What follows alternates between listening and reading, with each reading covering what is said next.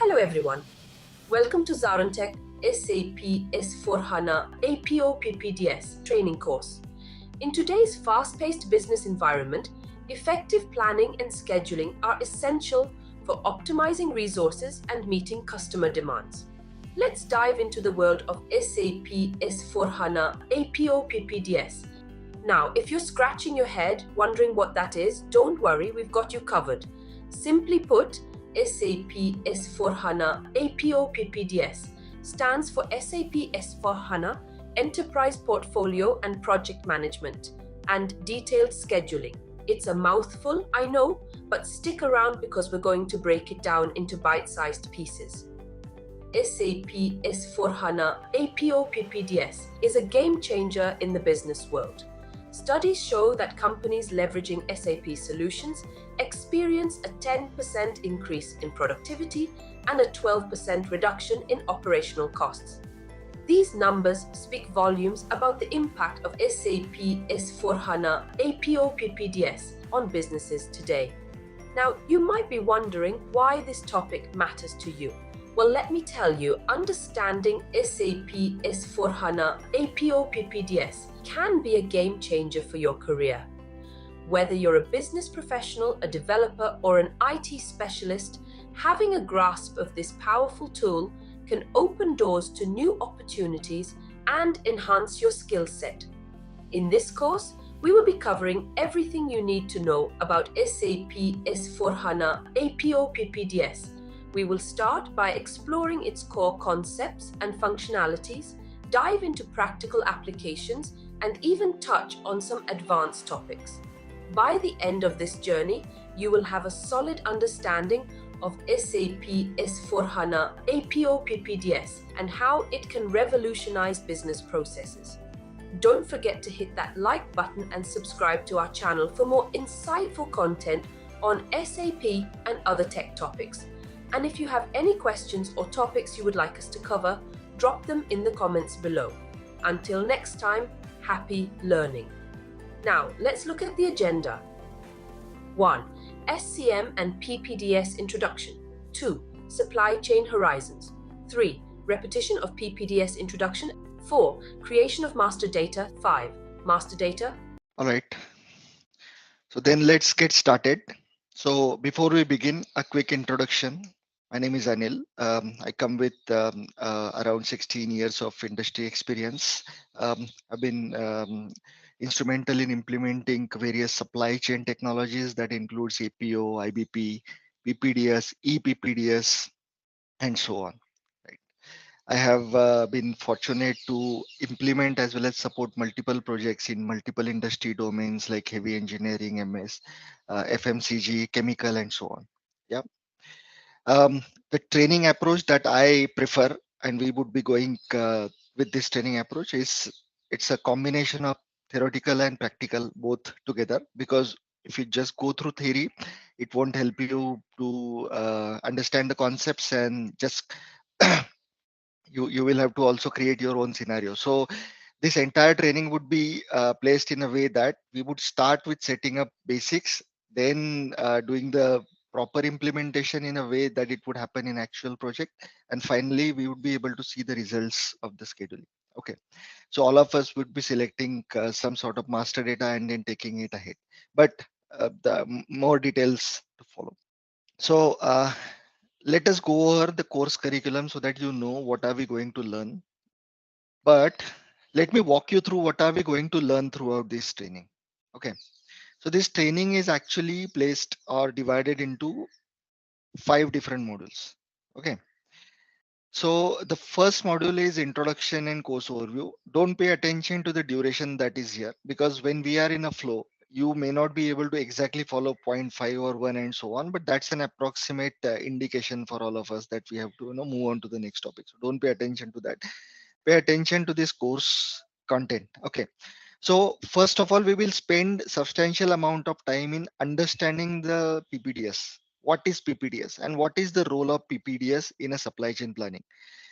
These things, these different modules do not work in silos. Okay, they work in conjunction with each other. So when you say a supply chain project, it includes everything from raw material procurement to finished good production, scheduling at the shop floor level. So all that end to end cycle is what is part of your supply chain planning. And that is why you should know the role of PPDS in a supply chain planning. So we have to spend actually considerable amount of time out there to understand the meaning of it.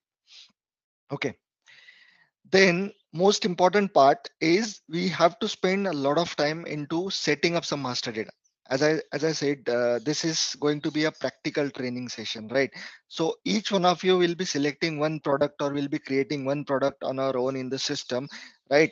And then right from creating that product into S4, because now we have got S4, and I'll talk about it, the difference between a S4 PPDS and a APO PPDS. But then we have got a S4 system here because that's what every client is now implementing. So we will set up some data into S4 system, integrate it to PPDS system, do that scheduling and planning and whatnot on that, and then send back the results. Okay. So what results, that part would be clarified here, right? What is the input and what is the output of PPDS? But the base, the fundamental, the basics of creating that plan or schedule is the master data overview. And we have to actually, every one of you, and I will not proceed until each one of you shows me what data you selected and created in the system. And it's pretty easy. Okay.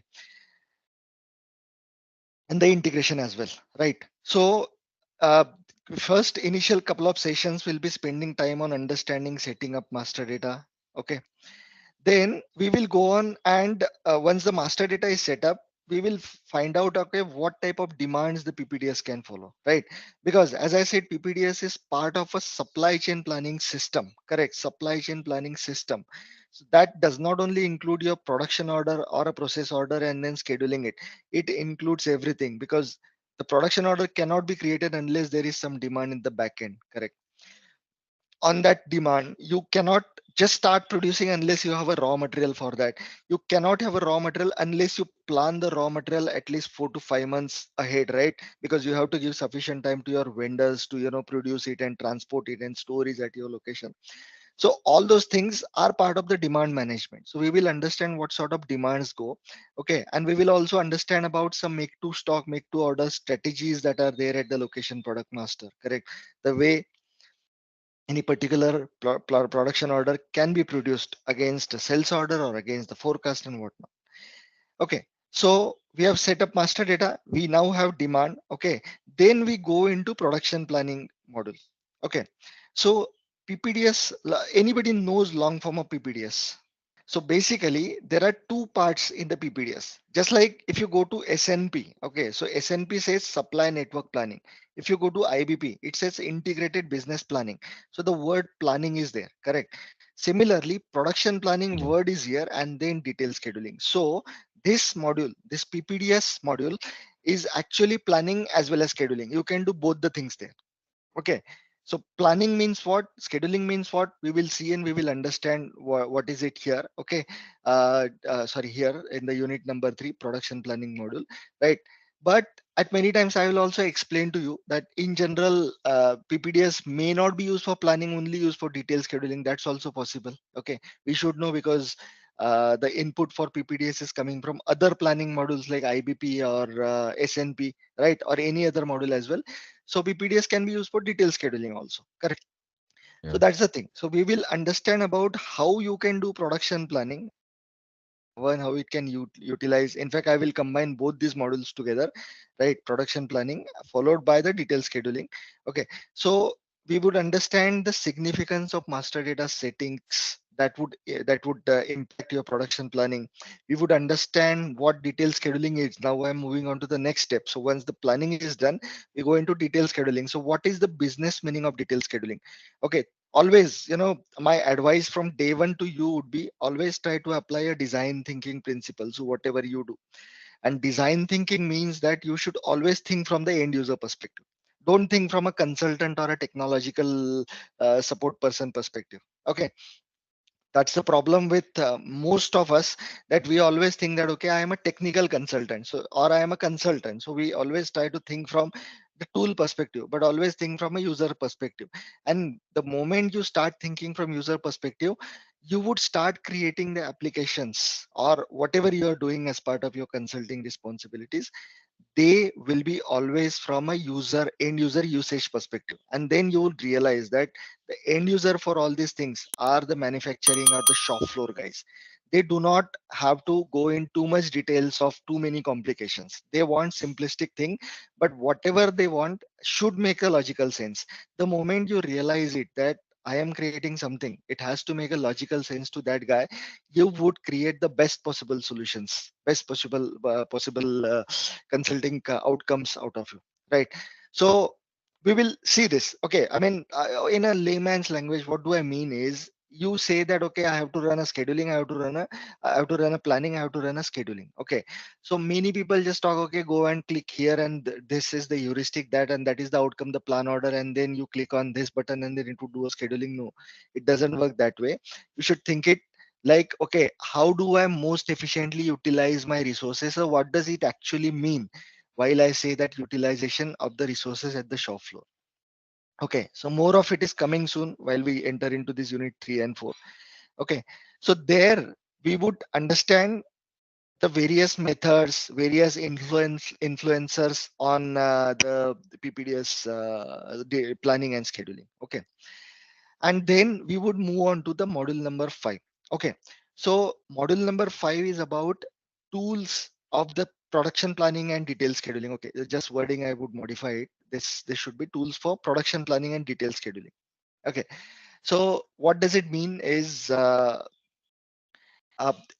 SAP out of the box brings up some of the tools and reports that are coming from PPDS. Okay, so the most important tool most of you must have seen is detailed scheduling planning board, where the shop floor guys are actually doing a detailed scheduling. Okay, so some similarly there are product planning table, resource planning table, and so on and so on. So we don't have to create some reports on our own. Okay, it's a short term thing, right? PPDS is always going around 2 weeks, 3 weeks, or 4 weeks horizon. So that's where we have to most efficiently utilize these tools, and this again connects back to the design thinking approach, because if you do not give something meaningful to the end user, that okay, just go and look here and this is what would pinpoint you. Okay, I have to take an action on one resource, don't have to take an action on other resource, and so on. You won't be able to make sense of the results, right? And that's where these tools and their detailed understanding comes into play. Okay, so we will go over some of the tools. A small disclaimer is, some of these tools I would already be touching upon in the previous sections, because we cannot actually do the detailed scheduling unless we go into the detailed scheduling board, right? We have to go to RRP3, RRP4, and so on. So all those reports also will be touching, but again there will be a refresher here.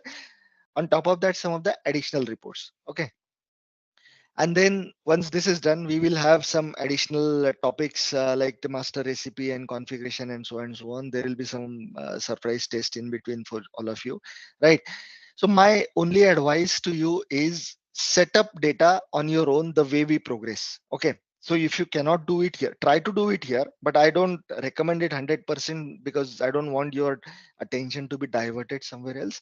Okay, but since you're working into PPDS project, you have that additional privilege that you know multiple things already, right? So that would be an advantage, so that we can try to fast forward things. Okay, so we would have to set up a data and then subsequently take it to PPDS, check out the configuration, check out the settings, and then do the planning and scheduling and so on. Okay, all right. Okay, so we will start with the first module. Okay, and this module, on today's session, we would be mostly focusing on the introduction of PPDS. Okay, introduction of how PPDS is used. Okay, and that also includes the combination or connection between PPDS and other supply chain modules and so on. All right, so what to expect from this training? Not only from this module, but entirely from all the 5 modules and this training of 30 plus hours. Okay, we would understand the PPDS planning and scheduling. Pay attention, planning and scheduling again, right?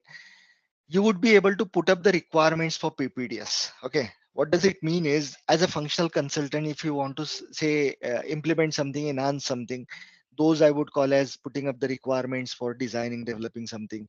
Or say you are facing a new project where a client is giving you some requirements, you want to understand him, understand what is his expectation from the production planning detail scheduling module. So those sort of things you would be easily able to face, because if you know the big picture of what happens, right, you are able to face that level of meeting, okay, with the customer, the first initial level of meeting, because that's where the people come up with their own requirements about their expectations from the tool, correct?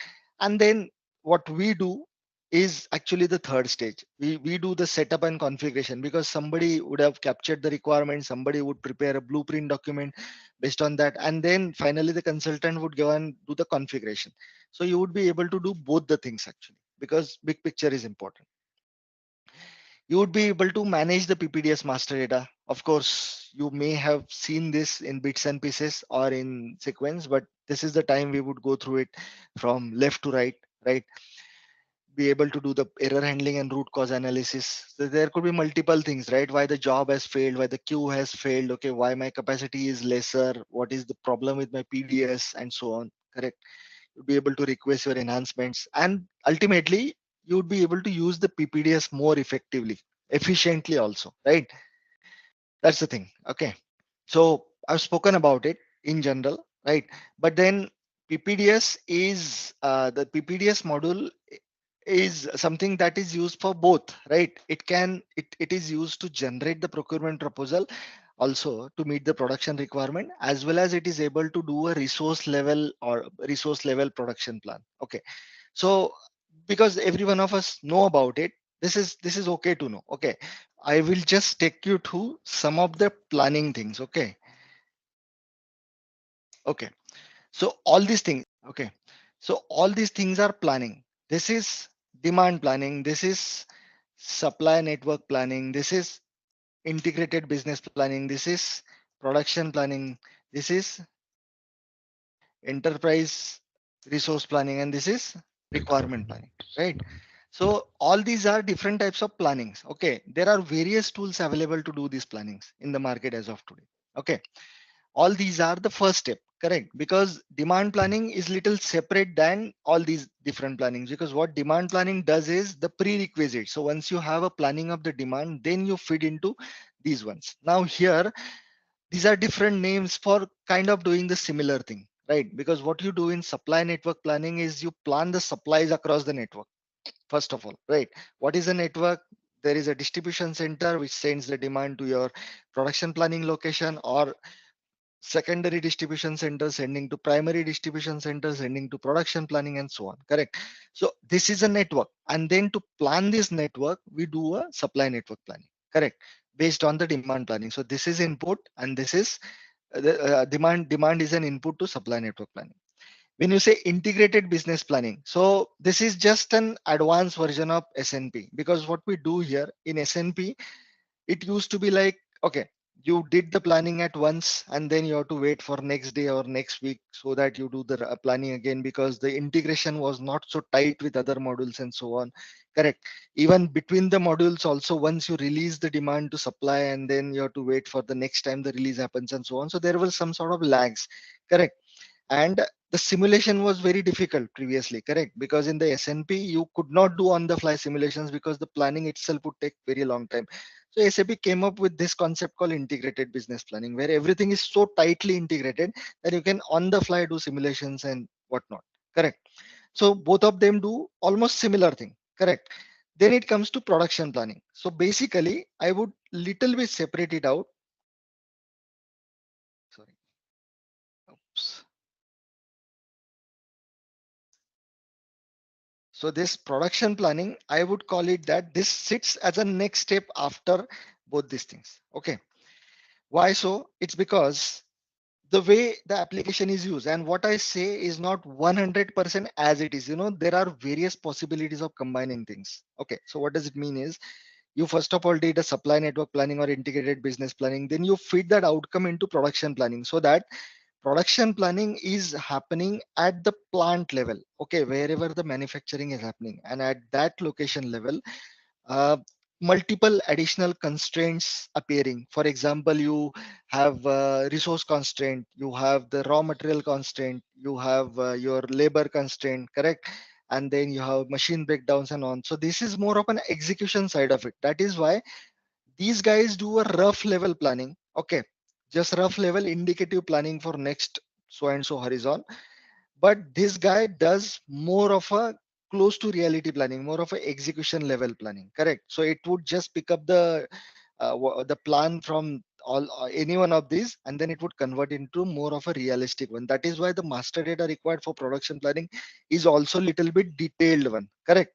So just as a concept, understand this. Okay, so you got the difference, right? Similarly ERP and MRP also. So basically before SNP or IBP came into picture, initially our software itself we used to call as ERP 6.0 and so on. So that software, I mean, it's a predecessor of SAP S4HANA that we used to call as ECC or ERP.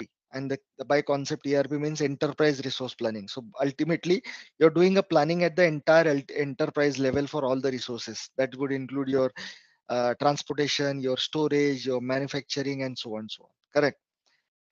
And similar concept is for material requirement planning. So the terminologies have minor differences between each other, but then ultimately we use them for the same purpose. Material requirement planning would also do the same thing, that okay, you plan demand somewhere in the future, 6 months down the line. Now how much raw material would be required for that at that time, so I can already put the orders and so on. So this is an advanced planning thing, correct? All of them are advanced planning things, correct? And then we would go into PP, correct? Once this is done, then comes the DS, correct? Okay, right. So you should know this concept. Okay, once you know things in by fundamental concepts, then your need of being technology agnostic would go away, right? So once you know the concepts, then I have to also explain you at some point in time that what are the other other softwares that can be used as a replacement. But I'm not recommending you to go that direction. Think, learn about the PPDS concepts, and then also know about what happens outside, so that because the integrations are becoming so tight these days that I have seen customers using multiple software tools together tightly integrated. They might be using say O9 software for doing this and PPDS for doing that, and both of them are working fine, correct? It is possible. Or they might be using the APO or IBP for doing the previous things, and for the next thing they might be using a Kinaxis software. The concept remains the same. There will also be a detailed scheduling board out there, but if you know the fundamentals, it is helpful, right? So on the screen, okay, what is shown is again the connection of different supply chain planning modules. The colors are real little distracted. So what does it mean is by old and new, because you never know, you might be supporting the old way of PPDS and the new way of PPDS. So see, APO, this is the APO model, APO box, okay, advanced planning and optimization. And you know that box comes out of the box with multiple modules in itself, correct? There is demand planning module to do the demand planning. There is supply network planning module, okay. Then there is PPDS module, production planning and detailed scheduling. There is GATP also. There is the TPVS module, transport planning and vehicle scheduling. I don't know if you have seen this. And there is SPP as well, service parts planning. Okay. So basically, why only these things are connected and this not is because SPP and APO, these are two separate things, right? In service parts planning, you just plan for your the nuts and bolts. So usually useful. This model is very useful for what do you say, the heavy engineering. You manufacture a truck or you manufacture an aircraft and so on. Such kind of industries usually use service parts fall apart. Okay, and the APO consists of all these modules, right? You do demand, supply, production, GATP, and transport. Okay. Now, by now, you know about other modules, right? But then what happens in new? Okay. New means as SAP started migrating ERP to from ECC to S4HANA, they also started migrating all other modules to the new softwares. Okay. So demand planning has been migrated to integrated business planning, and some of you are using it, so you know very well. Correct. Okay. Yes.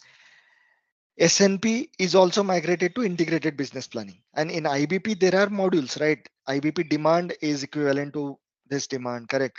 Also, IBP SNOP also has some sort of demand, but I'm not going into those details. Indicatively, this says demand equal to demand. IBP supply or SNOP becomes, or SNP becomes IBP supply or SNOP. Transport vehicle and detail scheduling is altogether taken out from APO, and now it is a different software, different box itself. That's called as transportation management, because this used to be a very much required concept, how to fill up your truck and so on while the POs are going away. So this is now a TM module available. Very interesting module, by the way. GATP. Now GATP has been migrated to S4HANA, and now we call it AATP. That is advanced available to planning. Concepts would be similar. Okay, in your free time, just read about it, because I heard two of you are already into GATP. So this is always a beneficial thing to know about advancements, correct? And finally, the PPDS. PPDS is now on S4HANA, and we call it as ePPDS, right? So what differs here is this thing is a new software itself. Okay, new box itself. So no problem. But since S4HANA based PPDS is part of S4HANA itself, the integration has changed little bit. Integration has been so much simplified that you would be relieved in case you're facing a lot of queue issues. Okay, right. So this is again the same thing actually. Okay, so see, before all these modules that I have been talking about, everywhere there is this word called planning, correct? When we say planning, you have to process a lot of big data and then come out with some sort of outcome from that, correct? You would have heard about this data model concept, right? The big data concept, correct? Where they pick up lot of big data and then do some sort of planning on top of it, forecasting and blah blah blah, and then that give you some meaningful outcome out of it. So to process this big chunk of data, it was the previous architecture of separate memory and separate processing unit sort of thing was very slow, correct? Because you cannot process millions of records or billions of records at once. Okay, so because all these modules are related to planning and they have to look at a lot of history. Okay, when we say demand planning, it has to look at a lot of huge history. Supply network planning, it has to look at next 2 years or 4 years of horizon. GATP is probably not so much planning thing. It would look at the actual sales orders part. But the production planning and detail scheduling, even if it looks at a very small set like 2 weeks, 3 weeks, or 2 months, depending upon your client, it still has to look at up to second level data. PPDS up to second level data. So there are a lot of data pointers that all these modules will have to process through. And for that, SAP came up with APO. It came up with this concept called live cache technology. So it is like a very layman's understanding. You have memory, you have processing unit, so they have combined both of them. So now in the memory itself, the processing happens. Okay, processing means the calculations. So previously, if you fire a select query, it would go to Oracle database, it will pick up that line, it will bring, it would do that whatever calculation you want to do in ABAP and send back the results and save there. So this picking up data, bringing, processing and saving back, etc. was taking time. Okay, there were a lot of limitations. So the live cache thing works in the memory itself. So you don't have to, the data is picked up, processed then and there itself and saved immediately. So it is like a in-memory computing technology. So in the memory itself, you are doing the computations, and that's what we call as live cache technology. The entire S4HANA thing is based on that. Okay, this is the S4HANA is extension of live cache, and that is why SAP markets it as it is the fastest thing in the um, processing side. Why? Because it doesn't have, it's a processing as well as it's a storage, correct? You don't have to pick up data and take it somewhere else. So same live cache technology, it was there in APO. Now it is available with S4HANA suite also, correct? At the bottom you would see the S4HANA platform. So on the platform itself, this PPDS thing is set up. Okay, even if PPDS is there, you still have to activate the live cache for PPDS. So because entire, as I said, the entire S4HANA itself is based on this technology, it doesn't mean that PPDS would be allocated it entirely. You will have to, set up some partition, or I mean, that's a basis thing.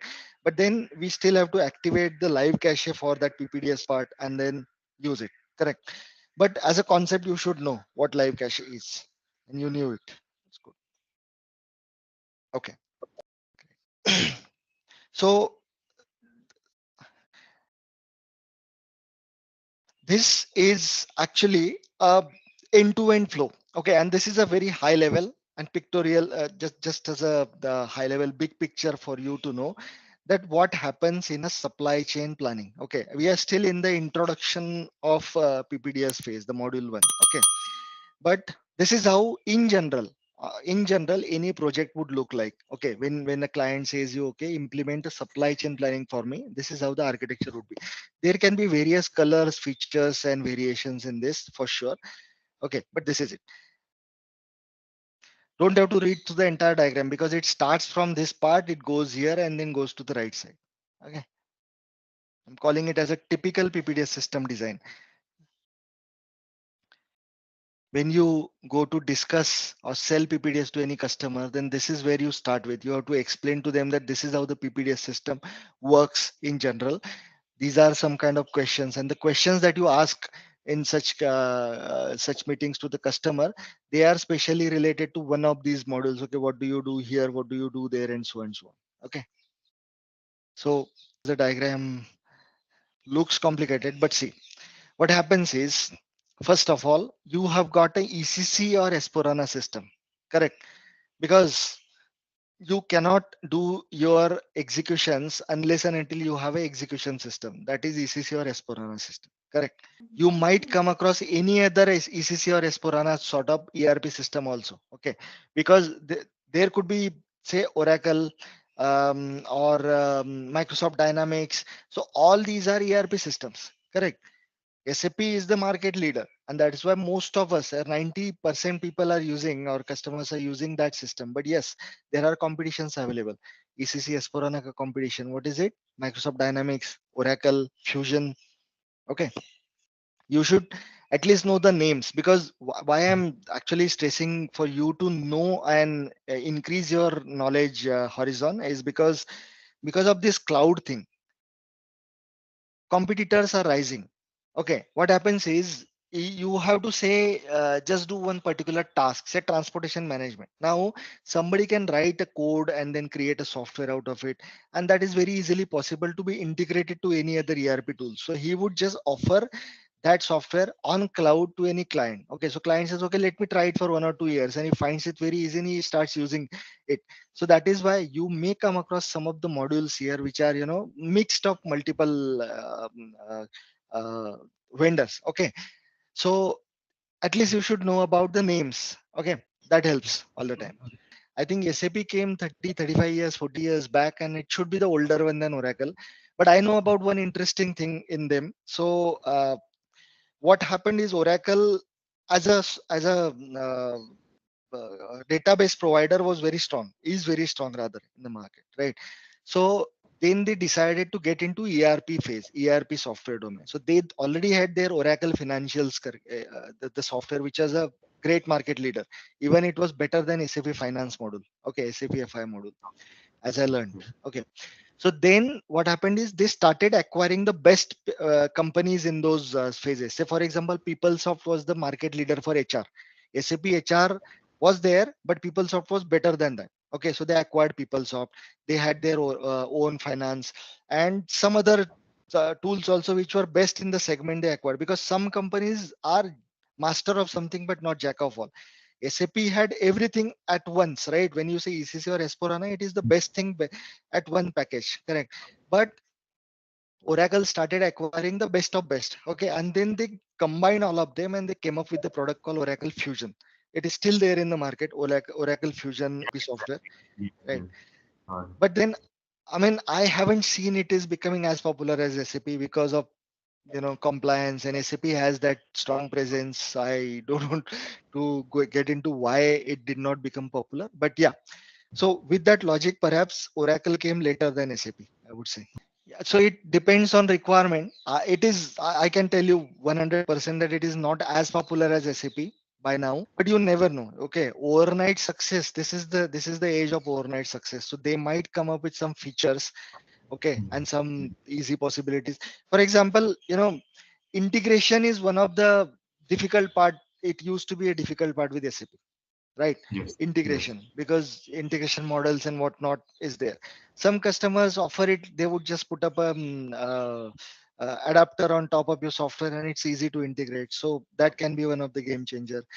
Similarly, other part, and that's where SAP is lagging right now, but they are picking up fast, is open sourcing.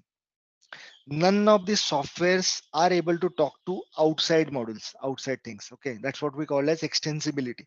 Correct. But what I mean is, what happens is these softwares are like input and output softwares. You provide input here, you get the output. What happens inside the box, you don't know. Correct. You can configure things to influence the planning, but you don't know what sort of logic is implemented. Correct. In multiple places. Okay. Or rather, you would know that, but you cannot influence that. You cannot modify that. So you cannot change the MRP logic that SAP has brought in. Correct. Or say forecasting logic. So they, uh, but many times, because the big data enhancements and all, or even the advancement in technology like Python and all, people would like to process outside, correct, and bring the results back. Say you have a lot of demand history, you take it to some Python coding or R coding outside in cloud, you do the forecasting there and bring back the forecast, because you have implemented a much advanced forecasting algorithm than it is available with SAP. It's possible. I don't say, and SAP brings the best, right, but not most advanced sometimes, right? Some customer may have too much detailed requirement to have a most advanced algorithm, correct. So with that logic, this is one place where SAP used to not provide any extensibility, that you cannot pick up data from here and send outside. But with this S4HANA thing, it is becoming slowly possible, because I think they develop some APIs on S4HANA. They take data, pick up data from here, send it outside. With IBP also, with the late new version, there will be extensibility features. What I read is in the Excel tool itself, you would have an extensibility option. So if you click there and connect it to say Python code or anything outside, I don't know how to run that, then it would pick up your demand history from Excel, IBP Excel, send to the Python code, process and bring back the result. So you don't run the operator, the heuristic operator or the forecasting operator that you would use in IBP, but you would do that outside. So that's where other softwares are ahead, because they had nothing to lose, so they opened up for extensibility earlier than SAP, but SAP is slowly picking up. So first of all, you have an ECC or S4HANA system. Okay, this is your execution system, correct? So Yes. let's take an example of that iPhone itself. Okay, how that iPhone ERP would run and the execution to PPDS would run. Okay, so you have ECC S4HANA system. First of all, what you would do that, okay, you decided to bring up a new phone called iPhone. So you would create that as a material here, correct? Is a material code that would be available, correct? Now, imagine that this iPhone 12, or it's 11 right now, right? So there will be 12 soon, or 30, no, no, my bad, sorry, I'm outdated. iPhone 15 would be coming up soon, correct? 15 or 14, whatever. Okay, Yes. iPhone 15 is coming up soon. So you created a code, iPhone code here. Okay, now you what you need to produce that iPhone, you need a screen, you need a processor, and this and that, and that's thousands of components you need. Okay, have a date of release of that iPhone of September 2024. Okay, for example, because the planning should happen at least an year advance. Okay, so to release that iPhone in September 2024, you would already need to tell your suppliers to provide all the components to you. Fine, that is one thing, Yes. because the component lead time itself is 6 months or 7 months. So they would give it to you, then you would assemble and put the iPhone and so on. That's one thing. Now, how Yes. much quantities you want to put the order to the suppliers for? You don't know, right? So for that, you need to do some forecasting that in December 25, I would need 1 million pieces. In December 24, I would need 2 million pieces and so on. So you would roughly need to know that how much order I need to put to my suppliers. Correct? That's another thing. Third one is, you already need to know that, okay, I am this year I have included India as a market, and Coincidentally, they have included India as market this year itself. Correct. So you would need to know that, okay, whether I need to already send say 500,000 pieces to India already and then put it there as a safety stock or not. So in what month I need to send, or do I need to put an extra warehouse in South India, in North India, so that I can reduce the transportation time and so on. Correct. You would already need to know that this is going to happen roughly, okay, down the line after 1 year or 2 year. So what I am talking about here is all the ERP, enterprise resource planning. Okay, or supply chain planning, not ERP also. This is a supply chain planning because I am already thinking about the suppliers. Okay, I am already thinking about the customers, correct?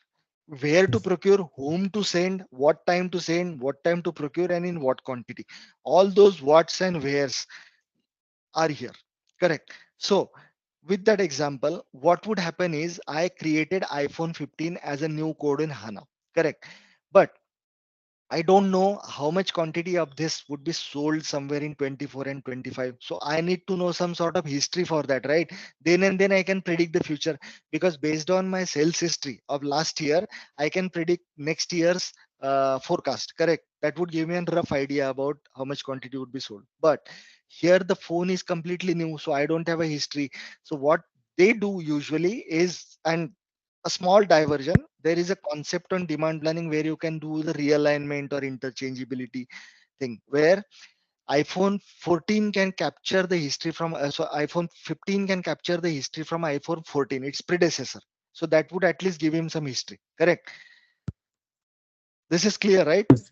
Or okay. Yes.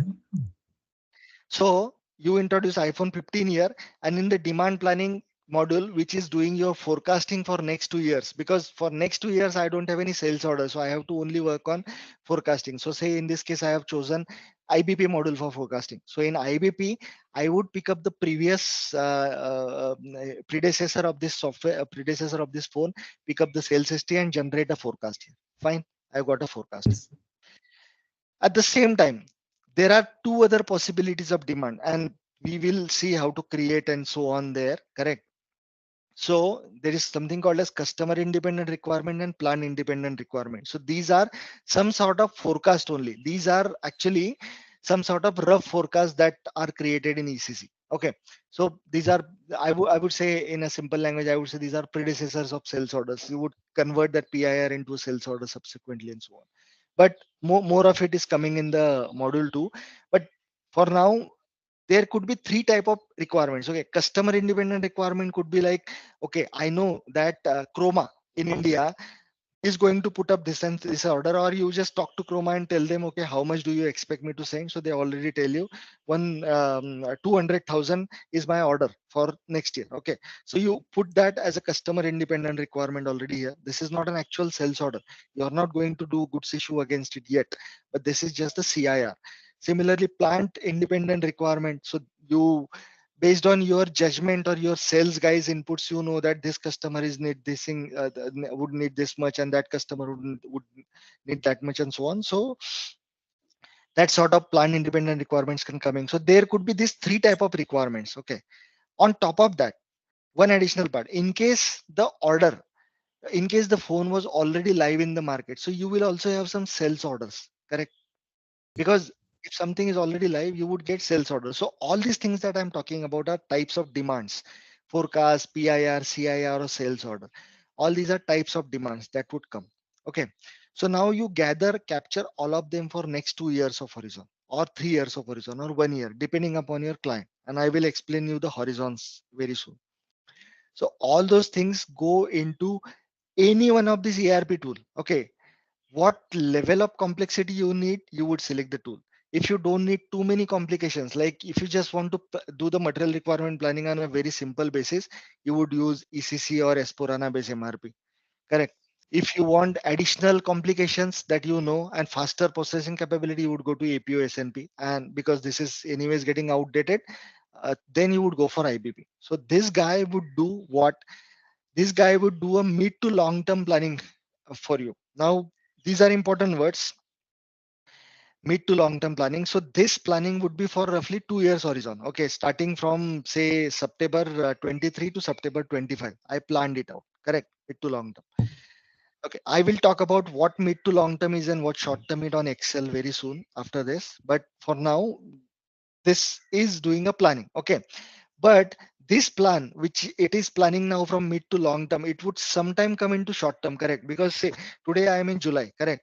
I am already doing advanced planning, but that September month, what is being planned by any of these modules, it would be rolled over to today, correct? Because I would sometime go into September, correct, where I will actually start rolling out the phone in the market. So that would become a short term. So you would pass on the mid to long term results for first 2 months to the short term planning called PPDS.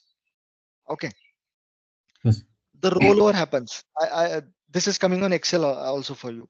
So the moment it comes to PPDS, you would just convert the plan orders coming from the mid to long term planning engine to short term planning. Okay, those orders will not be touched by these plannings later on because you have converted them to a short term production orders and so on, right? So it is like fixing the plan orders or converting them to plan to production orders and so on. So they are here. So once this is there, this is your entry point to PPDS, like production planning and detail scheduling. So as I was telling before some time, production planning and detail scheduling is more of a execution side of engine, correct? So execution means you would need more granular data. This is more close to reality. You have to take influence from your shifts of manufacturing, your machine breakdowns, and so on. So you would convert those orders to production planning orders, like by order conversion or by running the production planning heuristic. Okay, that would give you the capacity and component planning requirements. Fine. This is also similar to MRP, but more advanced because it gives you to the second level possibilities in that. Once this is done, then it gives you key in the first 2 weeks I need to produce so and so orders. Then you pass on that to detail scheduling. It would just do the order sequencing, like okay, you manufacture this order today, the next order tomorrow. You cannot produce all the orders at the same time in one day, correct? So to Yes. the second level sequencing it would give. Once the sequencing is done, the orders are published to ECC, and from ECC or S4, and then from there it goes into a MES system, which is manufacturing execution system. Okay, because by the time order appears here after sequencing, it is already converted to a production order or a process order. Already it is available on the shop floor. So the moment it goes to shop floor, you just do some technical release of that order and so, and then it goes to a MES, a different tool. MES is like some tool that is talking to the machine that okay, this machine is producing this much order.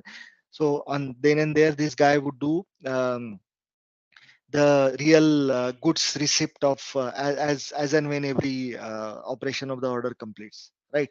So this is a typical cycle, typical flow of how an order would get into from demand to execution. Yeah, see, you might feel that okay, this could be a repetition, or again I may be repeating few things again because I want to now explain you one important concept which is called these horizons. Okay, but then this concept should be very familiar in your mind as a supply chain planning consultant. Okay, you are first of all a supply chain planning consultant, and then you are a production planning and detail scheduling expert. Okay, right. So that handshake here, that mid to long term horizon to short term horizon, what happens there actually is, in the mid to long term horizon we generally do a week level planning. Okay, very rarely you might find IVP or SNP are doing a day level planning, or sometimes there could be a possibility. So in a day, the total capacity of that day or that week, we would call it as a bucket, it would be condensed together. So what would it mean is, okay, I have got what does it mean is, okay, there is a resource, manufacturing resource, on which 10,000 pieces per day, 10,000 pieces per hour is the capacity of the resource. Okay, so in those 10,000, you might want to put all, collectively add the orders out there. So what it would do is that, okay, one order needs to be produced of 5,000, another 3,000. So it would put both the orders together on that day itself. So those orders will have start and end time exactly same while they are in the mid to long term planning. But once you convert that to a PPDS or short term horizon and pass it through sequencing, it would do that. Okay, from 9 a.m. to 2 p.m. schedule the other order. Then there is a break, or then there is a setup time requirement because you are now changing the product, and then put up the other order there. So that sort of sequencing would be available here in the production planning and detail scheduling in the PPDS horizon, right? Okay. So in this case, the order is actually converted from a bucket day level to a second level sequenced order and so on. Correct. And that brings us to the advantages of PPDS. And these are talking points actually. I mean, really they are advantages because I have used PPDS. So every one of them matters. But then these are talking points while you go and face a customer, right? You sit for a new prospectus. So it gives you a feasible production plan, first of all. Do you know the difference? I mean, do you know heuristic? Have you heard about the term heuristic? So basically, the heuristic. I mean, I'm now not talking about the PPDS heuristics because that is much deeper concept. But I'm talking about just as a concept generically. You know, my main focus is you should understand the fundamentals first of all, right? So when I say when I say heuristic, it is not only a SAP proprietary. Heuristic is heuristic. It is a Greek term. Heuristic means to find the solution at each level, right? So heuristic is a simplest form of solution finding algorithm, which would go step by step in a network. Say if you're using a heuristic for finding out your material requirement planning or your supply network planning, so it would pick up the last location. It would see, okay, what are my different sources to procure this material, or if I supposed to produce it, it would just go and procure it from one source because that's what we have told it. From that source, again it would think about it. Okay, do I need to produce or procure from which source? Then it would start producing and so on. Correct. So heuristic is finding solution the way it comes. So it cannot think globally. Okay, it cannot consider all the parameters across the network at once and then come up with a best solution like an optimization or other complex engine can. But heuristic is simplest form, very easy to understand, and it serves the purpose very well. So that is why it is most popular. Okay, but the concept, the idea behind asking you this question is this particular part. Okay, feasible production plan. So heuristic by nature is a infeasible planning engine. Infeasible means it plans infinitely. So even if you are able to produce it on one day or not able to produce it on another day and so on, it would still be able to produce. So you can have planning outcome from heuristic in an infinite fashion, not in a finite fashion. So it would create overloads on the system, right? But then when it comes to PPDS, okay, so the plan that is created by heuristic in your IBP or in your SNP, or for say created by your PP planning heuristic also, or a MRP. MRP is finite, by the way, that's different. But any heuristic that I said earlier, that would be infinite plan. So the PPDS scheduling will also use some sort of heuristics or advanced heuristic, which are actually enabled to create a feasible plan. So this is a finite plan. By finite plan, I mean that here I am saying that this order and this order are starting and ending at the same time. I am, because it's a bucket planning, I would start and end at the same time. But then practically it is not possible. On one single machine, you cannot have two orders. So it would just sequence the order in this fashion in that day. Okay. And this is what we call as feasibility, because it would just try to avoid the overloads on the system on the day. So the outcome of PPDS scheduling is the feasible production plan, more achievable production plan. It would do a machine scheduling optimization, right? Why it is so? Because you can sequence a particular thing. You know, if you go in deeper PPDS, then you can also decide. Take an example. You have got, say, 4 colors to be manufactured on one single machine, one single die, whatever. Okay.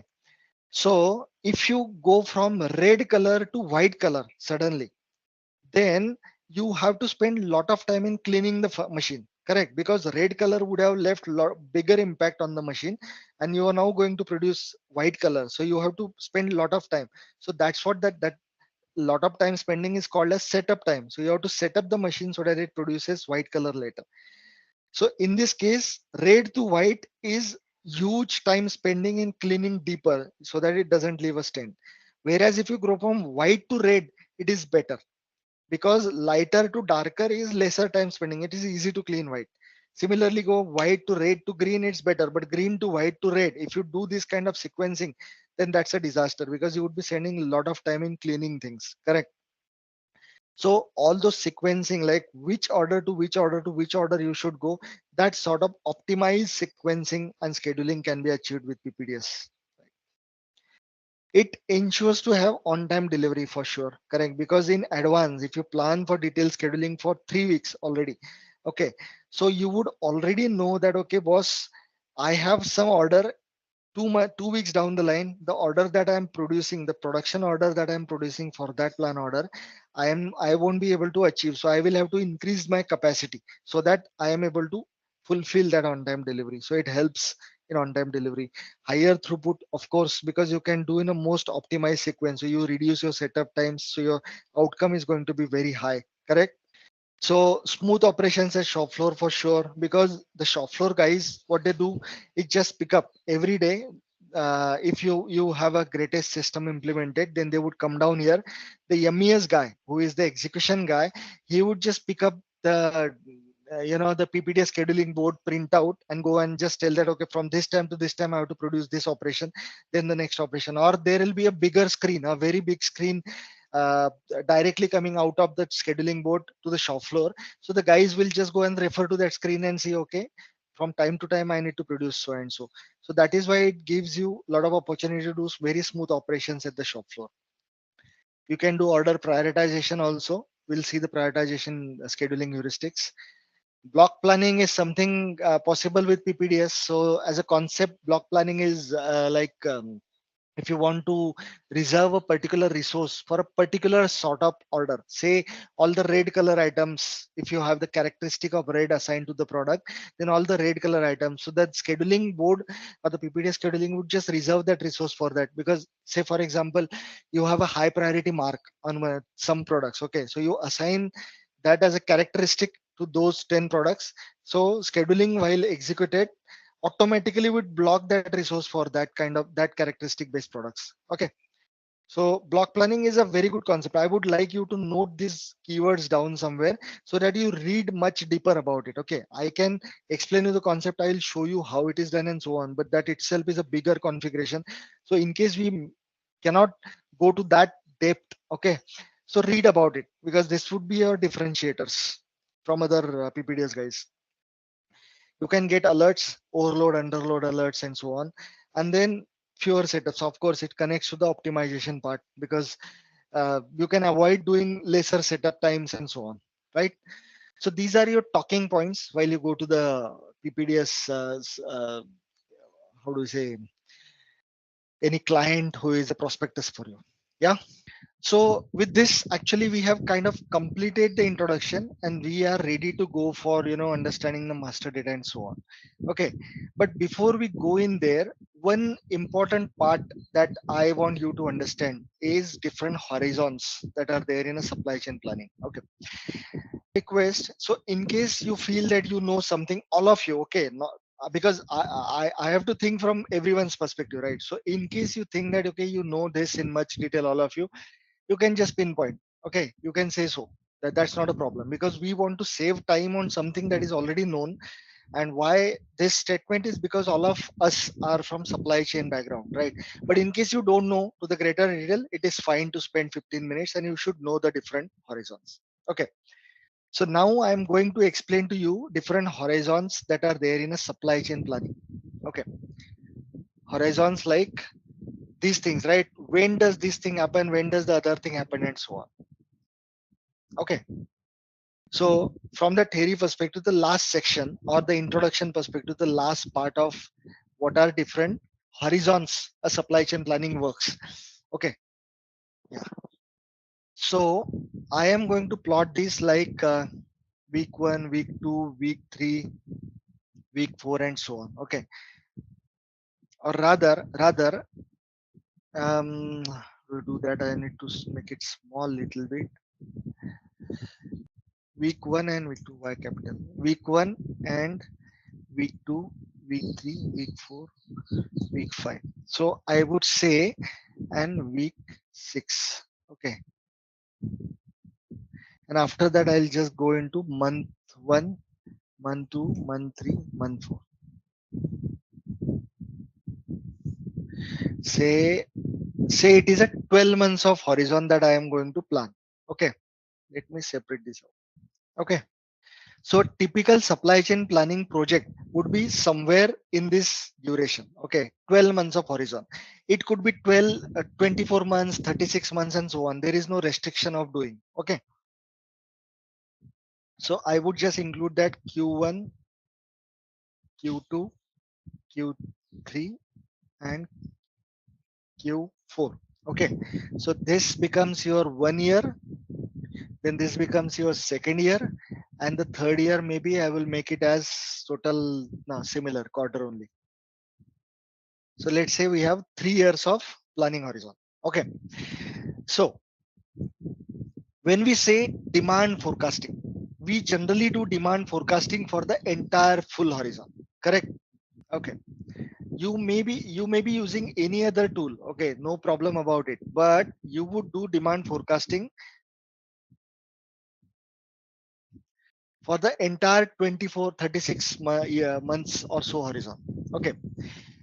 On top of that, what do we call these horizons as? Okay, first of all, my bad, I should have taken that first. Okay, so basically first 2 weeks we would usually call as execution horizon usually. Okay, and this is a very typical thing. Okay, it may not be 100% as it is. Some people may be calling 1 month as a execution horizon and so on. So typically in this scenario, we have got first 2 weeks as execution horizon where your PPDS would come into picture.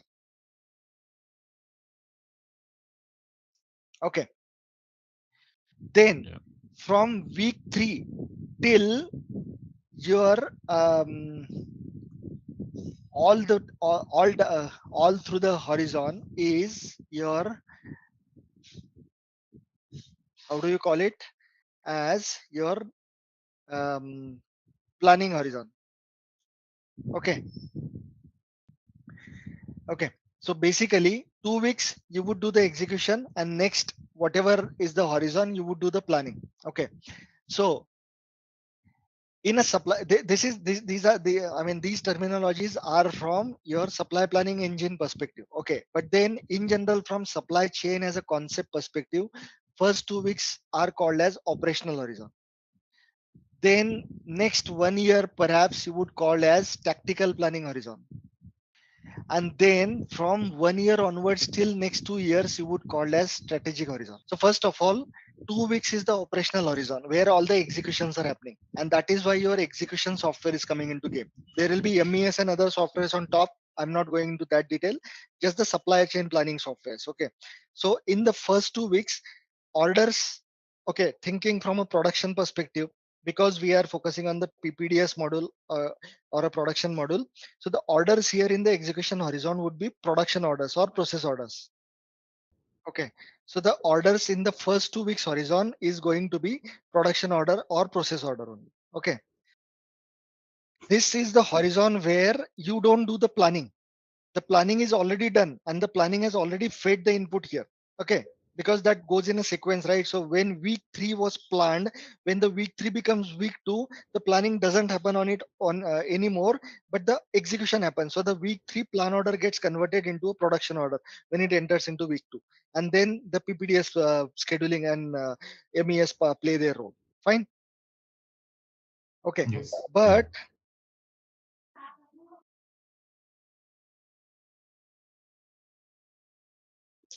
okay, so then when it comes to your next horizon, which is called as planning horizon. Okay, so the planning would be happening from week 3 onwards till quarter 4 of 2 years. So for next 2 years, you would be doing the next 3 years, you would be doing the planning. Correct.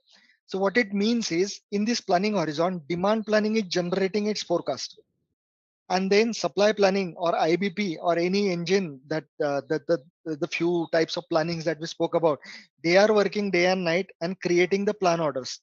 Okay, so this would be created up to the next few months, few years. Fine, but why do we do that? Why so much long plan order creation and forecasting is required? First thing, the forecasting the sales orders that are available in the execution horizon cannot be available in the future horizon, because you do not expect your customers to give sales order already 6 months ahead, right? It is possible that some customers may be giving you, in case your lead time of transportation is very long, say you take 4 months to deliver, 4 months to produce. Okay, so in that case he would give you a sales order at least 8 months in advance, correct? So that sales order would be somewhere here.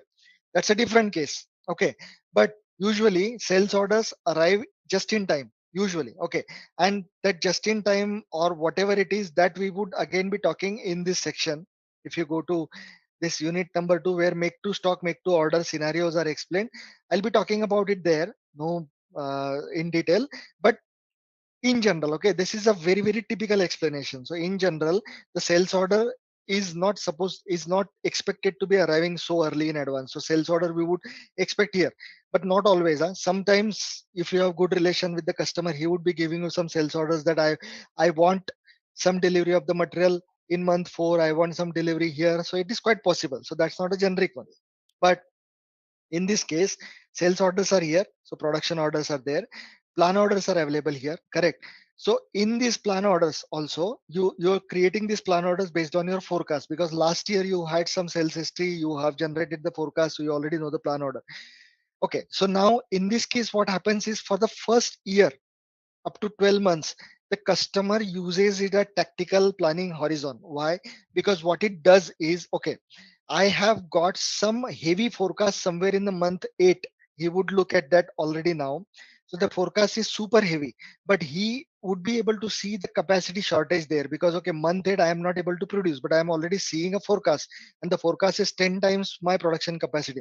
So that guy who is your supply planner, he would already spread the forecast in the backward month, so that he keeps producing year, so that he finishes production or accumulates that much supply by month 8, so that he, when the actual sales order arrive, he would be able to ship to him. Fine. Because the utmost necessity for any supply chain planning is service level. That is how fast you are servicing to the customer. The moment he puts an order, you need to send him immediately. This is the game changer, right? Amazon brought in the 1 day delivery thing, and then it became the market leader, correct? You order and you want it immediately. In US they are delivering with drone, so I'm talking at the retail customer level. Okay, this is at the wholesale customer level, in fact, so this is at much bigger level. But the retail customers also, people are doing that, single day delivery. So what they do it, they keep the warehouse very close to you, right? You wherever, whichever city you are in, you place the order, and at many times they deliver you next day or on the same day. It's possible. So that's what is called as having the greatest service level possible. Service level is like how fast you are able to service to the customer. And for that purpose, this tactical horizon comes into play, because he would already have a forecast of month end. He would know that. So he would already start planning it somewhere from month 1 to month 8, so that he has sufficient stock and he fulfills it when the actual sales order arrives. Right? So this is what we call as tactical horizon. This is the main job role of a planner, the supply planner who would be doing all these things. So in this case, the supply planner would be playing his role. Okay, but not always 12 months is tactical. Sometimes people just want to, that's why I keep it as week 3 to 6. So they want to take this action only for this 4 weeks, because they have very shorter lead time, right? Even if the sales order arrives in week 6, he would be able to accommodate that in the previous 3 weeks, right? If the sudden sales order comes. So sometimes customers just keep this 4 weeks as tactical horizon. Sometimes they keep 6 months as tactical horizon. Here I am considering 12 months as tactical horizon, because tactical means whenever they go into supply chain planning, they would consider the alerts of this much horizon and take action on top of it in their SNOP meetings. Third stage. Now my planning is not stopping from next 2 years also after first year, right? Quarter 1 to quarter 4. But these are the places where I am not going to consider the individual month sales order or individual month's forecast and so on, because this one they call it as a strategic horizon. Why? Because they consider the accumulative demand supply picture for the entire quarter. Usually all the high level executives, top executives of the companies look at that. They have a graphs plotted. They would look at these graphs and they would see that, okay, in quarter 4 I am seeing that the iPhone 15 that I am going to launch, it will have a sudden spike from India. he would already see that here, correct? Because there will be the forecast available from previous year from the predecessor. So he would already see there is sudden spike here. But the supply for this spike, I am able to fulfill in quarter 2 of that year, next year. Why? Because I do not have sufficient stock here. And why that is so? Because even if I do the reverse planning, the warehouse is available in China, and Chinese government, the custom rules take place, and they ask us to delay the deliveries by 1 quarter because of the rivalry and so on and so on. So they would think that, okay, I am producing somewhere in Indonesia, I want to sell in India, but it goes via China suppliers and blah blah blah. So in that case, they would do some strategic decisions that, okay, boss, if that is the case and India is a bigger market, let us create a manufacturing facility in India so that I am able to fulfill this already in quarter 4 of 2024. Not only manufacturing facility, these are strategic decisions, okay, because you are looking at the region level, entire region, entire quarter, okay, what is happening. So okay, India being the great market, even if they are producing in US, they would create a warehouse in India, right? So that is a very strategic decision that they are able to take. So that is why the strategic horizon comes into play. A real life example to would be again the same Amazon thing. Amazon did the strategic planning and they saw that, okay, say Mumbai is the region from where I get the most orders for so and so products. So what they do, that those products which are highest selling in Mumbai, okay, they create a local warehouse in Mumbai. So already they ship a bigger chunk. So instead of their central warehouse is in Calcutta, Amazon or Flipkart. Okay. So if that particular product they start shipping per customer from Calcutta to Mumbai, then they would lose on two things. First is the transportation for every product they will have to bear every time the order comes. And second thing is the customer will not be satisfied because the Mumbai guy will have to wait for 3 days, 4 days to get the order. But now they already have seen in the strategic planning that, okay, this product comes so frequently from the orders come from Mumbai. So they created a warehouse in Mumbai, right? Local warehouse, and they ship that product in the bulk in one truck at a time, okay, for the entire month. And that's what is called as the strategic planning. So this involves some sort of investment from the company, and that is why the responsibility for strategic planning is on the higher executives, okay, whereas the tactical horizon guy is not making a decision like, okay, warehouse kholna hai ki nahi, ya kahin pe I need to create some sort of plant or not. So he is able to spread the demands or increase the capacity, or talk to the production planners, talk to the network planners, talk to his managers and so on. Okay, so yes, all these things are done in the tactical horizon. But the main part that we are going to focus on is the operational horizon for PPDS. So what happens here is, strategic planner guy he did his planning in Q2, he created an additional warehouse. So the moment the warehouse got created, it would be created in system also, so that we are able to fulfill or do the planning at that warehouse also. So that way he would be able to see that, okay, I'm sufficiently able to fulfill. Now this quarter 2 subsequently comes into month 12. Okay, because it is rollover happening every day, we go to the next day, right? So the whatever planning was done, and by the way, this planning is done either every week or every day depending upon your customers. When it was APO world, then they used to do the planning every week because APO takes very long time to do the planning and it's a cumbersome process. But since IBP came into picture, these plannings have started happening every day because IBP is a faster, very very faster guy, correct? Dhanasri, you can endorse me on this if you use this sort of planning. But these plannings are happening every day, okay? But whenever, I mean, as per the last planning available from last month, when it enters into month 12, again in month 12, forecast will not change drastically. So he would see that, okay, even if I have got a warehouse, I still get some overload alerts because the forecast is too high. Then this guy with the tactical planning, a planner would start working on that and it would spread it so that by the time this plan enters into these 4 weeks or say week 3 and week 4, it is already a smooth plan because a lot of people have worked on it for last couple of months, correct? From Q3 or Q4 till this week 3 or week 2, there is a lot of time, almost 2 years. So the moment the rollover happens, when the plan comes near to the execution, it is already converted into the smoothest plan ever. So when it enters into PPDS horizon, by that time, the PPDS guy doesn't have to think about quantity. The production planner who is sitting here, he doesn't have to look at the quantity. What he has to look at is how efficiently I can fit in those orders into the schedule. So he is not actually concerned about whether it can be produced or not and so on, because that part is taken care of by these guys already. He is more concerned about, okay, how can I produce, how can I create a most throughput out of it. So what it means is, he has got 10 orders. Now I need to sequence them in the most efficient manner, reduce the cost of manufacturing. Okay, if there are two resources or labors not available, still I am able to accommodate. If the machine breaks down, still I am able to accommodate.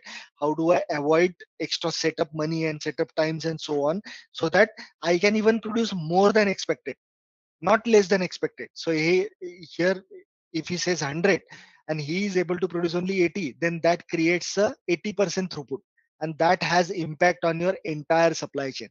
Why? Because in this horizon, you may be getting 100 demand. Okay, against 100 demand, when it was here, you planned for 100 plan order, but when you actually produce, that is only 80. So that 20 demand is not fulfilled, and that is creating supply chain problem. And this is the reason that we have to do the entire end-to-end planning. Because in the old days, what used to happen is, yeah, 100, this was say 120 originally. Okay, nobody was doing this tactical planning and so on. So this 120 was entering into this short-term horizon. But in the short term, we would ask him to produce 120 and he would actually produce 80. So there was a 40 gap, right? And that 40 gap was carry forwarded all across the horizon. So now what we do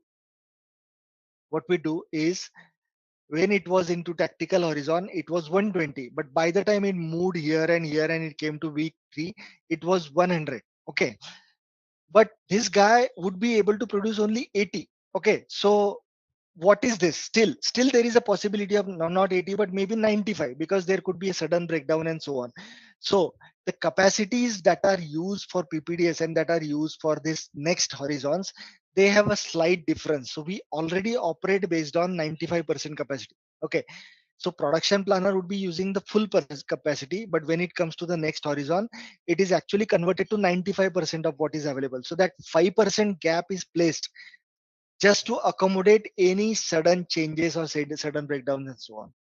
Okay, and when we create the resources, I will tell you what I am talking about. But this is, and the production planning is 100% capacity, but when it comes to planning orders or planning horizons, we say it is a 95% capacity. So that is why all these things starting from week 3 onwards till quarter 4, we call as rough cut capacity planning, RCCP. So this is a new concept, very old concept, but probably new to you.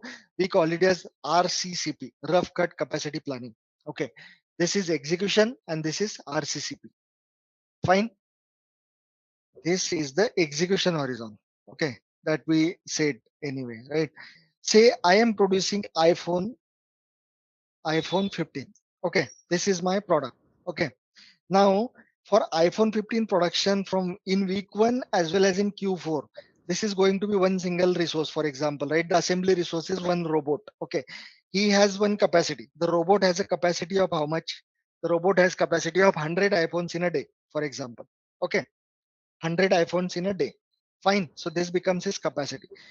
Now what we do usually is the execution horizon and the planning horizon, or the RCCP horizon.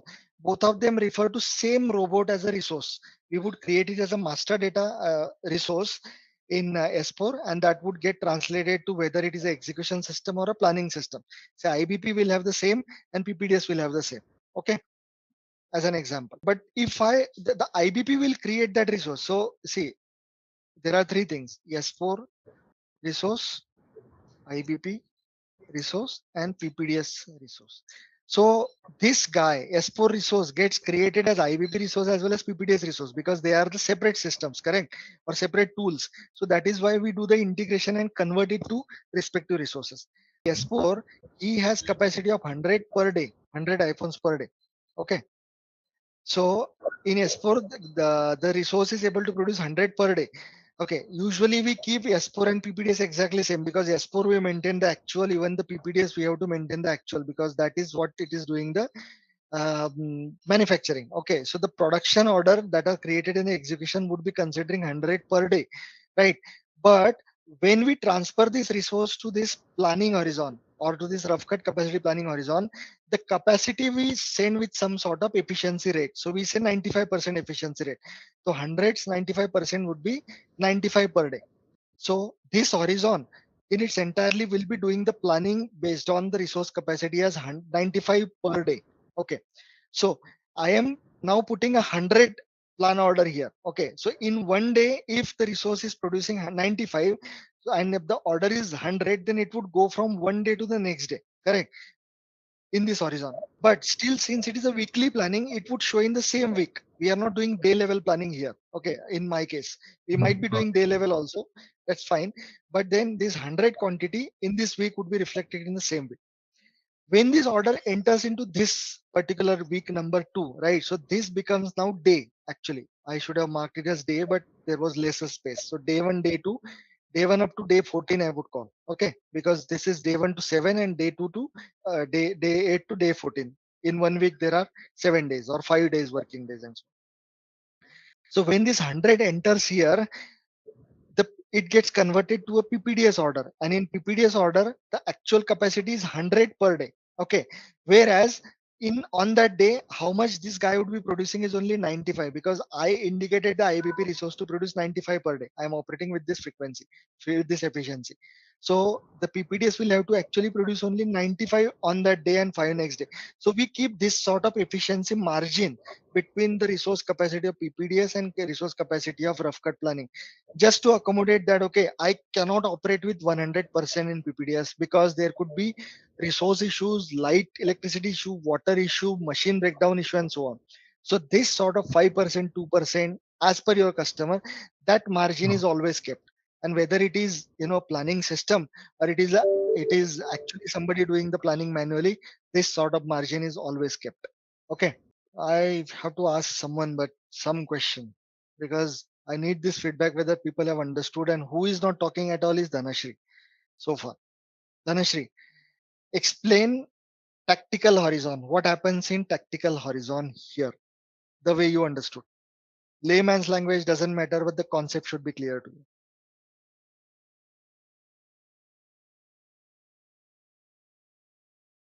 Yeah, this one, tactical horizon between week 3 to month 12.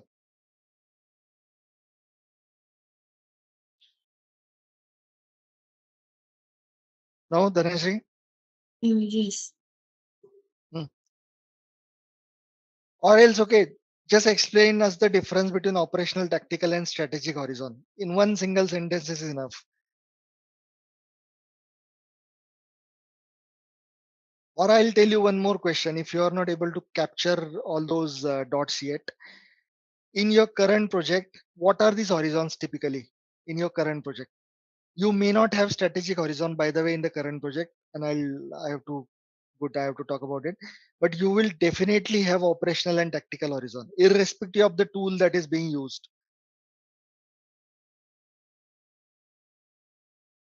Can anybody tell me what are these horizons in your current project? All of you are from the same project. So, like this operation horizon is if we are talking about the APO, so it is PPDS horizon, correct? Why they have to be product to product, this order horizon, why they should vary from product to product. So see, every product has some sort of manufacturing lead time. Correct, the product takes Yes. one day till 10 days, okay, for example. Or the product has the total lead time also, planned delivery time of the product can also vary. Say for example, the product needs some raw materials which needs the production, and so on and so on. So considering all those things, whenever the plan order of the product enters into this week number 14, okay, say the product's plan order was somewhere in week 3, and when it enters into week number 14, you would be converting the plan order to production order. Correct. So before you convert any plan order to production order, all the prerequisites for that order should be available. Like the raw material should be available. Ideally, you should have received the sales order for that product. Correct. So all the planning things should be already available as firm orders for that, right? Raw material Yes, yes. available as a stock or at a purchase order, and so on and so on. So sometimes the purchase order would be taking 10 weeks for the product. 10 weeks is too long, maybe 4 weeks for the product, correct? Or the sales order takes time and it arrives 4 weeks in advance and so on. So depending upon the combination of all those things, which are the firming inputs for the order, you would keep the horizon little longer for that product, correct? Because Yes. you need sufficient time to do that. So that's why the horizons can be different, right? Yeah. And then talking about the other side, so on the location product master that we would see, we maintain this horizon as a PPDS horizon on the location product. The other horizons are also maintained. Since you are into APO, then the tactical horizon is maintained as SNP horizon. Have you seen that? SNP horizon. Yeah. Yes. Okay. Strategic may not be. But then talking about tools here, okay, so yeah, I have already noted. So execution is from PPDS. Focusing on SAP side, execution is from PPDS, but you can have Kinaxis also. Kinaxis is also doing good for production planning, detail scheduling. Then when it comes to this tactical horizon, okay, so the tactical horizon can be planned with what? Tactical horizon can be planned with either SNP or IBP. Okay, both the things can be used. There can be, you can use MRP also, ERP tool, any other ERP tool, but I am not focusing there because we are now talking about advanced planning algorithms. So both of them are advanced planning, right? Advanced means some additional features available on top of MRP. Fine, but some people Yeah. sometimes use S4 MRP also, because now with S4 side also they have created something called as advanced MRP that also plays a significant role sometimes. Okay, so pay attention. You may come across some project where they will be using a S4 based advanced MRP. Let me, because the Thing name itself is it yeah, MRP live? Is it? exactly. Advanced Oh, MRP is MRP live. okay. The previous MRP used to be classical MRP, Classical right? MRP. Yeah, Yeah. yeah. So MRP live also has better features available. Okay. And then when it comes to the tactical strategic planning horizon, then SNP cannot be used there. Neither MRP can be used there, because you cannot do planning of such a vast part. And then these guys also do some sort of quick simulations and so on. So that is the marketing concept for that is the marketing idea for SAP also, that you have to do tactical strategic planning with IBP sort of engine. In fact, that was a differentiator of IBP on top of other engines, that it is also useful to do strategic planning. Correct. So I don't place SNP etc. for doing a strategic planning, and that's why SNP planning you would only see for 1 month, 1.5 year, 1.5 years, and so on. Usually, okay. I mean, there is a whole lot of section dedicated to that. Okay, total sense if I explain to you practically. So I would refrain from the question for now, but it is there. You see, I am visiting Okay. it here, course agenda. So all the, I mean, I am pretty sure what sort of doubts are coming in your mind, but I'm going in a logical way, right? Concepts first, then master data, then the configuration, integration configuration, and then planning and scheduling. So it comes as part of planning for sure. Okay. At the end of all the sessions are done, I'll send you this Excel also, just for you to keep a track in case, because for me it helps. If I've gone through it with somebody, if I just look at it once, then I immediately remember everything that has been discussed there. So the colors have some kind of mind mapping all the time, so they help. Okay, so I'll send you that, but if you want to keep it for your notes, you can take screenshots from time to time. That's no worries. Okay, all right. So now let's move on to the next part of the training. Now we are actually slowly starting with the master data. Okay, so basically, what does PPDS do? So it picks up all these sets of master data and the pointers like dates and so on, and then it converts into a feasible, efficient production plan. Okay, that's very simple.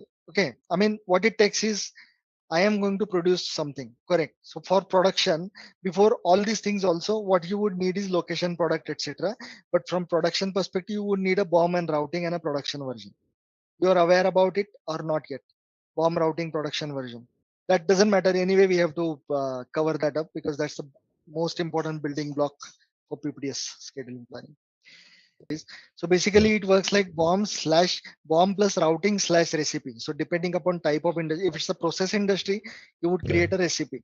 If it's Yes. a discrete industry, you would use a routing. So the basic building blocks are BOM, routing slash recipe.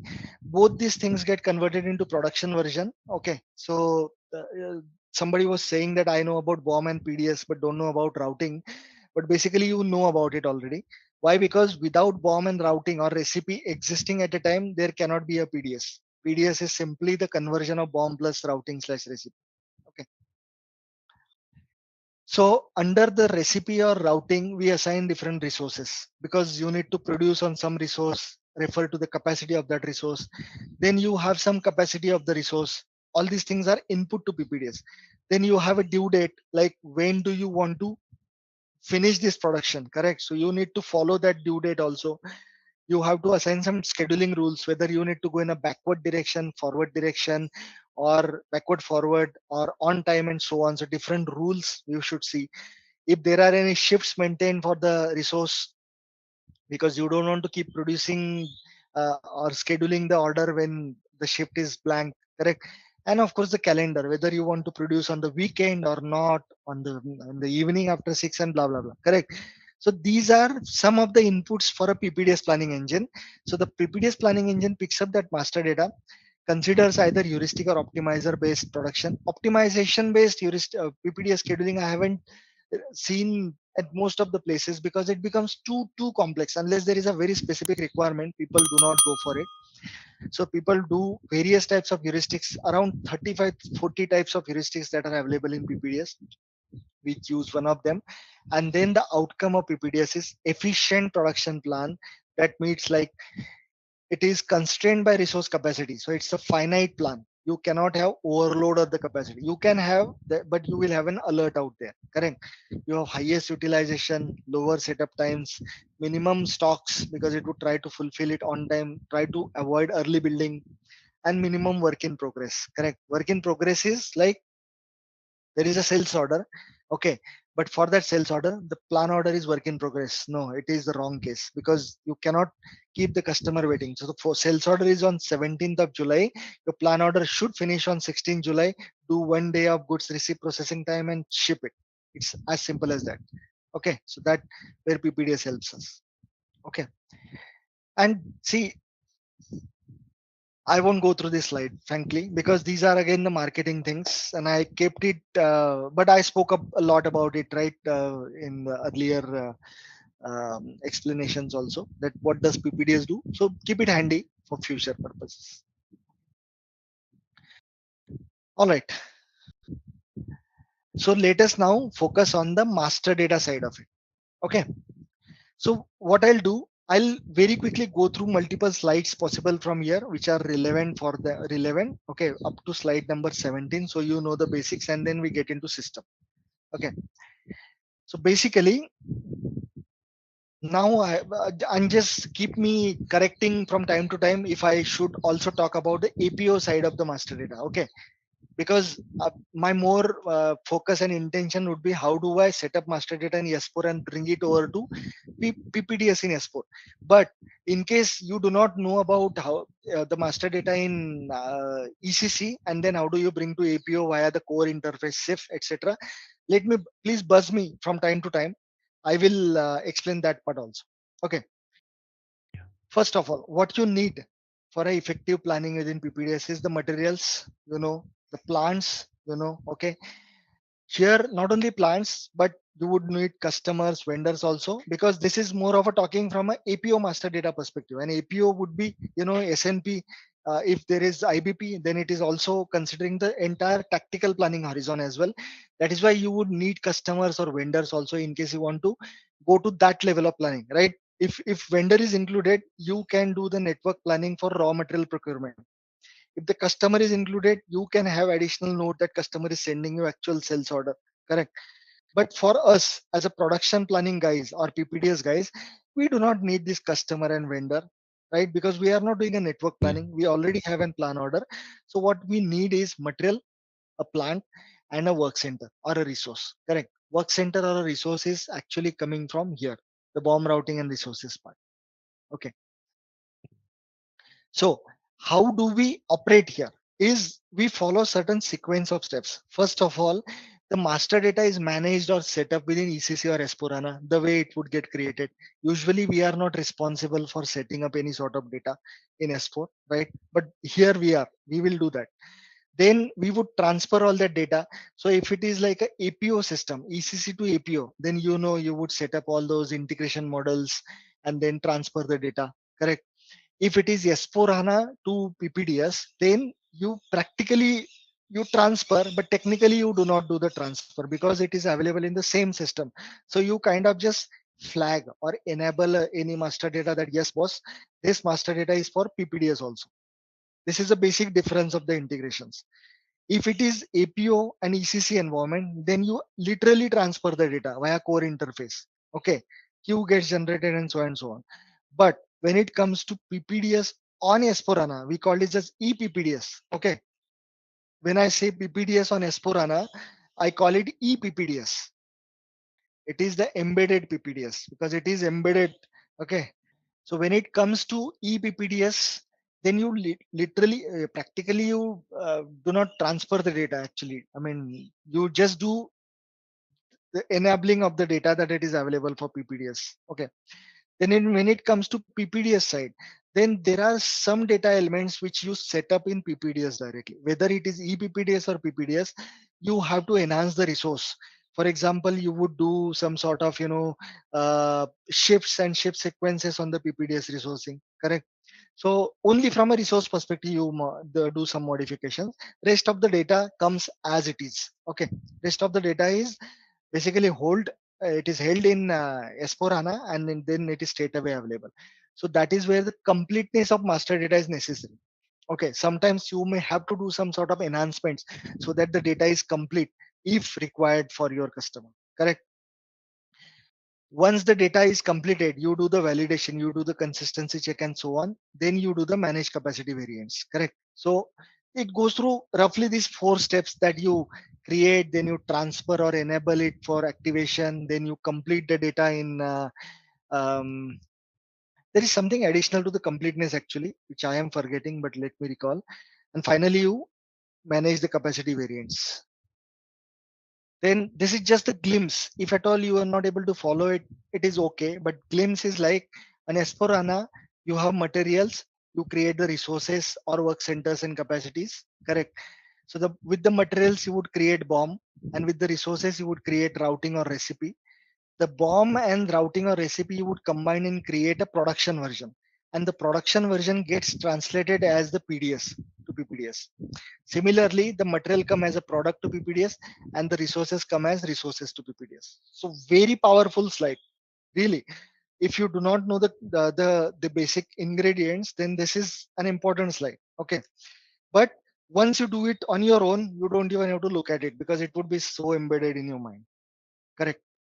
In MM0123, we call them as materials on S4 or in ECC. But when it comes to APO or even PPDS, we call them as products because we do not call it as material master, we call it as product master. If you have heard about the transaction call / SAP APO / MAT1, that is the product. Okay. So why on planning system we call it as product and why on the execution side we call it as material? Any idea? So that is an outcome of a process, right? That's why it's a product. And on top of that, generally, the finished goods are the finished outcomes, right? Products. They are not raw material. Raw material you wouldn't call as product. Your product is like you assemble a couple of raw materials and you create a finished product, correct? So in a planning system, you are not supposed to plan all the raw materials and all the finished goods, etc. You are supposed to plan only the critical materials because say consider the case of iPhone 15. Okay, now iPhone 15 is a product, so it's a material in ECC, I would send it as a product to PPDS, correct? But in case all the raw materials for that product, I am not doing the scheduling for them, or okay, I am not bothered about when they are available and so on, nuts and bolts and so on and so on. So I wouldn't call them, I wouldn't send them to PPDS. iPhone probably was not a correct example. Say iPhone 15 and the box of iPhone 15. Okay, both of them are products, for example. Okay, box and iPhone 15. Both of them are products to each other. Okay. So you want to do the detailed scheduling of iPhone 15. So you would send it to PPDS. Okay. But the box of iPhone 15 you wouldn't send to PPDS because you don't want to waste your scheduling resources on planning something which is available in infinite fashion. Box does not have any bottleneck. You place an order today, tomorrow you get 1,000 boxes available. It's so easy, correct? So it is like an infinite way. So there is a concept called bottleneck planning in all the planning systems. Okay. So in the bottleneck planning, we do not go for planning all the raw materials also in the planning system. We just plan the finished goods which are sitting on top of bottlenecks, right? Which have a really constraint on the capacity perspective. So the expectation is that you only send those products to PPDS and to the planning system which have bottleneck, and they are mostly the finished products. And that is why we call it product that side. And ultimately, the way you explained earlier, that's a outcome of a process. So we do not actually go to the planning or production order for raw materials to be planned and so on. So we just operate around the finished products. So that's why the concept came in earlier. Okay. But this thing is clear to you, right? Material to material, product, resource to resource, and bomb routing recipe becomes production version to the PDS, right? All right. And now this thing is pretty much clear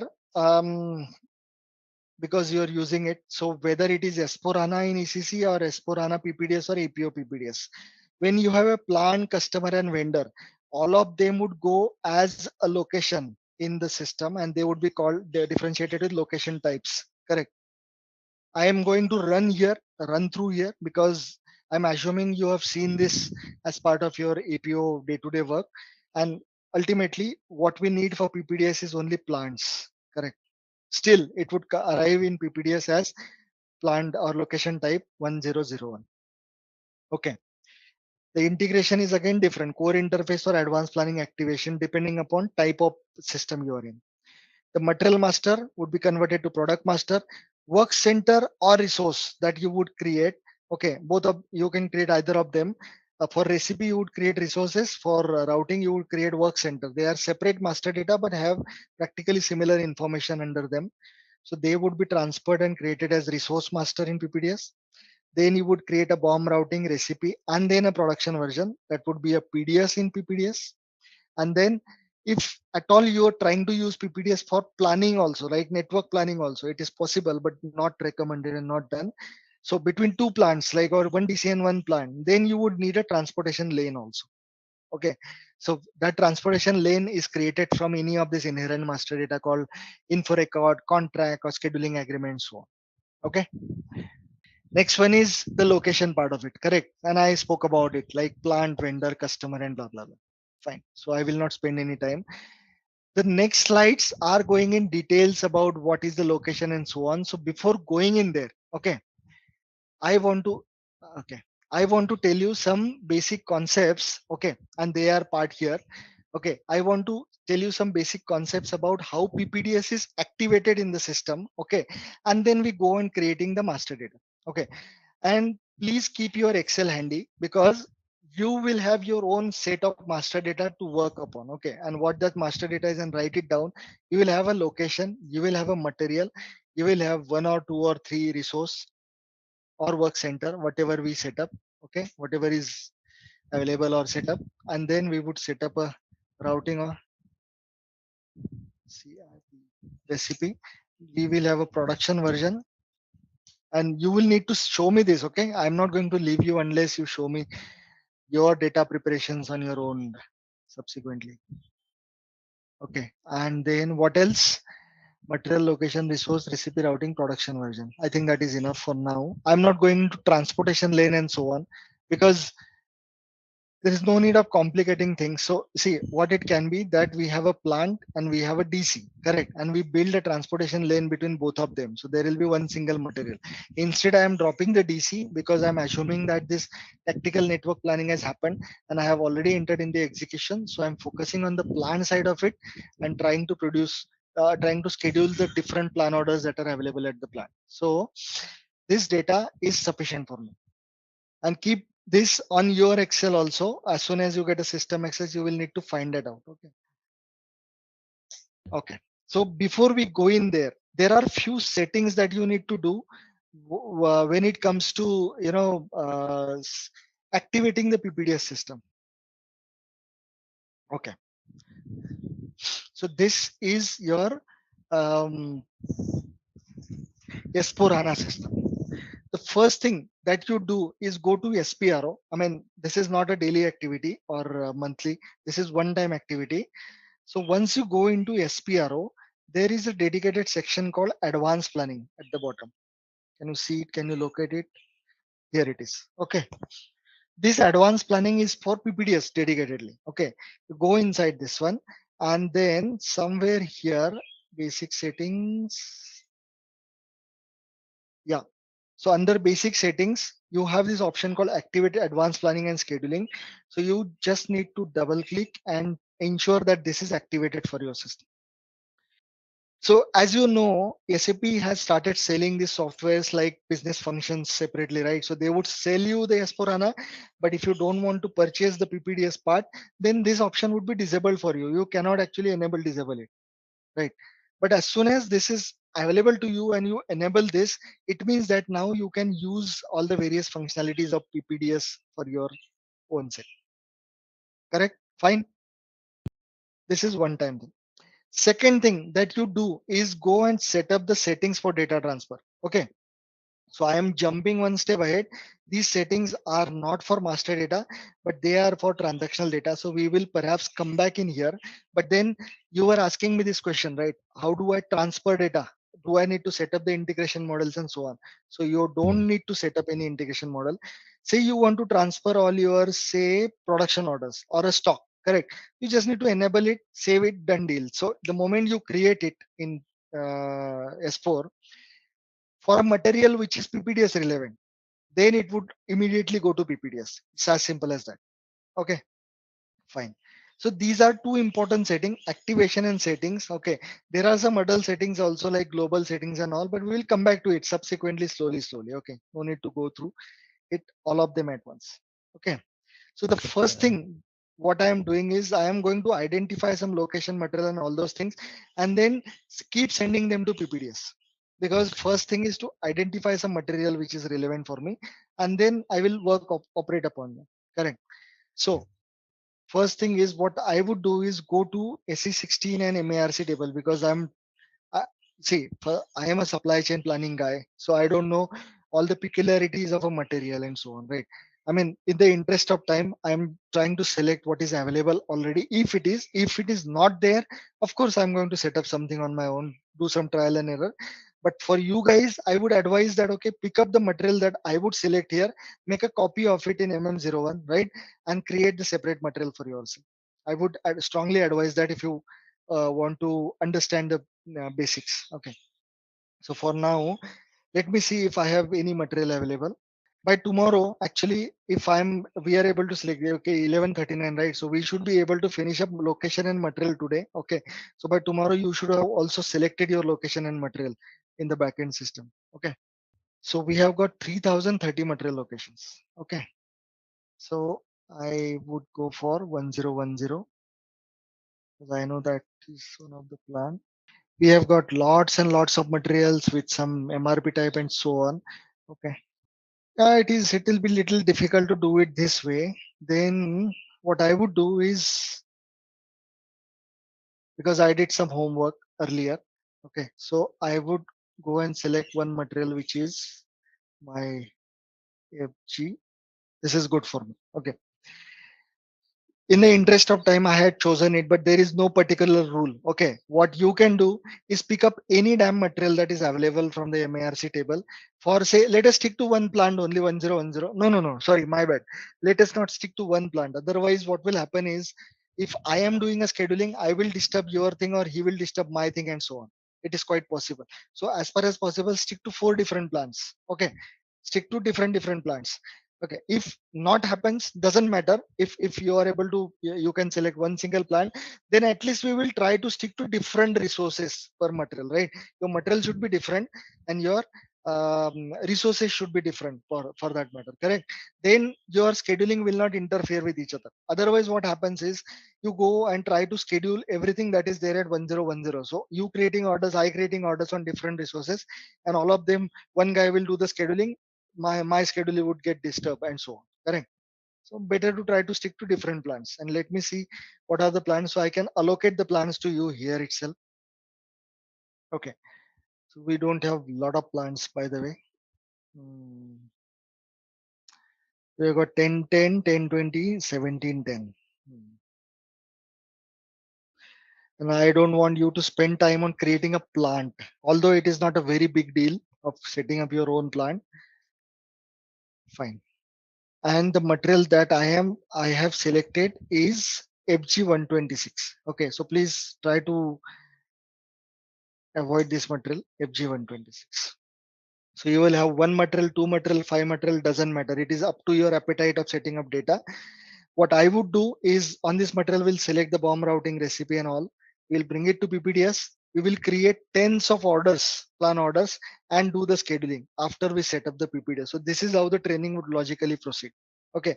So you can have two materials or four materials. That's no problem. Okay. You can have one material with multiple orders on that. Then also you would be able to see the scheduling. Okay. So maybe if time permits, I would try to copy this material to FG127 and create new one for me later. But to begin with, this is the step. Okay, fine. So, All right, let's test your knowledge. Here's a question for you. What is the main purpose of SAP S4HANA APO PPDS? Option A, to handle financial accounting processes. Option B, to manage supply chain operations. Option C, to support product development and innovation management. Option D, to facilitate human resource management. Take a moment to think, and when you're ready, choose the correct option. Remember, each choice holds a key to unlocking the answer. Good luck. Type the correct answer in the comment section. Hey there, wanna ace your supply management game? Our SAP S4HANA APO PPDS course is your go-to solution. Take it at your own pace right here on our platform. In this course, you'll master SAP S4HANA APO PPDS, a toolkit for planning everything from product quantities to their precise destinations. Covering all the basics and advanced tips, our course is crafted by seasoned experts who know their stuff. Your instructors? They're pros with heaps of experience, ready to guide you through and answer any queries you may have. And guess what? Our students love it. Just like you, they found our course incredibly beneficial. The best part? It's super affordable. This golden chance to learn won't cost you a fortune. Ready to level up your SAP S4HANA APO PPDS skills? Enroll now on our page. For more details, head to ZaranTech's website. Stay tuned for more updates. so that's the first thing, that you have selected the plant. Okay. Now, and selected the material also in my case. But the next step is to send this material to PPDS. Sorry, to the location to PPDS. Okay. Both things are selected, but to send it. So if it was the age of your regular APO based PPDS, what you would do? You would go to CFM1. Transactions are there. Okay. Still, you would select the plant.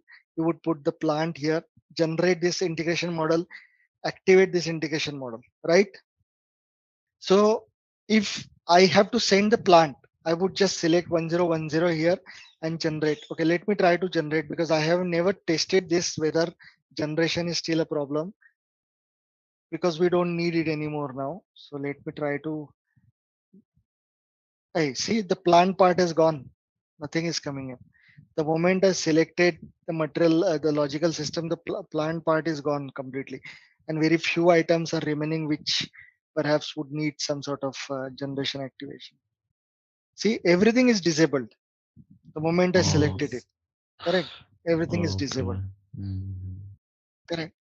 But still, plant is the only thing which needs some sort of adjustment to send it to PPDS.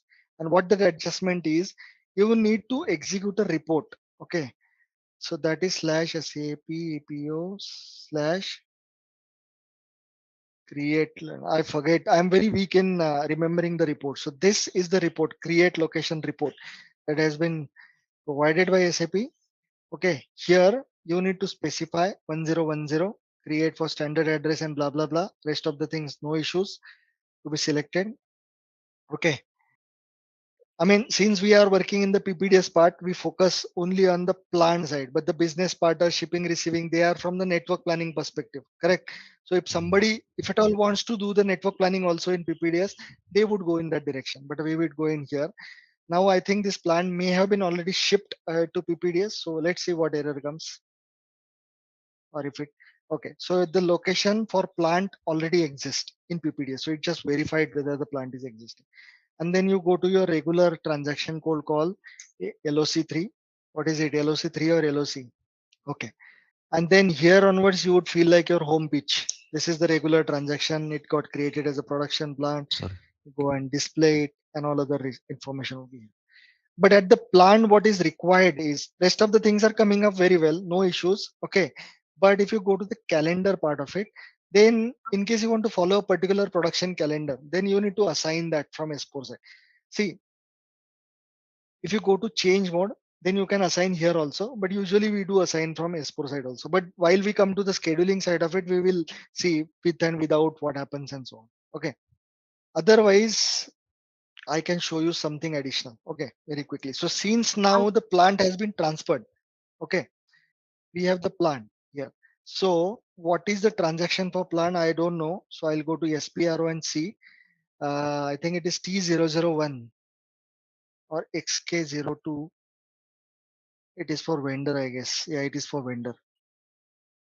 Anybody remembers the transaction code for changing the plant in S4? It is SPRO. Let's go in here and find.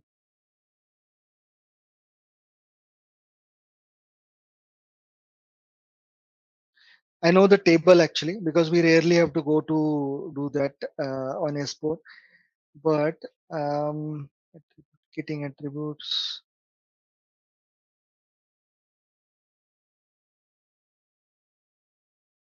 Plant maintenance. Let's try it here.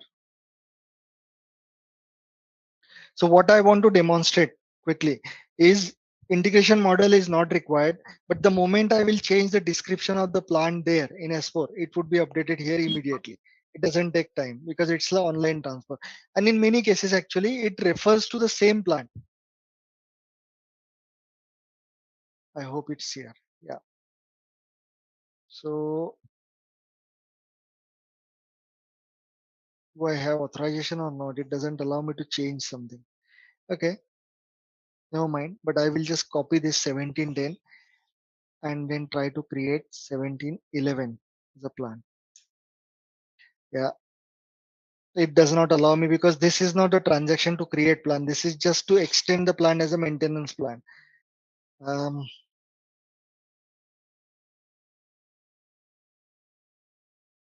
If I want to divert all these locations, I'll come prepared next time because these are out of scope things for us.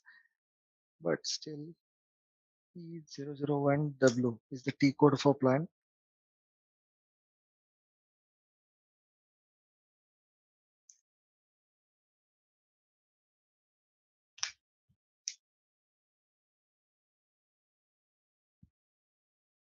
Anyway, I won't be able to change anything from here. We don't need to change the plan, doesn't matter. You can figure out how to create a plan on your own. So you create a new plan and then create a material out there. But for now, what I want to demonstrate is the immediate transfer. So I'll pick up one of the material on the plan on S4 side. Okay. So let me go to MM02. Okay. And I have selected this material because I am going to base my all planning and scheduling on this material. So let me go in there.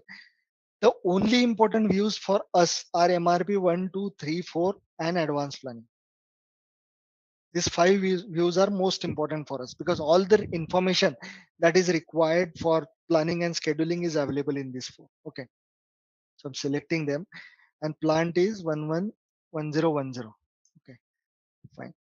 So we will go through these details later. What does MRP type and all these things mean? But first of all, I need to transfer this plan to PPDS. Okay. So the only action that you need to take is go to the advanced planning. Okay. And there is a radio button to just tick the advanced planning relevancy. And the moment you save, it is immediately available in PPDS. No need of any transaction. See this one. Okay. So initially when you create the material, this advanced planning tick is not marked. Okay. You go to the MM02 change mode, tick this mark, enter and save, and then it is immediately available to PPDS side. MRP time Okay. see, because you are trying to connect the MRP type based filtering in your CFM1 transaction, right? You would be, yeah. So that filtering was different because, as I said, planning system is to plan only the bottleneck products, not all the products.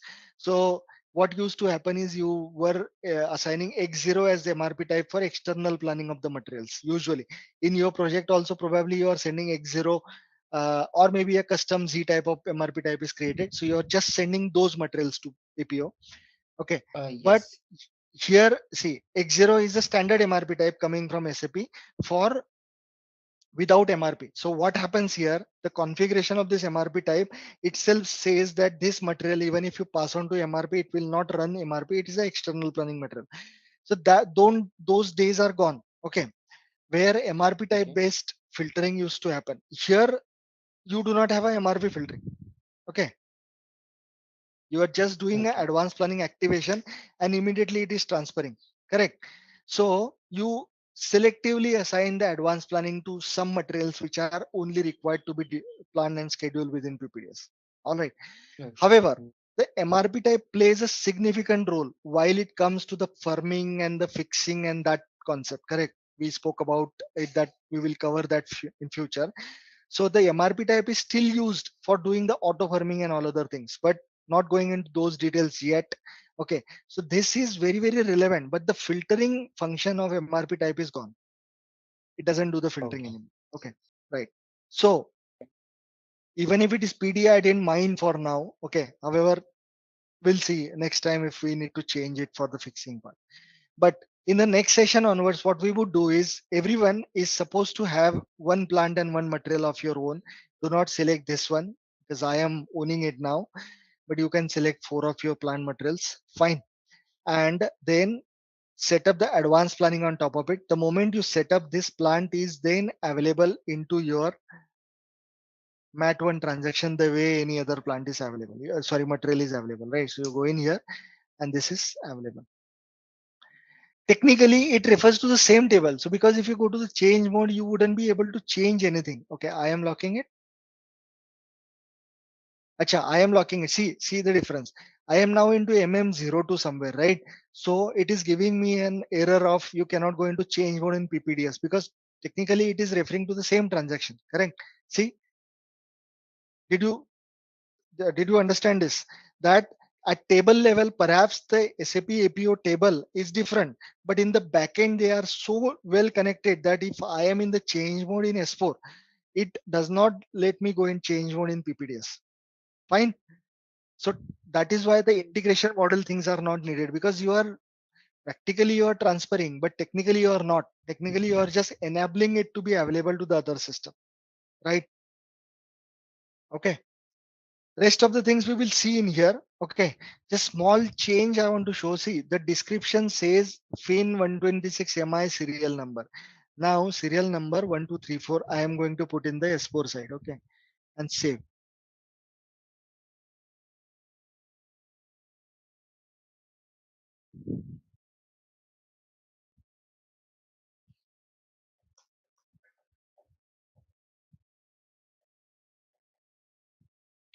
This actually saves a lot of time. Uh, the integration part taking away from PPDS, because then you can easily play around, make some change in S4. No need to generate, activate, or run Rymodini and so on.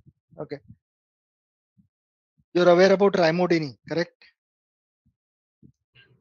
For me. Okay, so now the material is changed. Let us go to the PPDS side of it. Go back and say display. So now see the 1234 came. I need not to run anything because it technically referring to the same table in the backend. Yeah.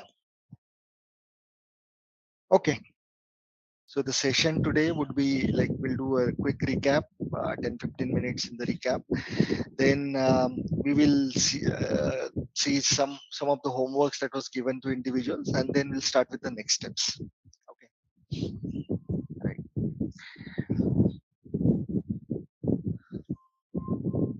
Okay. So what we covered yesterday is basically introduction of supply chain planning in general, because whenever we want to learn a specific module, a specific technology, planning happens. Okay. And that end to end means, how does the demand comes, how do we get the requirements from our vendor, then how do you produce it, right? Now before production, even how do you procure it or distribute it, and then produce it, and then also you procure the raw materials from your vendors and sell the items to the customers and so on. Okay. So let me open up my notes. Yeah. So basically, what we learned yesterday is, what does end-to-end planning means? End-to-end supply chain planning means. Okay, so it consists of multiple modules, right? You would do some sort of demand planning out there, then you would do your network planning out there, you would do your enterprise resource planning or material requirement planning. After that, you would do the production planning, and finally, you would be getting into the details of scheduling. Okay, so I'll quickly go through that diagram because I think we cover up most of the things under that diagram. Okay, so what happens in a typical supply chain planning flow? Okay, wherever there is PPDS system. Okay, so whatever I talk from here on till for next 10 days or so, working days or so, we would be focusing or concentrating around PPDS. So PPDS or detailed scheduling part is the central pivot point, and rest of the things are peripheral supporting modules that are helping PPDS to do a perfect scheduling. Okay, so you should know about this particular flow. It's a very typical PPDS system design that would have. I'm not saying this is the only possibility. There are multiple numerous possibilities, and depending upon type of customer that you have, the type of business line that he has, whether it's a process industry, discrete industry, whether it is a distribution industry, whatnot. Okay, there could be multiple steps. Design characteristics. But once you understand the basic fundamentals, then you can very well design. Okay, so what happens in a typical supply chain planning system focusing on the PPDS as a central pivot is, on one side, or everything begins, everything is centered around one system called as the execution system. We would call it as, not call, but it could be either ECC or S4HANA. Focusing here. Okay, the execution system could be ECC or S4HANA. You need to have an execution system. What we do under PPDS or APO or IBP, that's all planning. That's not execution. Correct. So I am a supply chain planning consultant, so I should not say it is not always necessary to have in planning systems.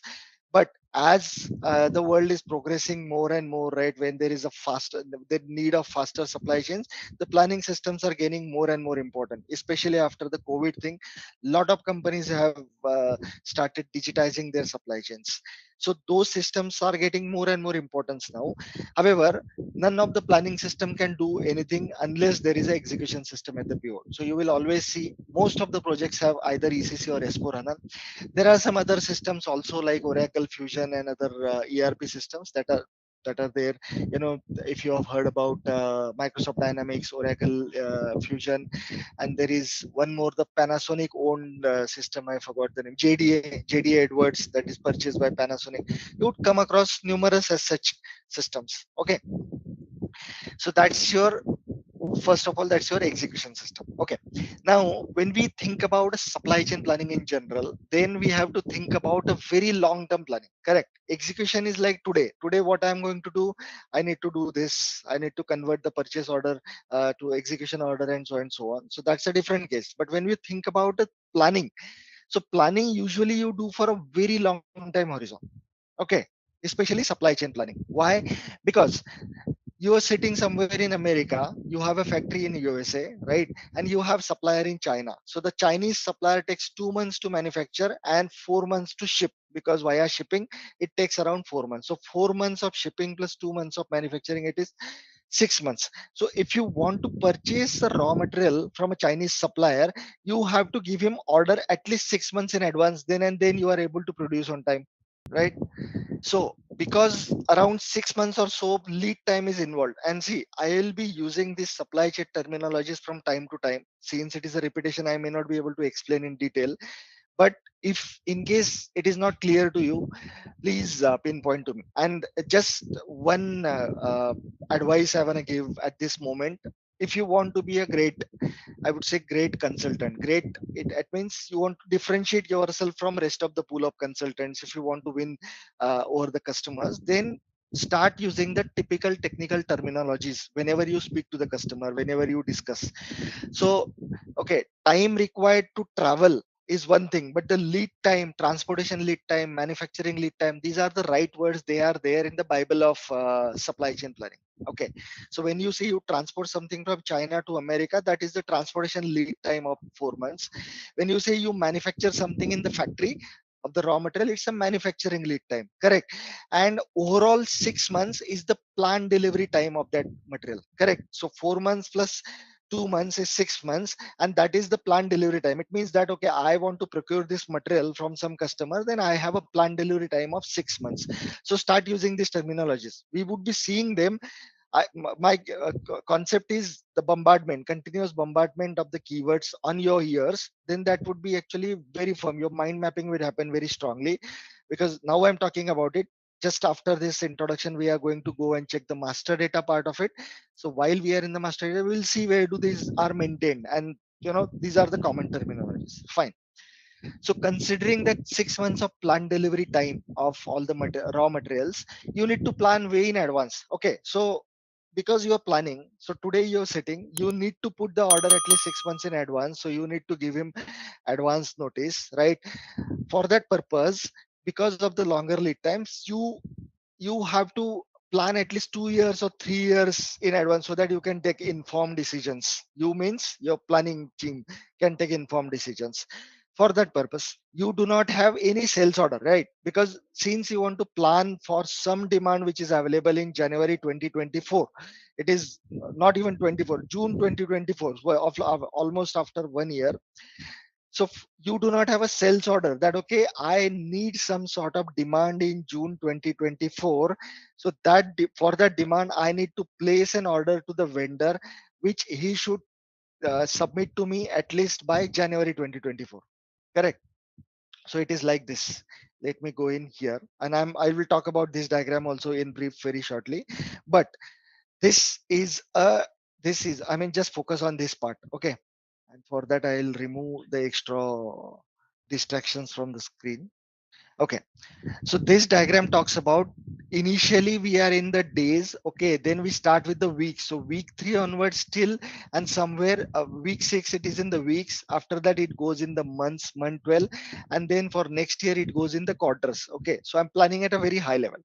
Okay, so this is your planning horizon. And since all of you are from APO background, you would understand that what this horizon, or what does this time phases mean. Like somewhere I'm in the days, in the weeks, in the months, and in the quarter. Okay, but for example, you're going to sorry, 6 months of plan delivery time is there, correct? So you want to already plan for the month 12. So you need to know a sales order of month number 4, sorry, not month 12, month number 4, somewhere in this year. Okay, so if you have a sales order here already, then you need to start producing today only, because there will be a plan order for the sales order today only, I mean ending today only. Fine. So it is like this. Let me just redo this. And for the participant, for the benefit of participants, yesterday I'm adding additional examples so that you also don't get bored out of this. So you have a FG product, okay, finished product, and it needs a raw material. Okay, finished product has manufacturing lead time of say 1 month. Okay, I'm talking about months here only. And raw material has manufacturing lead time of 2 months. Okay, then transportation lead time, this guy has zero or null because it's a finished product at my location, but the raw material has transportation lead time of say 4 months. It's like that. Okay, and this is entirely from the plant perspective. I am not going to the DC level. Okay, so this that the plant itself has got some demand of the finished good, and then it needs the raw material and so on. Okay, so what happens is, in case you are going to get a sales order somewhere down the line in the month of 9, okay, a sales order equal to 100 quantity somewhere in the month 9. Okay, right now you do not have the sales order, but what if you get the sales order already in the month 9? So what you do for that? Okay, if there is a sales order in the month 9 at the plant, you need to finish up the production of finished good by this time. So your production order should be equal to 100 quantity and it should end here. Then and then the sales order can be fulfilled. You agree to this? This is what we call as on time shipping. Or you are not able to follow me? Say it, guys.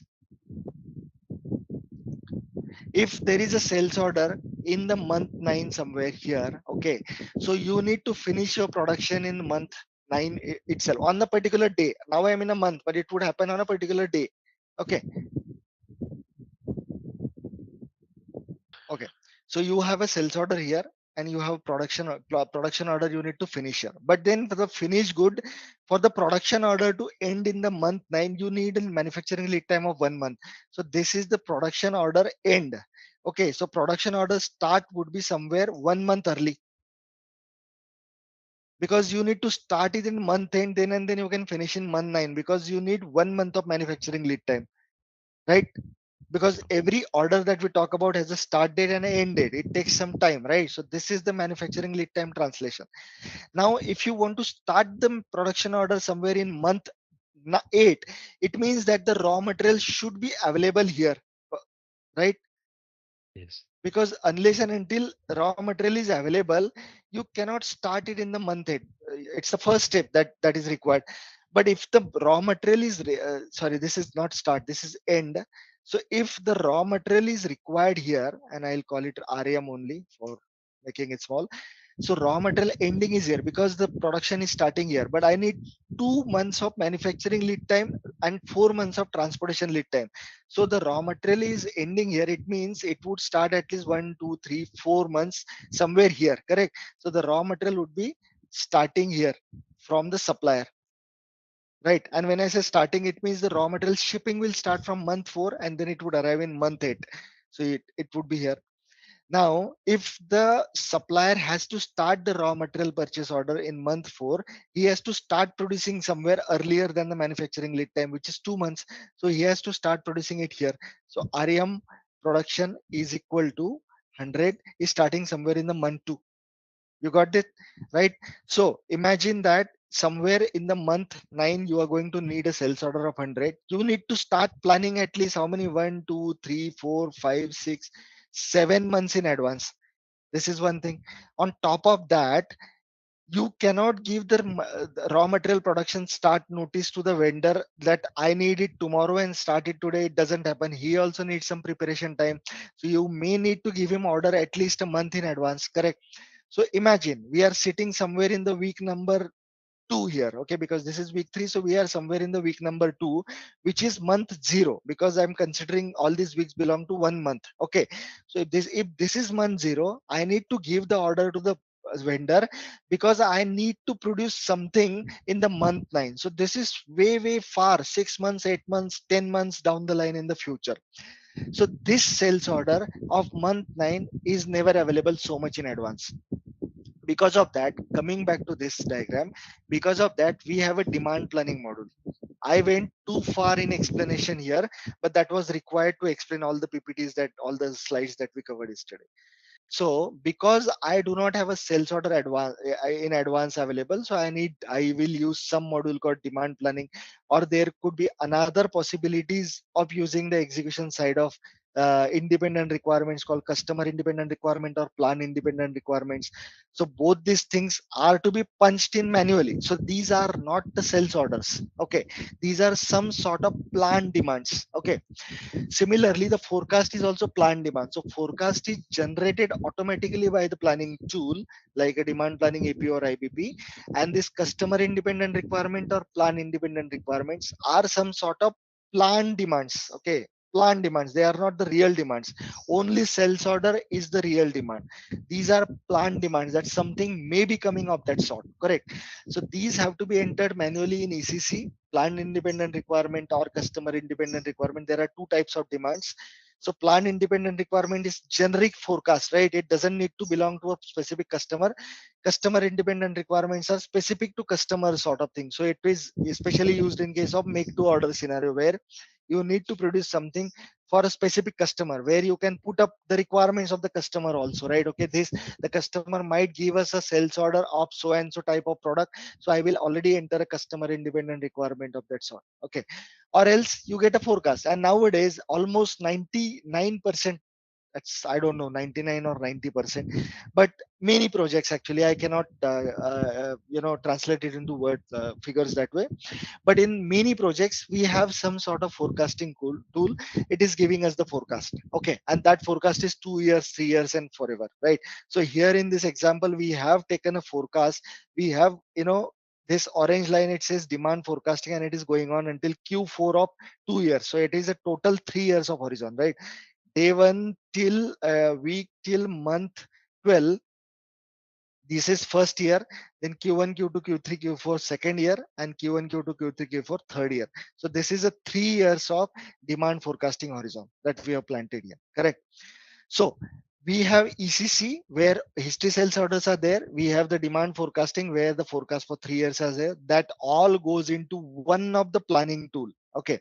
So yesterday I was talking about some sort of planning tools that are available in the market. So when I say planning tool, they are the network planning tools.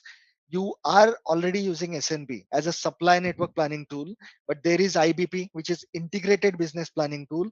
Then there used to be ERP in a long days. I mean, every one of them is ERP by concept, right? We do planning of enterprise resources only. But then when SAP brought up, they used to call it as ERP tool, and then subsequently it got evolved into new terminologies. So in a sequence, if I want to put, okay, and just focusing on SAP side here, so it was in the sequence like this. So first came ERP, 60s, 70s, then they converted into MRP, 70s, 80s indicatively. Then subsequently they brought up SNP, which is supply network planning, and finally now we have IBP. Okay, IBP has a lot of competitors right now, like O9 Solution, Kinaxis Solutions, JDA that I was talking about. Okay, and then there is Microsoft Dynamics, which is called AX Software. Okay, and whatnot. So there is a what is that consulting organization? I forgot the name. McKinsey, I think. Uh, I mean, just a one moment of diversion. Okay, Magic Quadrant, Gartner is the company. Okay, so have an habit if you're enthusiast into supply chain. Okay, in general, including PPDS, then have a habit to go through these magic quadrant sort of paper that they publish every year. This Gartner company, they are the reviewers. Okay, and every year they would just publish the magic quadrant of companies which are the best companies in the world for using a supply chain. So try to understand what is making them best, and then incorporate that in your consulting. I mean, this is there are multiple. I'm not promoting any one of them here, but just for your information. And then these are the supply chain companies, but there is one magic quadrant that they publish for softwares also. Okay, so I'm not saying that one software is bad or one software is good, but it is always beneficial to you that you understand what is good in what. Okay, so why I'm not able to find it here. There is a paper that they publish where they just put up the advantages of one software, like say Logility is one software, Oracle Fusion is other, Unison, Tools Group, Anaplan is also doing great, and then somewhere there is SAP Integrated Business Planning. So it is better to know the competition, and it is better to know where are we lagging. And for example, this one, SAP versus Kinaxis or Blue Yonder. Blue Yonder is also by Panasonic, correct? So you can go in and just find out the comparison that okay, this is the place where I'm lagging. How can we make it better? Include your suggestions and so on. Okay, so just make a note of this and have a habit of going through such advancements. Okay, magic quadrant of supply chain softwares. There they compare various parameters and then they put up that is very useful for the customers. Okay, but customers finally choose a software which is, you know, in all perspectives doing good. Say it may not be the best in everything, but it can be giving you better in everything. Those kind of softwares are great for customers. Okay, so this that's about the ERP software or the MRP software or the network planning or integrated business planning software that we do. But all that these softwares are doing, these tools are doing here is a rough cut capacity planning. Okay. Basically, the long-term capacity planning and I mean, so that we don't, purchase I mean, more than it is required. So it should be, I mean, like based on the time buckets, right, which you have explained yesterday, time buckets and the horizon. So Absolutely. it determines the requirements of the resources, like and whatever it is. Exactly. Yeah.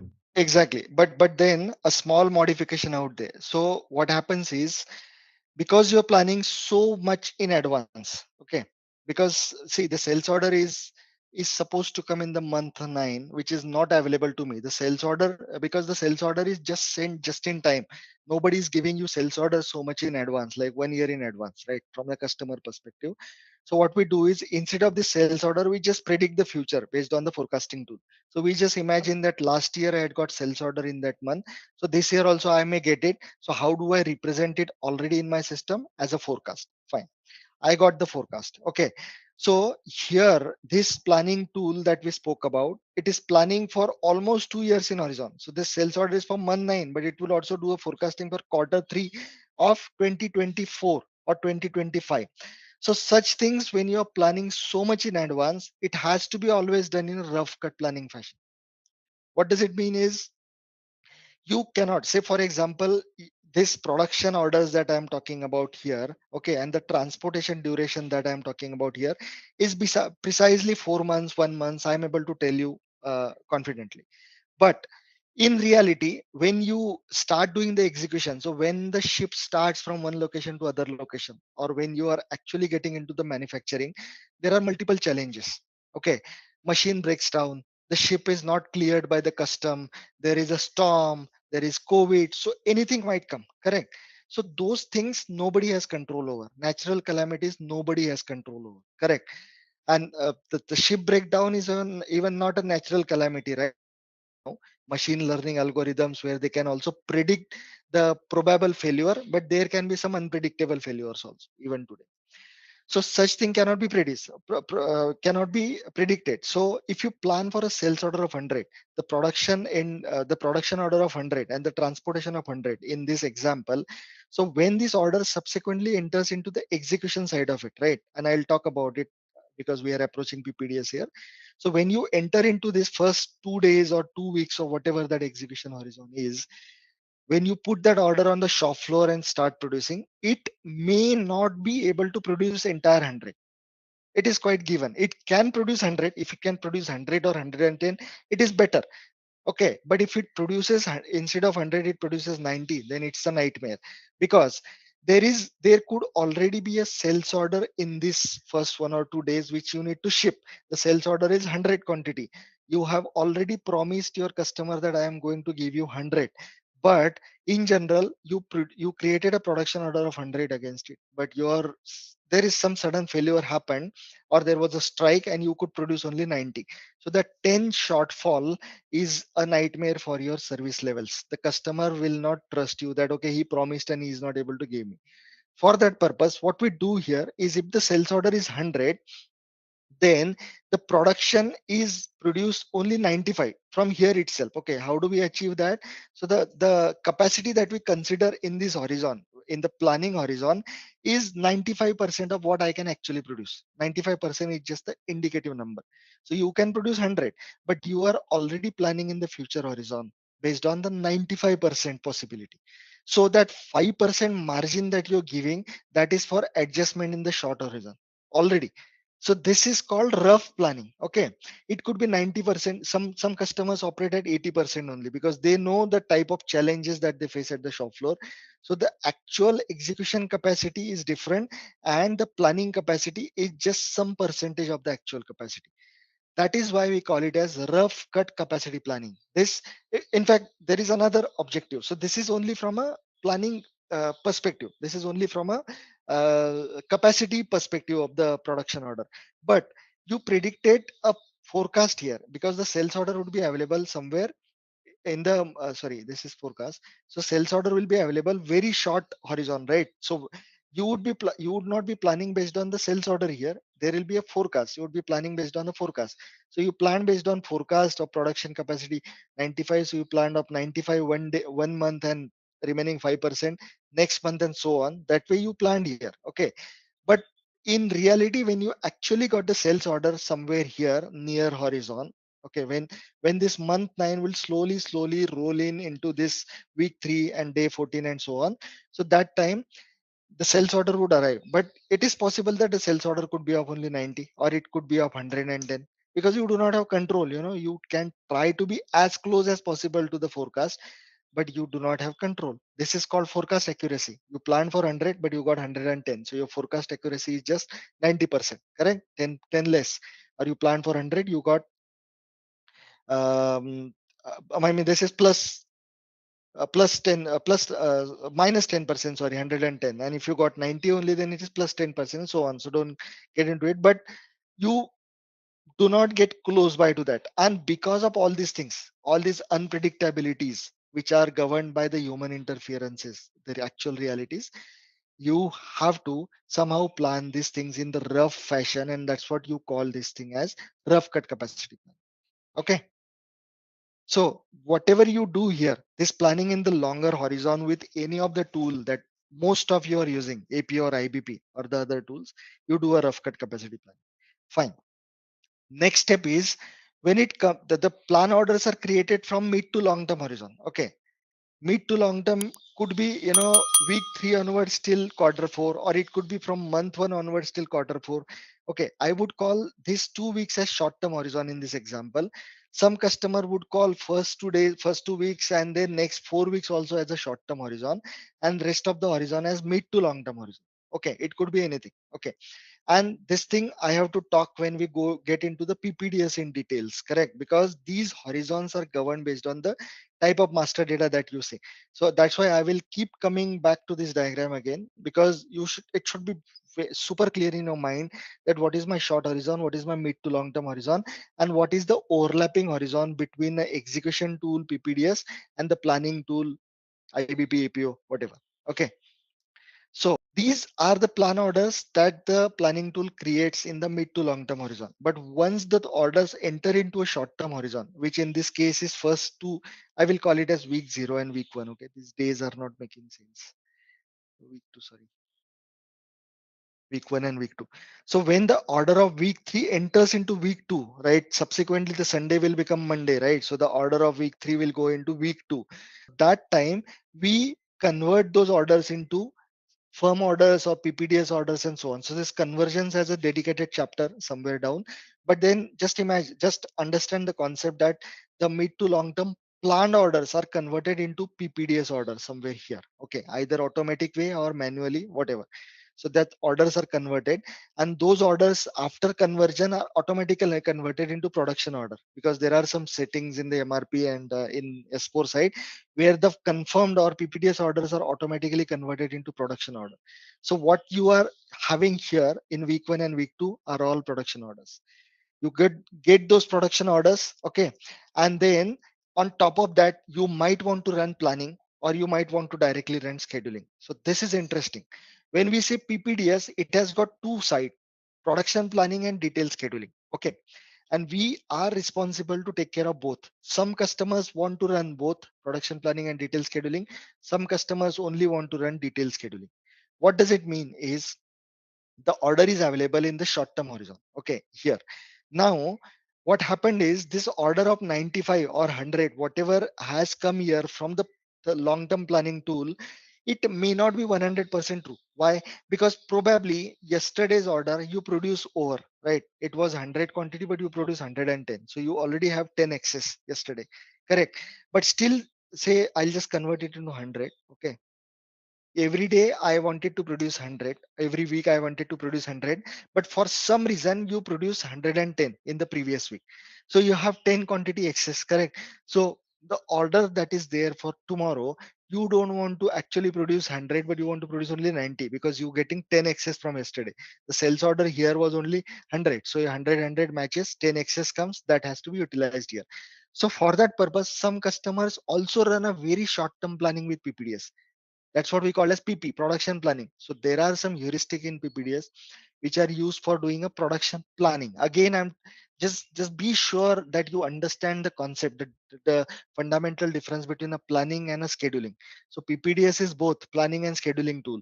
SNP, IBP or whatnot, all these are only planning tools. There is only P at the end. So enterprise resource planning or supply network planning and so on, whereas the PPDS is production planning and detailed scheduling. So this guy would, it has a possibility of doing a planning again on those orders. So see, FMCG sort of industries always do planning again. If the industry is a heavy engineering or where there is very lesser chance of changing any demand supply picture, because your orders are such a big and coming from wholesale customers, you do not generally overproduce, underproduce and all those things. It works in a very smooth manner. So that is why 100 will become 100 only. But in case of FMCG, it is always possible that okay, my machine breakdown for producing the biscuits, so I just converted that into confectionery, into cake, into something else, so they can reuse the line, so they take a on the fly decisions. Okay, so for such on the fly decisions, it is always possible for that for one product you produce zero because the dye could not finish, or maybe the raw material wasn't available, the color did not arrive for confectionery and all. So you might want to change that on the fly and you would like to overproduce from some other product. So it is always possible. So those sort of industries always use the PP, production planning functionality again, and use some PPDS heuristic to again do a planning and convert the order of 110 again as per the latest demand planning situation, demand and supply situation. Okay, that's what happens here, the production planning for short term. Okay, but important thing here is the master data that goes into this is different than the master data that goes into this rough cut planning. Why? Because the rough cut planning is at month level or week level. The planning level also plays an important role. So you're doing a rough cut planning somewhere here from month to quarters and so on. Even the weeks would be planned in month and then disaggregated to the weeks, right? Equally. So that is why this master data has generic information, but when it comes to the production planning, it has got more detailed information, right? Up to the second it is capable of planning. So we'll see this PPDS master data also later. So that's what is the production planning. Once this thing is done, then we get something like this. Okay, so this is my week 1 and 2, and this is my week 3 and week 4 from that example from the Excel. So the order that is created by the planning tool, it is like this. It is doing a bucket level planning. So in one week, it would just do one order starting and ending, and it would tell you information about okay, the order has to be processed via 4 operations. So I need to produce the first operation from 9 a.m. to 12 p.m. and then 12 p.m. to 3 p.m. different and so on. So this type of sequencing is not there at all in the bucket level planning, in the rough cut capacity planning. So the job of your detailed scheduling is to pick up these orders and convert them into some sort of operation sequence, which are not overlapping with each other. Okay. And they are giving a precise information to your production planning guys that boss, start at this time, end at this time, then pick up the other order and so on. Very simplistic way. It would just do a sequencing, but it would do a sequence optimization. it means that, okay, you got two orders to be produced, okay, this order and this order, or you might be running it for the entire 2 weeks horizon. Okay, so what this rough cut planning is saying that orange order, blue order, orange order, blue order are repeating day after day at the same time. But this guy would do that, first of all start producing with the light color blue order, then consecutively produce the orange orders operations, so that if you put blue orange, then you need to spend a lot of time in doing the setup, because both of them belong to different products. So different products may require different type of setup on the machine. Don't do that.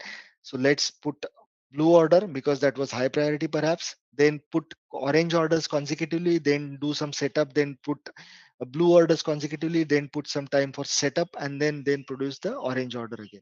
So likewise the sequencing would be governed in the most optimized way, so that we reduce time in the setups, we reduce time in the uh, prioritization, right? Not reduction time of prioritization, but you also apply prioritization. For example, you needed this order with the highest priority because it's a high priority customer, so you schedule it here.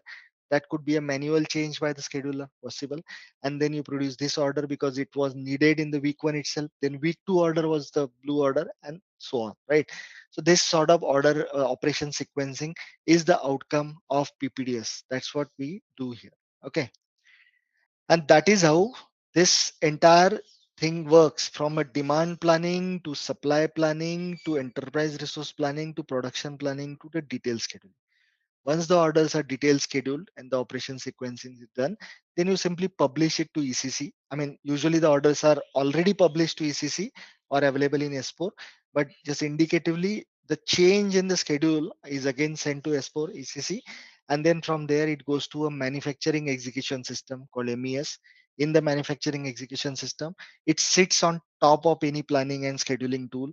Then it picks up the orders, it would go and sit at the shop floor and then just ask the operators, shop floor operators, that boss, from this time to the other time, just schedule this operation and finish that operation, and so on. So that's the different case. MES systems are multiple. Even SAP has their MES systems. Okay, so that's in brief that we have seen since yesterday. In general, the system architecture, how does it behave, and so on. Okay, so is this clear? Yeah, so see, these are the only types of those things, but then sales order is the biggest one out of it. I mean, let's not call it as forecast, but these are the types of demands. Okay, we have next module, which is the demand. Okay, because see, you want to start producing something or you want to plan the production, but you do not have demand, then what do you plan against, right? It is always the demand supply relationship. When we say material requirement planning, you just do what is the demand and accordingly what is the requirement of materials. Fine. So these are the only types of planned demands. Okay, PLA, NNED, planned demand versus actual demand. These are two separate parts. Okay, so actual demand is only sales order or a delivery. Okay. Okay. Okay.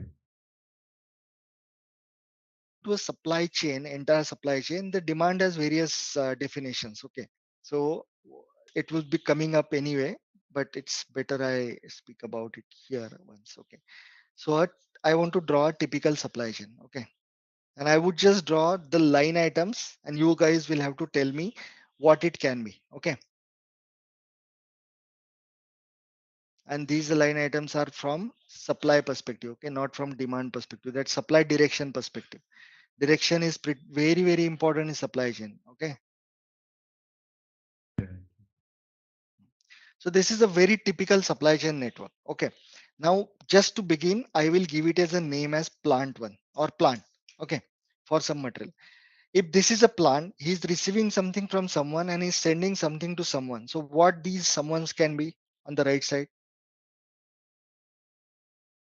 and what this someone can be on the left side. Okay, so let us call it as DC is on the right side, plant at the middle, and on the left side, plant is taking something from someone. So what this could be? So if someone wants to complicate things, okay, and that's usually a case that the network is not so simple. So these DCs can be PDC. We would call them primary DC. The primary DC could be the regional DC. It now supplies to a lot of or okay, I would call it RDC in your words. So it's a regional DC. It would supply to individual DCs under the geography. So this can be the primary DC and it could supply to tens of secondary DCs. Similarly here, the plant can get raw material from the vendor, as well as the plant can get it from another plant also. It's quite possible. Or the plant can get the raw material from other DC also. It is also possible because the DC is perhaps procuring from some vendor. So there is no limitation, right? There is no limitation. But then coming back to your question, okay, what sort of demand it could be? So for this supply chain network to begin, the lowest level is this, correct? These are level number zeros, okay? And we have a special terminology for that, that is called low level code setting in PPDS or in supply chain planning, because all these things are connected via these kind of connectors, which we call as transportation lanes. So when we use any planning engine, planning tool, the planning tool should know where to start and where to end, right? So it cannot start with plant because the demand is actually at the DC. So we have to indicate them that, okay, boss, you are at low level code number 0. So it would start planning from this direction. It would come to the plant, which is low level code 1, and then it would go to the vendor in case you're planning the vendor also in your supply chain, which is unlikely. You may or may not want to plan the vendor. Okay, so that is level number. So now, if there is one another thing, okay, say for example, what I am doing in this entire context or in this example is I'm just dropping these distribution centers from my planning, because my focus for this training is not to do the rough cut capacity planning, but my focus is to mainly focus on the production planning and detail scheduling. Correct. So for that purpose, how does this demand migrates from RDC to plant is none of my business. Okay, it is my as a supply chain consultant, but to save time, we are not focusing that same. That is the part of supply chain planning, supply network planning, and IBP. So I'm dropping it here. Okay. So what happens? And agree to me, okay? Just we are just making it simplified from context perspective. Okay, so this is the situation, and this RDC is not a RDC anymore. This is a customer, for example, for me. Okay, so my supply chain planning becomes like this. Okay, so in this context, if the customer would be giving me actual demand, that becomes a sales order. Okay, so this is my actual demand. Or there could be plan demands also. The plan demand is customer independent requirement, CIR. Why? Because it is coming from the customer. So this particular section is especially used in case you have a specific customer who gives you a specific order. So what does it mean is, if you enter a CIR in the system, that CIR is very specific to the customer. As a type of a plan demand, this CIR based plan order you cannot use for any other customer, because you insert some sort of customer specific settings in the CIR. That is CIR. But in case this is not CIR based, in case it is DC based only, okay, you got multiple DCs only, and fine, you're planning from that perspective for the plan. Okay, so you can also insert PIR, which are plan independent requirements. So this is straight away a forecast. Only thing is, it is not generated automatically. You are putting it. Say your sales guy, okay, he is a sales guy for say Karnataka. Okay, and he already spoke to, for the iPhone example from yesterday, he already spoke to Chroma that Chroma would be giving us a purchase order of some quantity somewhere 6 months down the line. So we cannot start planning it. So he would manually put, manually put a PIR in that case, because Chroma is giving us an order, but that is not, I'm not customizing and producing it for that. Correct. In this case, because iPhones are iPhones, right? iPhones are not Chroma iPhones and Reliance iPhones and so on. So for such products, it is PIR. But if it was a case of a aircraft, for example, I'm an aircraft manufacturing facility. So every aircraft that I produce, that belongs to a specific airlines, correct? So it has got the BOM of the aircraft is different by customer, because the color goes different, some modification, someone needs a satellite antenna on top and so on. So for such industry, I would go for CIR. But if the industry is a generic industry where the product is not specific to customer, it's a PIR. Both these things are entered directly into S4 system. It's a master data out there. Okay. But then in case I want to do a very long-term planning with some advanced algorithms of forecasting, I have a forecasting tools also. Okay. So these are three types of plan independent requirements. Okay. So see, Now, just to connect one additional dot. So these are the predicted requirements, okay, from a demand perspective. At the DC, I am all of them I'm talking here at the DC perspective. Okay, if there is no DC, so all these things can also be entered at the plant. But there is one additional type of demand that goes into supply chain, that is between plant and DC. So imagine this is your network, a DC sending demand to plant. So the DC has got, okay, let me drop CIR, let me drop PIR. I have a forecast. Okay. If the DC gets forecast, then the type of demand that comes as part of input to PPDS or a supply chain is the dependent requirement. Because this is a forecast which is at the DC. The DC is sending some demand to the plant. So this is not a forecasted demand, but this is a dependent demand. So just be clear about it. There can be various multiple types of demand. Okay. There can be, we call it differently in different tools. So say IBP calls it dependent demand, APO calls it distribution demand, and then whatnot. So don't get jumbled in the naming conventions, but these are type of tool specific demands that are in. Okay, so that's an additional type of demand. Okay, then let's come back to the next sessions. So we're going to start today with the master data, and this is the base. Okay, don't pay attention to the number of hours that are allocated here, because that may not be 100% true. From my belief, if you spend time into understanding the base master data, not making it too complicated, but understanding the connections of master data, your work is half done. Because most of the things are, master database. There are only three things in, rather four things in PPDS. One is introduction. So you should know where this module fits in the context of supply chain. Second thing is the master data. If you know the master data, half work is done in PPDS. Third thing is doing the planning and scheduling. So in the planning and scheduling, what happens is, this is a closed source system, right? You don't actually configure that algorithm. You don't actually write down something in the algorithm that what is happening in the backend, right? Scheduling is happening. You use one heuristic. What is required there is to understand different heuristics that are available with PPDS, and this is the customer. So I have to use this sort of heuristic. That is important. Okay, and for that, it is utmost necessary that you have the basics about the heuristics. That is the third step of PPDS.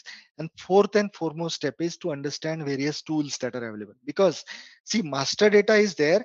You inserted your demand and supply planning. So you created a data model. There is a black box available with SAP that does something on the data model and gives you meaningful outcome. Now, what to do with that meaningful outcome? I should know about various tools that are available in PPDS. The algorithms are available even in Excel sometimes. You will be surprised you're using a heuristic, right? All right, let's test your knowledge. Here's a question for you. Which of the following is not a key component of SAP S4HANA APO PPDS?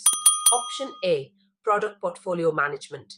Option B, product design integration. Option C, product compliance management. Option D, supplier relationship management. Take a moment to think, and when you're ready, choose the correct option. Remember, each choice holds a key to unlocking the answer. Good luck. Type the correct answer in the comment section. Hey there, wanna ace your supply management game? Our SAP S4HANA APO PPDS course is your go-to solution. Take it at your own pace right here on our platform. In this course, you'll master SAP S4HANA APO PPDS, a toolkit for planning everything from product quantities to their precise destinations. Covering all the basics and advanced tips, our course is crafted by seasoned experts who know their stuff. Your instructors? They're pros with heaps of experience, ready to guide you through and answer any queries you may have. And guess what? Our students love it. Just like you, they found our course incredibly beneficial. The best part? It's super affordable. This golden chance to learn won't cost you a fortune. Ready to level up your SAP S4HANA APO PPDS skills? Enroll now on our page. For more details, head to ZaranTech's website. Stay tuned for more updates. Day and night in the PPDS, or you're using some statistical forecasting models, correct, in IBP. The softwares are sold costly, but The same statistical forecasting you can do even with Excel. What is missing there is the base, the data model. IBP helps you to create a data model at certain planning levels. It helps you to organize your data, create a meaningful data model. So it is all a big data processing tool, which where you feeding just random sales history and whatnot. It just prepares a systematic data model and gives as an input to that algorithm and gives you a finite outcome. So this is just the organization of all the different things required for processing a big data. Correct. Same thing you can do with Excel. And that is why the four things that I spoke, the introduction, master data, then planning and scheduling tools, and the reporting tools, right? The detailed scheduling board, the product planning table, and so on. All those things are necessary for you. Okay. And this training is based like that. So we will spend some time in the beginning on setting up master data, understanding the tool. Then we will spend some time about understanding what sort of demand, how do I create a demand before doing the planning. Correct. Once the demand is in the system, we would spend time in the production planning part of it. So we will convert that demand into plan orders and so on. And this all connects to the master data. If you do not have clear master data, it doesn't help. And then finally you go into detailed scheduling part. This will be modified to detailed scheduling, not production planning. You will do the detailed scheduling and then understand what is done there. So translate that daily plan into hourly plan and so on. And finally, you will know some additional tools available under the PPDS, correct? So you will also know, okay, what does resource planning table can do, what does product planning table can do, and so on. We will also touch base little bit on the PPDS optimizer. This entire sessions would be based on the PPDS heuristics, but we will also know what it can be, what are the capabilities of optimization. It is too complex. Very few, or I mean, in my career, I haven't seen a single customer getting into it. But in case you have one, it is good. You can explore a lot, but I will at least bring you to the level where you are confident to get into optimization. And then there are some additional topics, configuration, and then detailed scheduling, master recipe, and all. So these are embedded. These are not dedicated topics, but I am going to embed them into wherever they fit in context with the previous framework, right? Okay. So are we all together? Is good. So let's get into the next steps. Okay. So basically, what we did yesterday is we saw how material location plans, etc., can be shared. Okay. This is where we started and ended precisely. That on either S4 or ECC side, you have some sort of master data which gets translated to PPDS master data, whether it is a S4 PPDS or APO PPDS, both of them. Okay. The only thing that differentiates both of them is the way you integrate that data. Okay. When it comes to APO based PPDS, you got a core interface SIF that you must be aware about. You go and generate, activate, and all those things of the integration models. But when it comes to PPDS on S4HANA, embedded PPDS, it is just done by setting up some advanced planning activation. So let's see that. Okay. So first of all, you have plan, customer, vendor on ECC or S4 or ERP side that you translate as a location on PPDS, but we still identify them with variable or differentiated location types, plant as 1001 and so on. In the context of our training, we will not integrate customers and vendors because we are not doing a network planning. In fact, the DC and plant, both of them are sent as location only, but with a different location type. So in our case, we will just select one plant because we are more interested to focus more onto the planning and scheduling at the plant level. Okay, so for here, we will just select one plant on S4 and send it across. Then there is material master, which becomes a product master, correct? With the differentiated transactions, we access material master on S4 via MM0123 transactions and product master via the /SAP APO MAT1 transactions. Then there is work center or resource on S4 that becomes a resource master on PPDS side.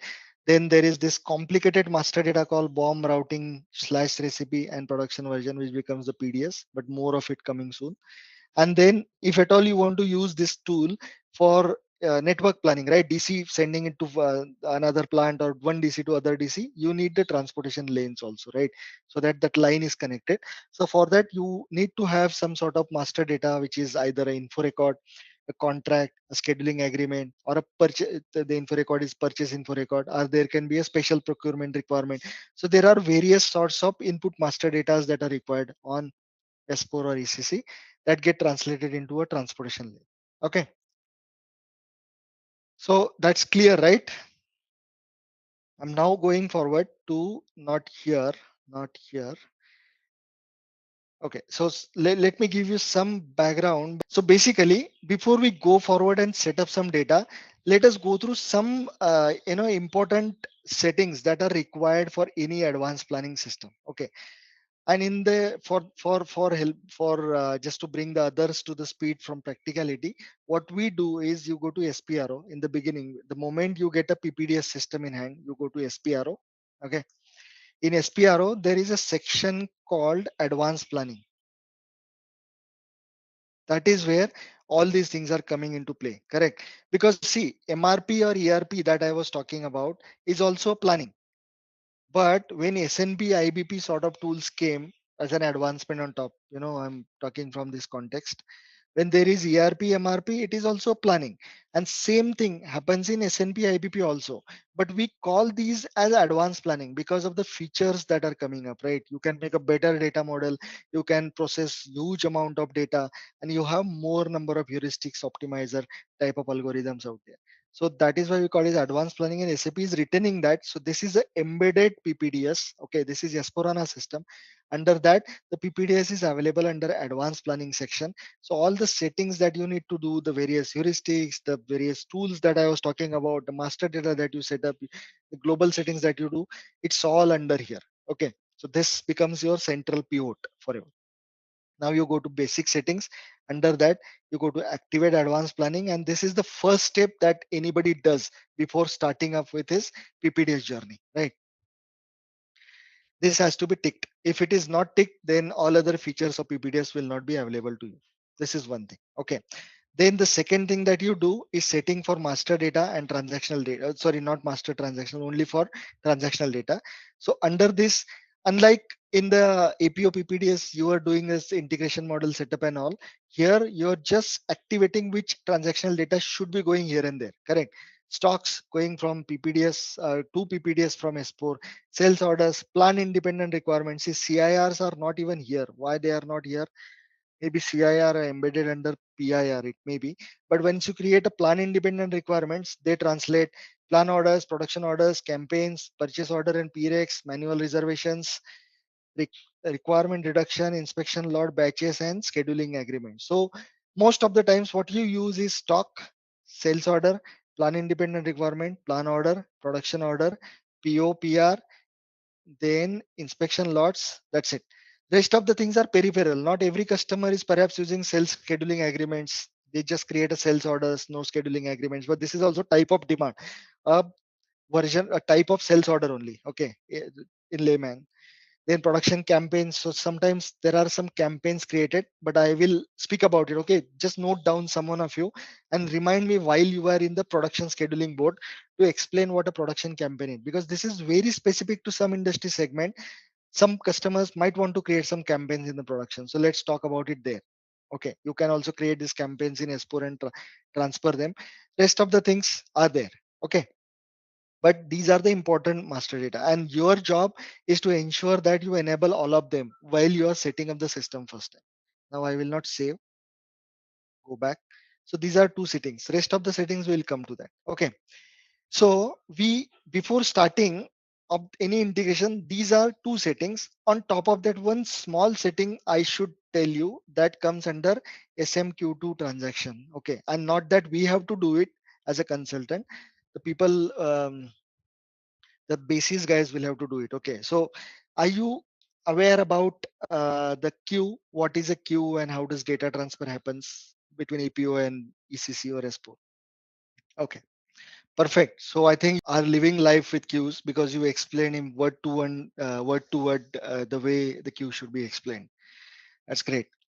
So there are two types of queues, as I said, inbound and outbound, right? So because this is in context of one other system, right?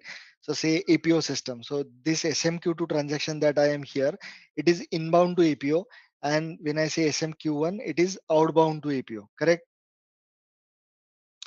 Okay, but while we are in the embedded PPDS system, still the queues are required here because not master data, but the transactional data still flows via queues here.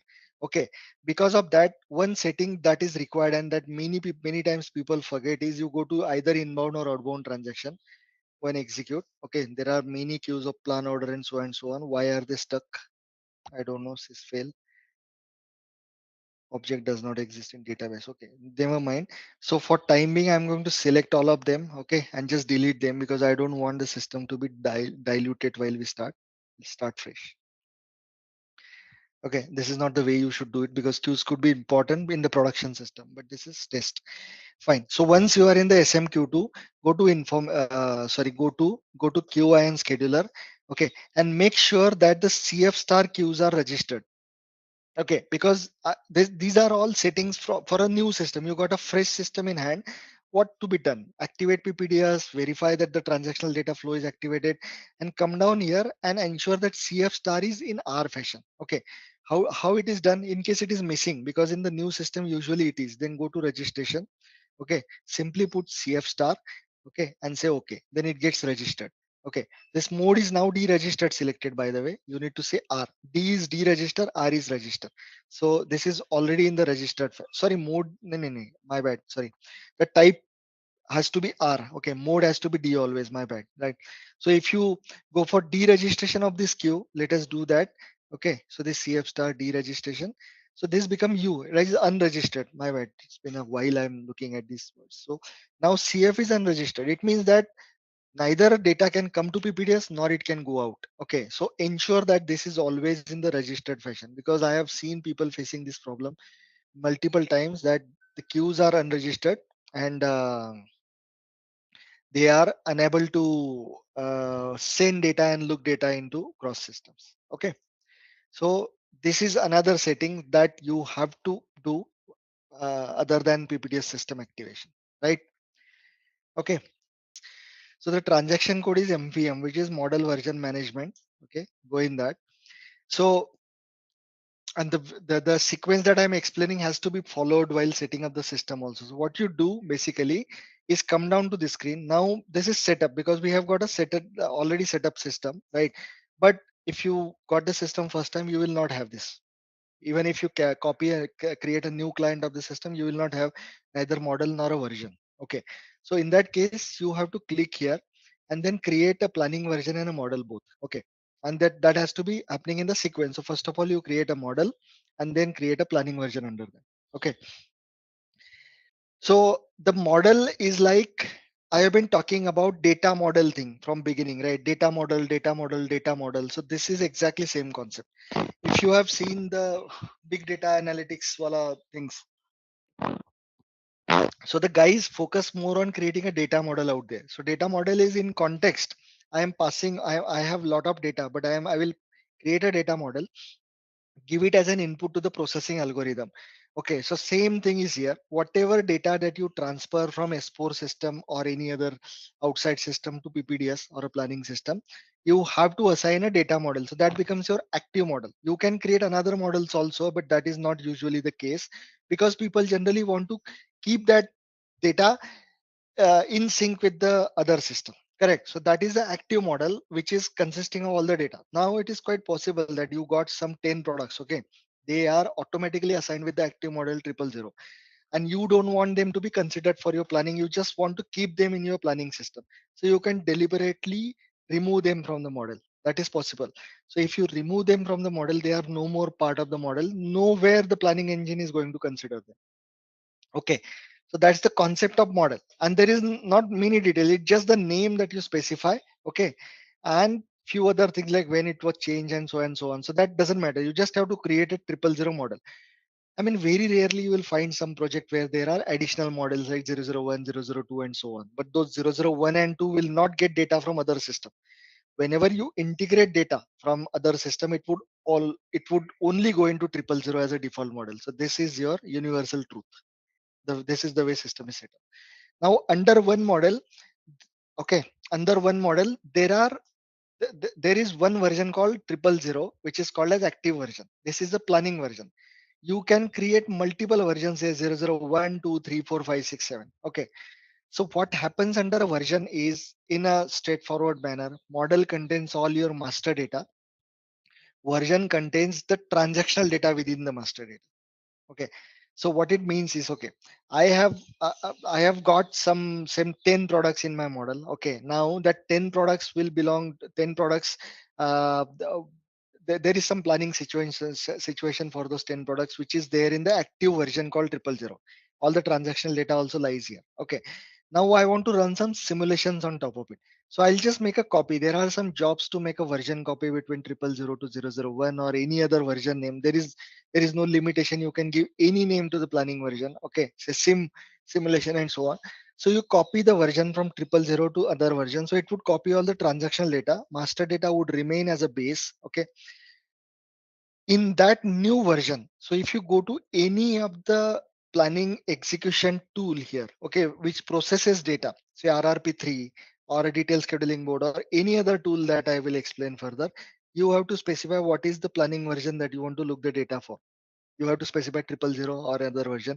If you do it, if you make a copy of say version called 001, you specify 001, it would display data only under that. Whatever you make changes there, that is not integrated to anywhere, it just remains there. So you can run through some of the simulations on top. You can change your capacity, production planning capacity, see how does it affect you. You can create a new demand element and then see how does it affect the capacity utilization and so on. So all those things are called as simulations. So it has little meaning or little importance from production planning and detailed scheduling perspective. Why? Because the production planners, schedulers, especially not production planners, they do not do a lot of simulations because they are in the execution phase, right? So for a first week, if I keep running the keep running the simulation, that what happens if I do that, what happens if I do that, they will lose on time on doing the actual execution. They have to get the order out from the shop floor, correct? So it has lesser how to say um, benefits from the scheduler's perspective. But when it comes to the planner's perspective, again there is a difference of the planner and scheduler. So when it comes to the planner perspective, he is doing the plan for a very long term horizon, so he can use another version, make some changes somewhere down the line 1 year long, and then rerun his planning and see what is the impact, right? So that way the simulation, the other simulation versions, I mean any other version than 000, you call it simulation version, and that is helpful in those cases. But for us, it is important that you have a model and a version, and this is so much important before you transfer any single data to PPDS. If you transfer, I mean, there is a bug in this embedded PPDS that you can transfer data even without setting up the model and version, but it is so difficult to get it out later. This system is still evolving, right? So I've made that mistake once, that I forgot to add the model version and started sending data. So there was huge chunk of data without any model and version, and then I created model version. I could not assign them to the model and version. That was such a difficult task. Then we had to reach out to SAP and they did something, and something happened. Okay, so make sure that you follow this type. Ideally, in an ideal world, if there is no model and version, you should not be able to transfer data at all. I gave this suggestion to SAP guys and they agreed, because this is so volatile, right? People might forget. Never mind. Inside the version, there are some settings. Okay, so the settings are whether this version is active for PPDS or not. So you have to actually activate this. I need to go in change mode. I'm making this change for you. Change planning active. Okay, then there is this PPDS horizon in days. Okay, so this PPDS horizon is what is means that you are running some planning algorithm or a scheduling algorithm onto PP on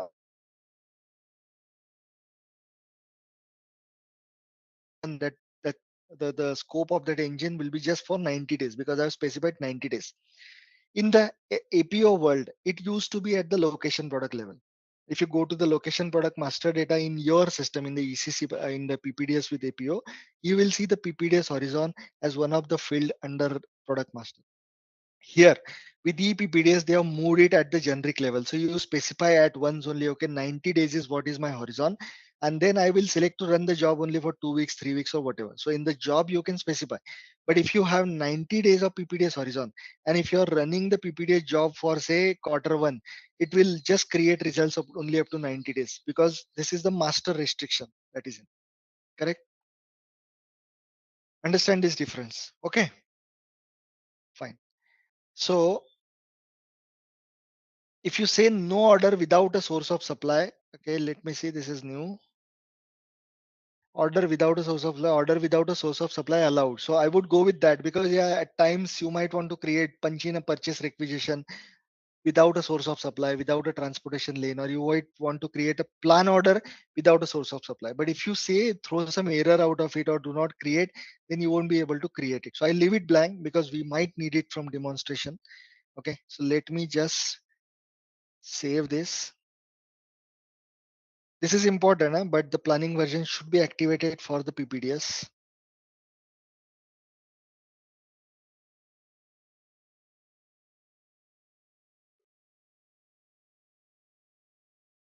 System is quite slow, and by the time this guy is saving, let us go to the next step. So that is about setting up a model and version. Then we spoke about what is the basic setting that you need to ensure, because for the core interface, usually the settings are done by basis guys, but there are some additional settings that if you are interested, you should have an habit to check that the RFC connection should be set up, the logical naming convention should be in, the logical system should be assigned to the client. So this itself is a training in itself, right? How to set up the RFC connections and calls and so on. Okay, but so I'm not going in details here, but I have a question for you, because that's a universal question. So please, someone explain me what is a logical system in terms of SAP systems. It has nothing to do with PPDS. It is generic. It is APO. You talk about PPDS, yeah, any other SRM, CRM systems. This is valid. But anyway, logical system is like if you go to say CFM1 for generating an integration model. Okay. It doesn't work, by the way, in this embedded system, because as soon as you select the logical system name, okay, it will just disable all the options here, because we don't have to save anything while it comes to embedded system. We have to just activate advanced planning. But this is the logical system name. So what is indicating is S4H is the identifier of the system, then client is 100. So this is the universal naming convention that is used all across. And the basis guys have to define it, have to connect the two systems with them logical system. So unless and until source and destinations are connected via some configuration, they don't talk to each other. So that's what this slide is talking about, that to send the data from one system to other, between say APO PPDS and S4, you need to configure the safe, and you need to assign the logical system name and set up the RFC destinations and all. Okay, so I'm not going in details here, okay, because that's not the context of the training. But whenever time permits, all of you have system access, correct? So search on internet, search on Google, or talk to your senior colleagues, and then try to understand, because this helps. Although this is phasing out, okay, once the basis guys has done the job, while you are in the embedded PPDS, not many things have to be done, because it's the same system practically, correct? But then I told you one thing yesterday, that in general, there are multiple competitors coming up to SAP. Okay, so for this diagram that I showed previously, for this diagram, every step can be a different software. Okay, for demand planning, you might want to use O9 software. Okay, for ECC S4HANA, you might want to use SAP. For this network planning, you might want to use say JD Edwards. For the mid to long term planning and conversions and this PPDS part, you might want to use either PPDS or maybe go to Kinaxis. So in case there are multiple softwares coming up together, and then customers are also, taking advantage of better offerings. If something is costly, then they would go for the other. Okay, not that I recommend to go for such a multifaceted system, multi tools connected to each other, but you never know, you don't have a control.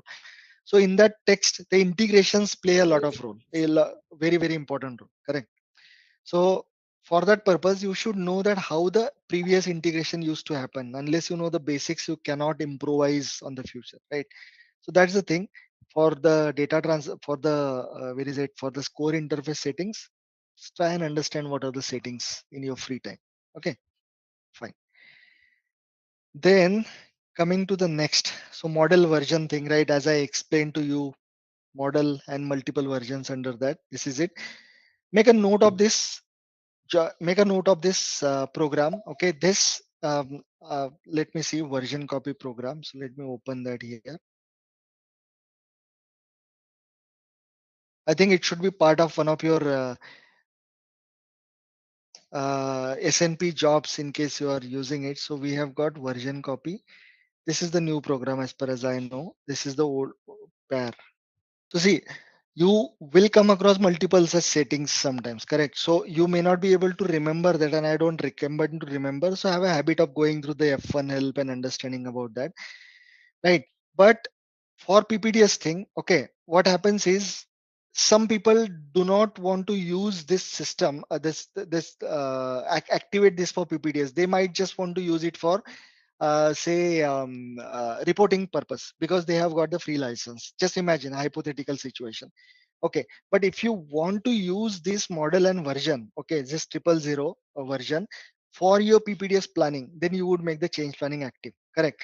But in case you copy another version, you do not set this, so PPDS will not be impactful there, right? Even if you run something on that version, PPDS planning will not happen.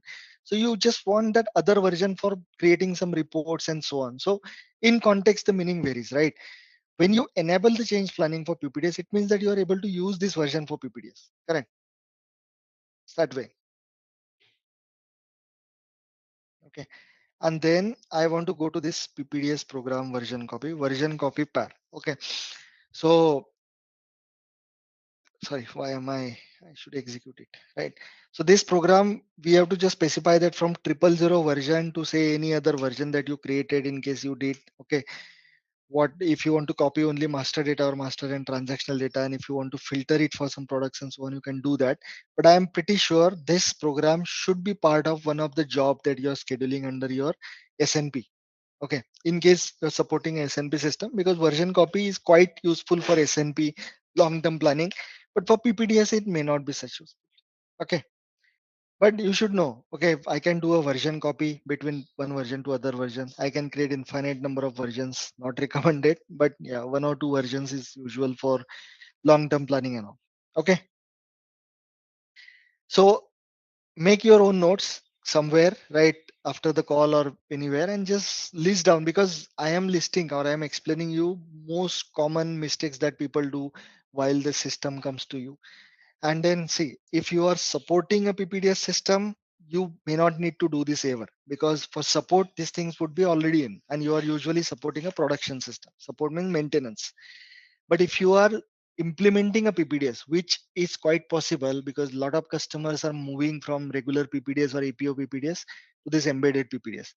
So in this case, they create multiple copies or the client copies of one system. So as soon as say you have one PPDS, you create a client copy, so all these things would be gone in the new copy. Okay, so you have to again set up the safe, again ensure that the activation is done. Perhaps activation can be retained, but you never know. Then you have to ensure that the model version is there. You have to see that the safe queues are flowing and all. So these are all the basic health checks that you do when you get a new client, and that is quite possible that you will face very soon.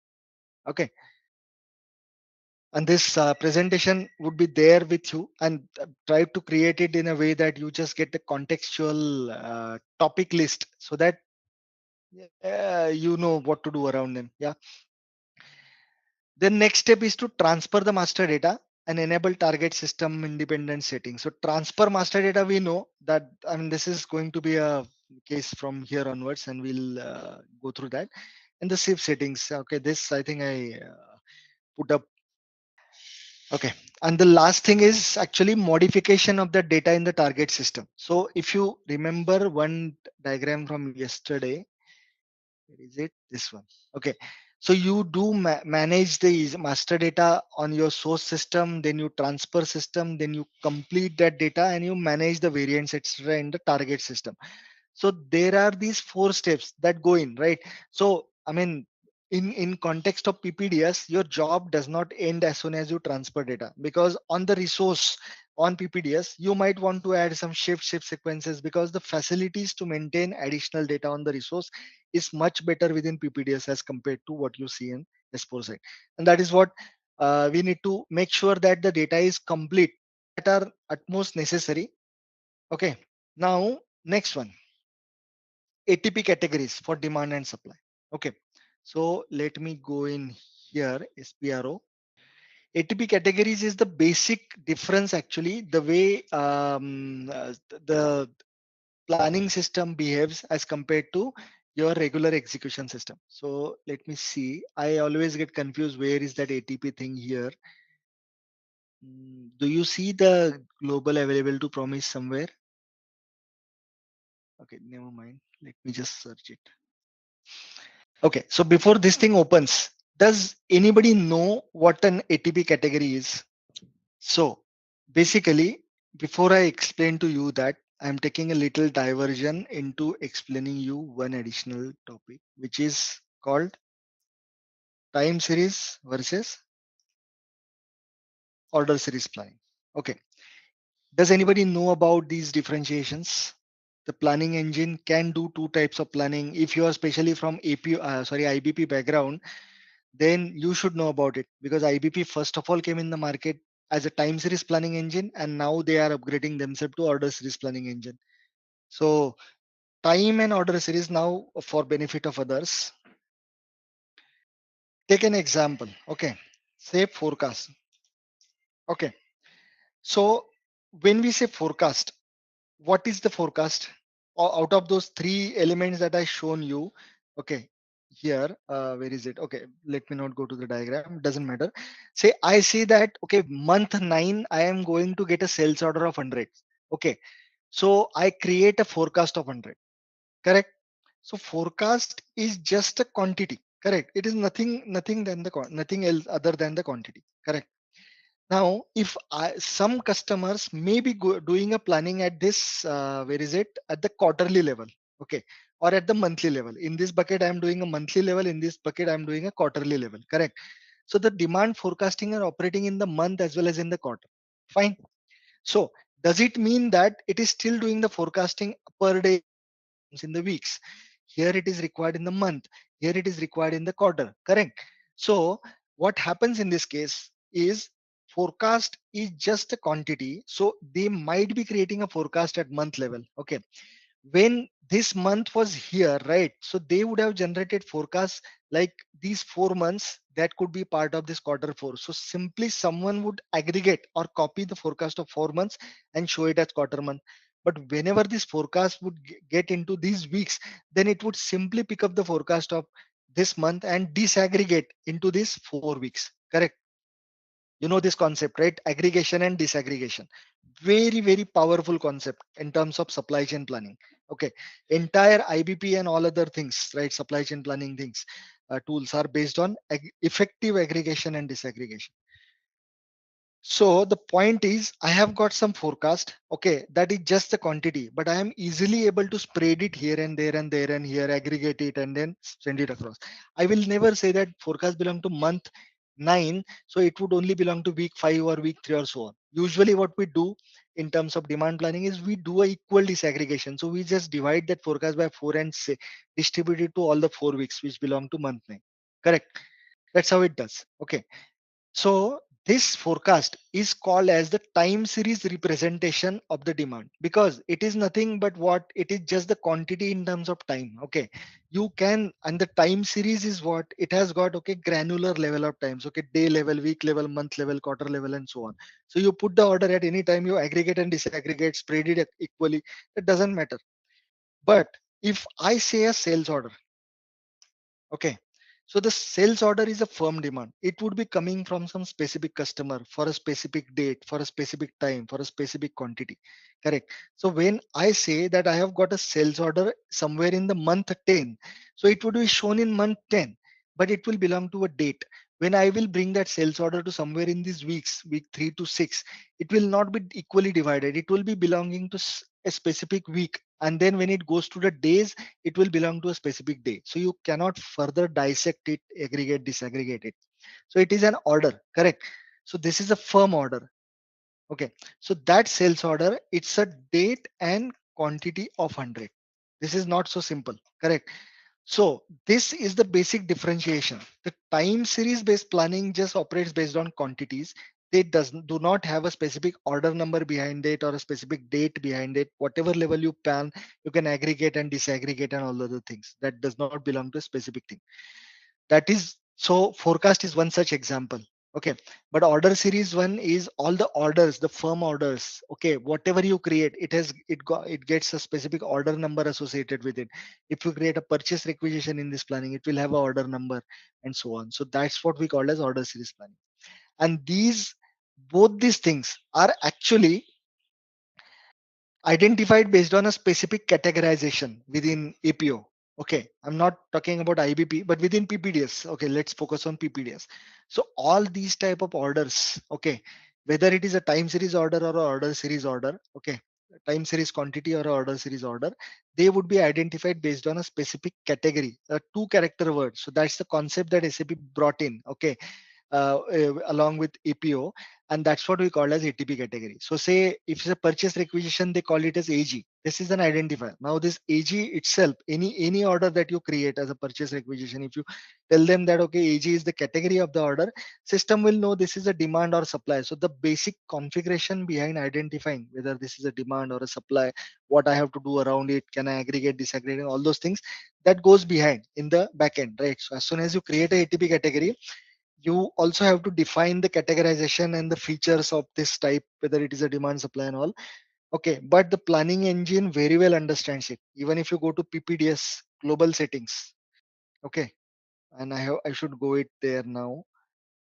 If you go to the PPDS global settings under SPRO, there also you define that, okay, consider these categories as demand, consider these categories as supply and so on. So under advanced planning, if you go to global settings, maintain global parameters and defaults. So see, first page, we'll see it later, but the second page says ATP categories where all the receipt elements like supplies and all the requirement elements like demands that are specified. So if the category does not belong in here, these are coming pre-packaged, okay, by SAP. If it does not belong, or if you want to take out some sort of demand from demand as supply, supply as demand, you can do that while if you make some changes in the global settings. Okay, it's as simple as that.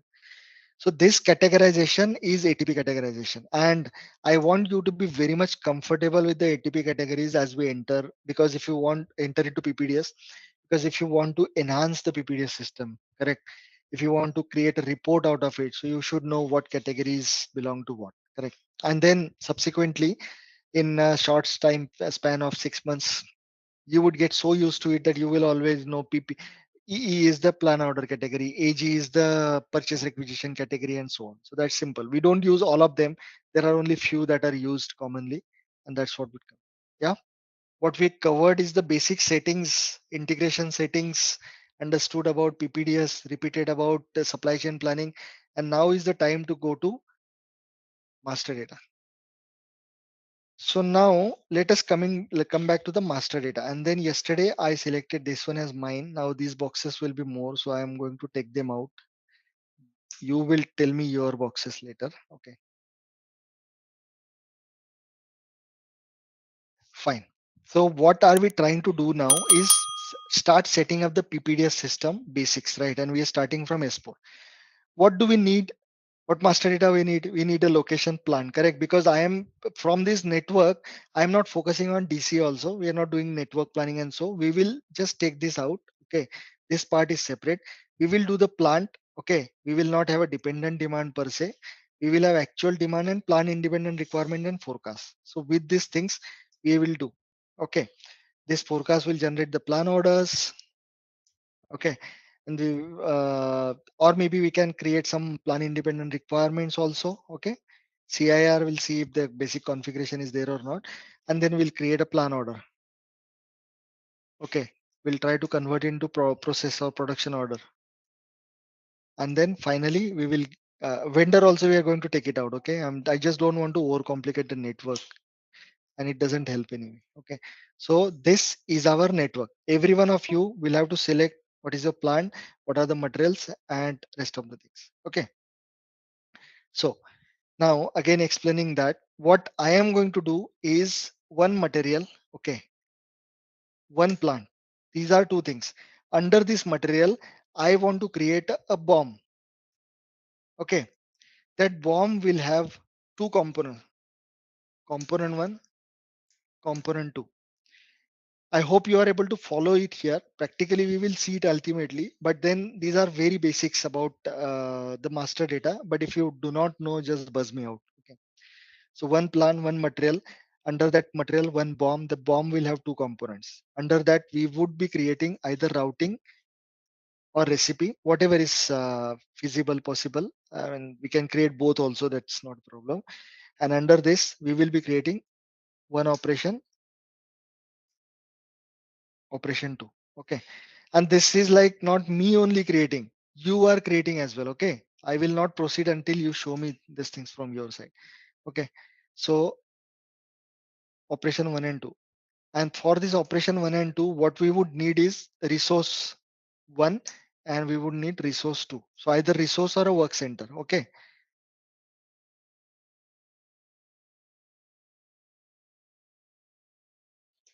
resource or work center name. Okay, so this is all the basic master data that would be required for us to set up the things. Okay, and this is still from S4 perspective only. Okay, so this is from S4 perspective. Now when this thing would go back to PPDS, and that, I mean, we will not wait for entire thing to be set up and going, we will keep going there. So plant will become a location. Okay, material will become a product. The bomb and routing will not be, oh sorry, one thing I missed, it's the production version. Okay, so we'll create a production version which is combination of bomb plus recipe or routing, both of them fixed together. Correct. So the plant and location will be similar. Material and product will be similar.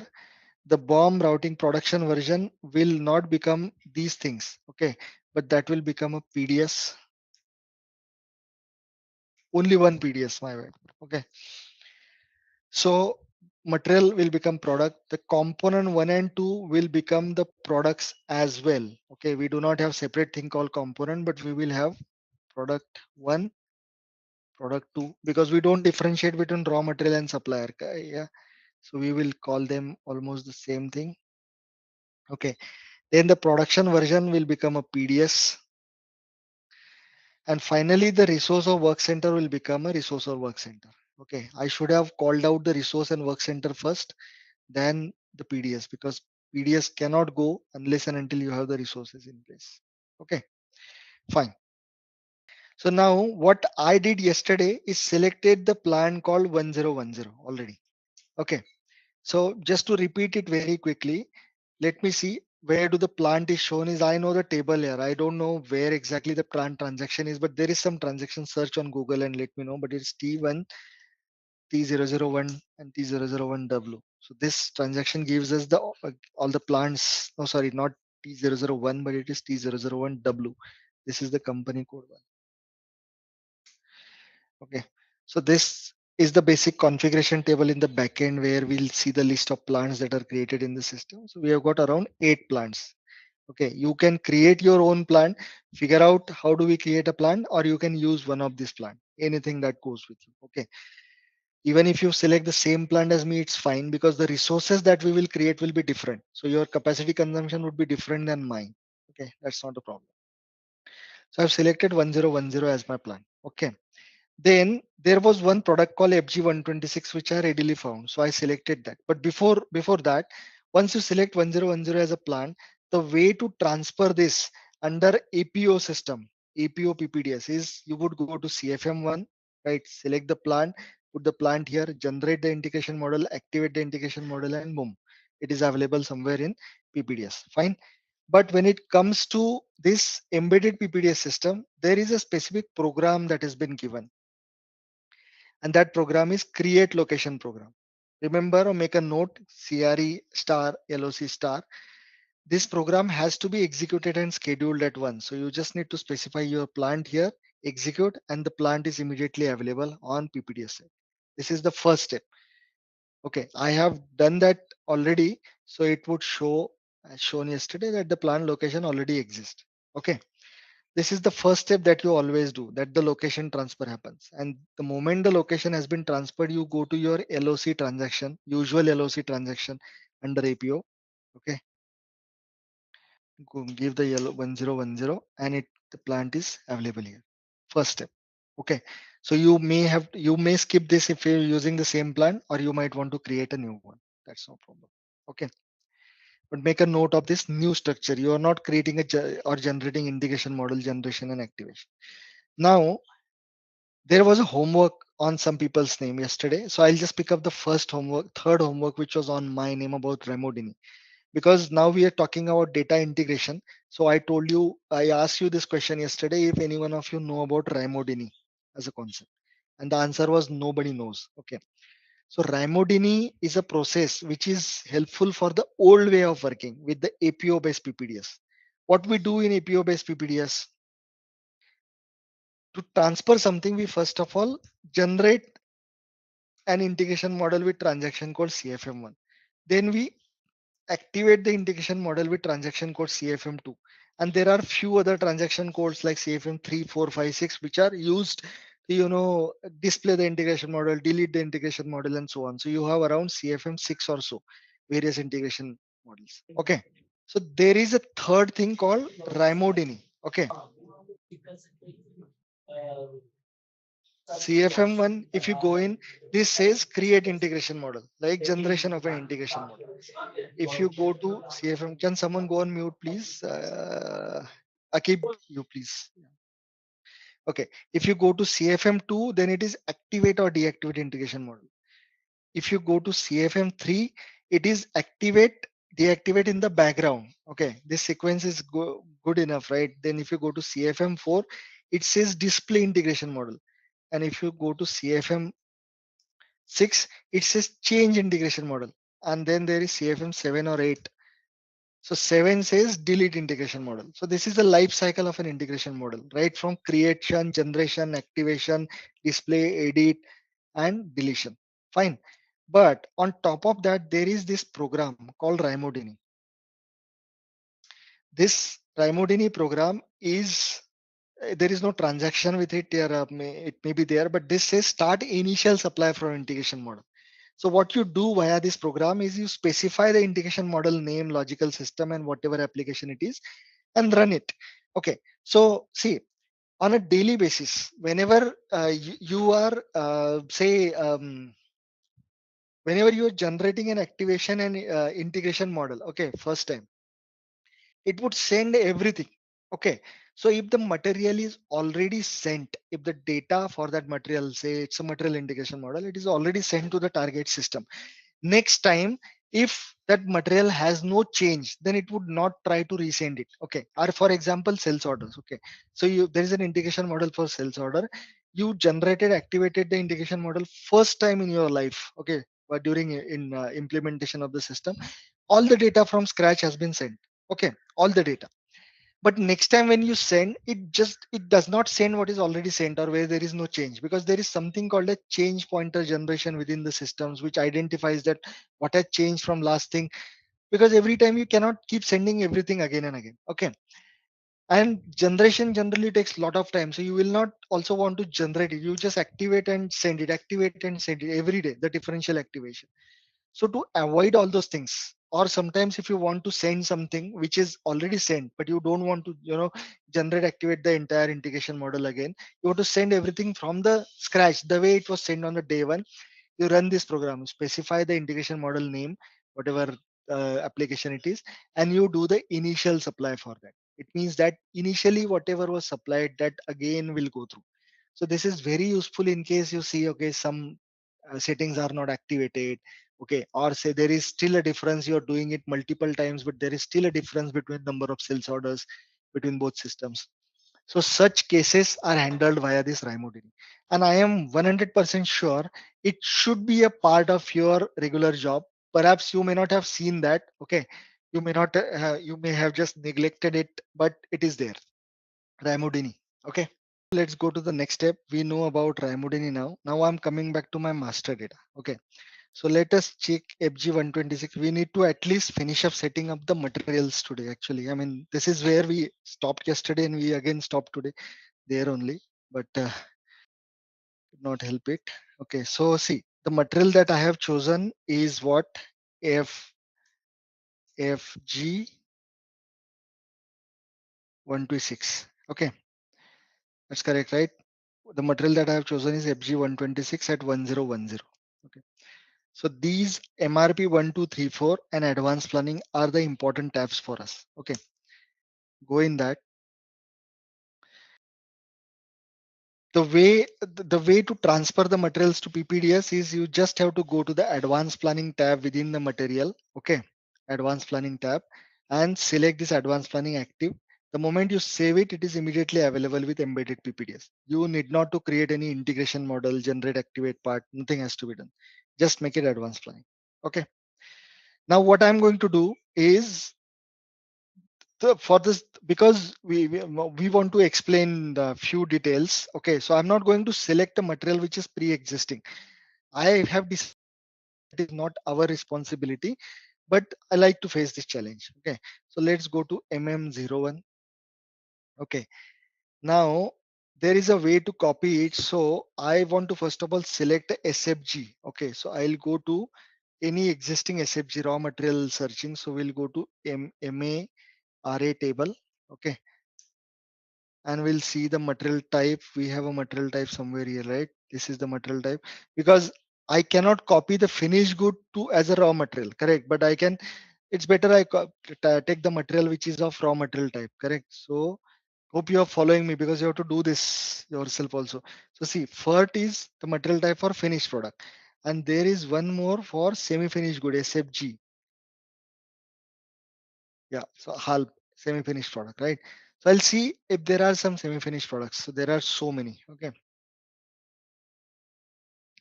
So I don't like these numerical words. I'll pick up anything which is different than the numerical, FG or alphanumeric or so on.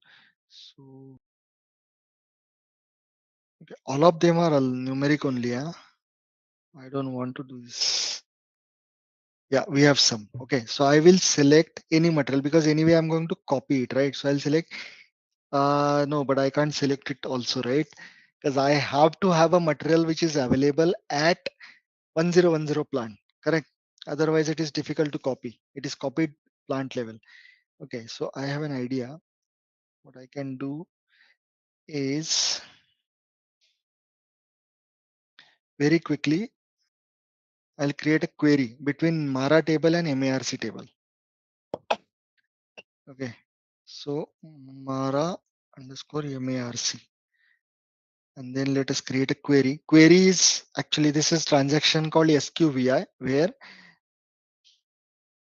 you can combine two tables, because what I want is pass on the material, the location code 1010 and fetch the corresponding material type from Mara. Okay, both of them I'm going to combine. So you specify Mara Marci, do the table join, go inside. It's a good tool. And then you insert table. So first of all, I terminate it. Yeah, this S4HANA thing, right? So people, they have not properly tested it, all the transactions. This is some SQL error. Anyway, no option. Let me go to MARC. Pick up all the materials which are from 1010 to 45. Okay. There is no material type in MARC. That's the main thing.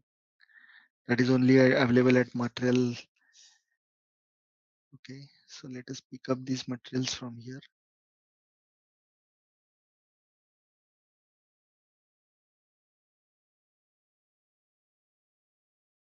What can I? No, this is the wrong way then. So let's convert it to Excel. I hope it works in this server.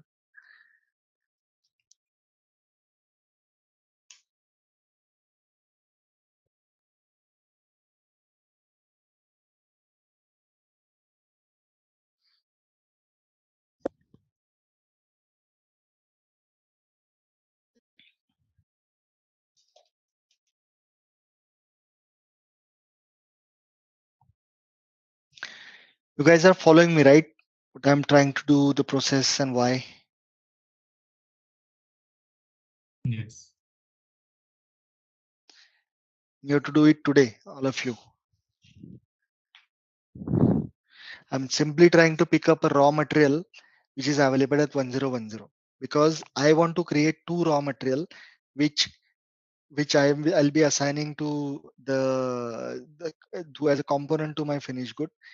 There are multiple raw materials available. I'm sure some of them would be via 1010 also, but I want to still give it a try and create new raw material 1, raw material 2 so that I can make easy context out of it. You can try to do it this way to gain an experience about how to create copy a material, or you can select the existing raw materials and materials from your chosen plant. No issues. Hey boy, this is not going to work, it looks like.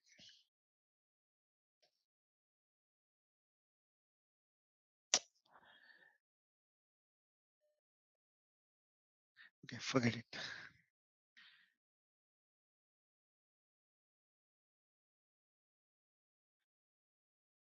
I am just going to give it a random try now.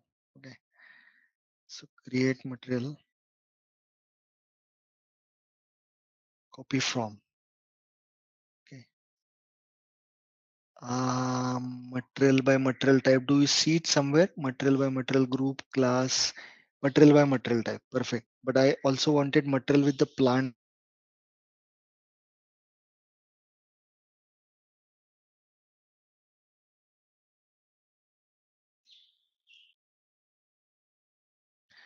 So let us pick up any of the material from the bottom. This is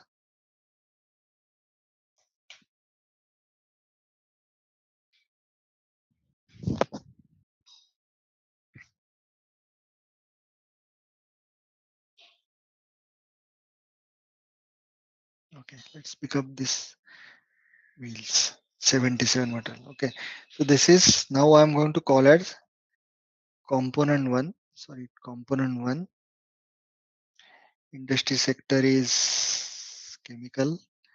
Material type is semi-finished good. Okay. And copy it from 77. I need to select some views. So I'll select MRP 1, 2, 3, 4 and advanced planning and say okay. So plant is 1010 and copy it from now. I don't know the plant. So let's see. It allows. Yeah, it worked somehow. So I'm able to copy that 77 to component 1 that 1010. For time being, I'll just do the basic settings, whichever is required. Make sure that you go through MRP type X0. Okay. Make sure that you go through all the required things. Reorder point is 1. MRP controller is 001. Time fence is 15. We have to go through the settings as well. Okay. For now, I'm just selecting random. That's no issues. But I'm whatever is there, still it is a logical number. Lot sizing procedure is 0. All right, let's test your knowledge. Here's a question for you. In SAP S4HANA APO PPDS, what is the role of the product portfolio management component? Option A, to manage product development projects. Option B, to ensure compliance with regulatory requirements. Option C, to integrate with external design tools. Option D, to analyze and optimize the product portfolio. Take a moment to think, and when you're ready, choose the correct option. Remember, each choice holds a key to unlocking the answer. Good luck. Type the correct answer in the comment section. Hey there, wanna ace your supply management game? Our SAP S4HANA APO PPDS course is your go-to solution. Take it at your own pace right here on our platform. In this course, you'll master SAP S4HANA APO PPDS, a toolkit for planning everything from product quantities to their precise destinations. Covering all the basics and advanced tips, our course is crafted by seasoned experts who know their stuff. Your instructors? They're pros with heaps of experience, ready to guide you through and answer any queries you may have. And guess what? Our students love it. Just like you, they found our course incredibly beneficial. The best part? It's super affordable. This golden chance to learn won't cost you a fortune. Ready to level up your SAP S4HANA APO PPDS skills? Enroll now on our page. For more details, head to ZaranTech's website. Stay tuned for more updates. One or what is on SPO side? FX. No, not for lot.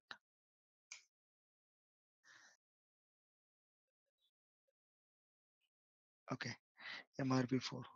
Advanced planning is for now is not set up. Okay, so let us save this material.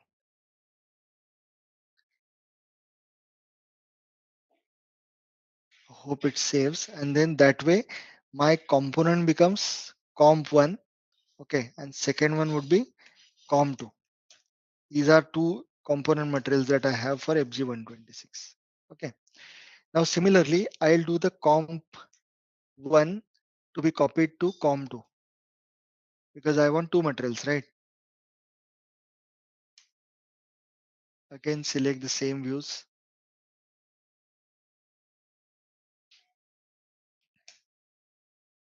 Perfect, but it did not copy the settings. I think MRP settings are product specific, so it does not copy. Okay.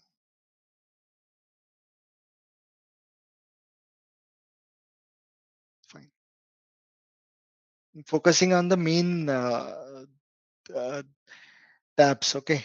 So let's go to MM02 now. Okay. And if you go to comp1, oh, it did not create the other views at all. I should have selected all of them. Now, how do I do that?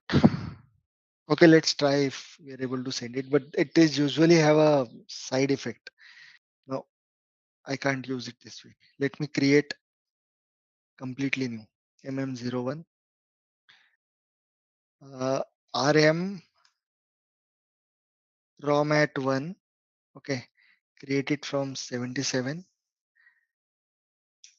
and I would select all the views. Okay, 1010.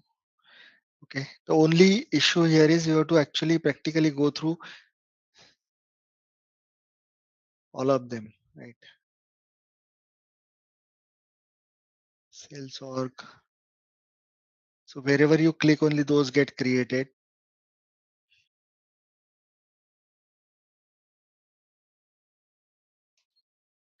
Okay, these are not necessary. Let's jump on to MRP1.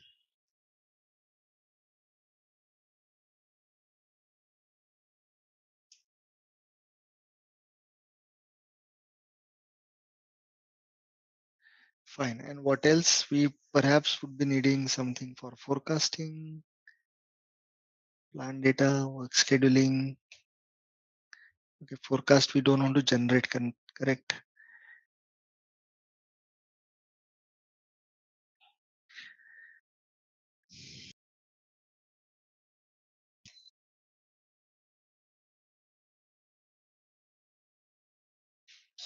So all these tabs, they belong to specific module, like warehouse belongs to extended warehouse management and in general S4, accounting, costing for FI and CO modules, correct?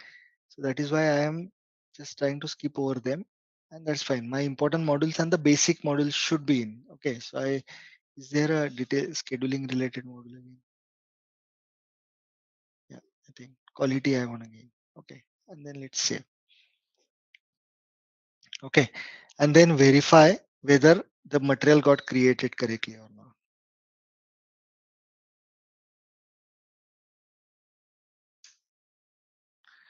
Just left with 9 minutes, guys. See, so now all the views are in. Okay, this is good.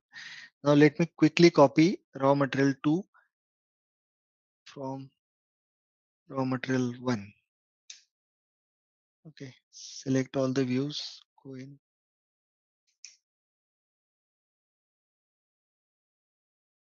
Classification, I skip.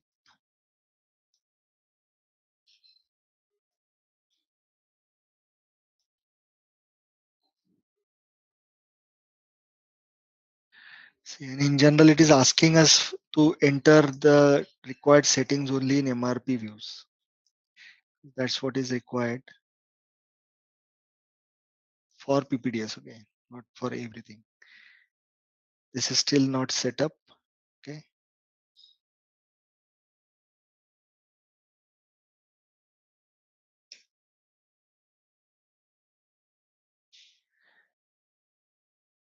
Okay, so now let's save it. Okay, so I have created two raw materials for myself. Okay, now if I go to PPDS and check it in PPDS, do I have the raw material 1 and 2?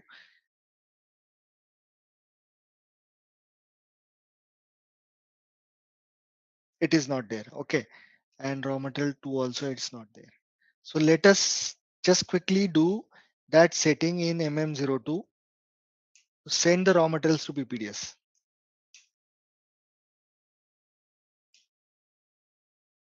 Okay, and advanced planning.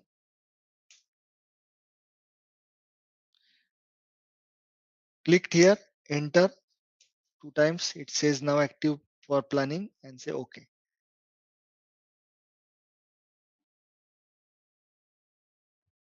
Okay, and then let's do the same thing for raw mat 2 also.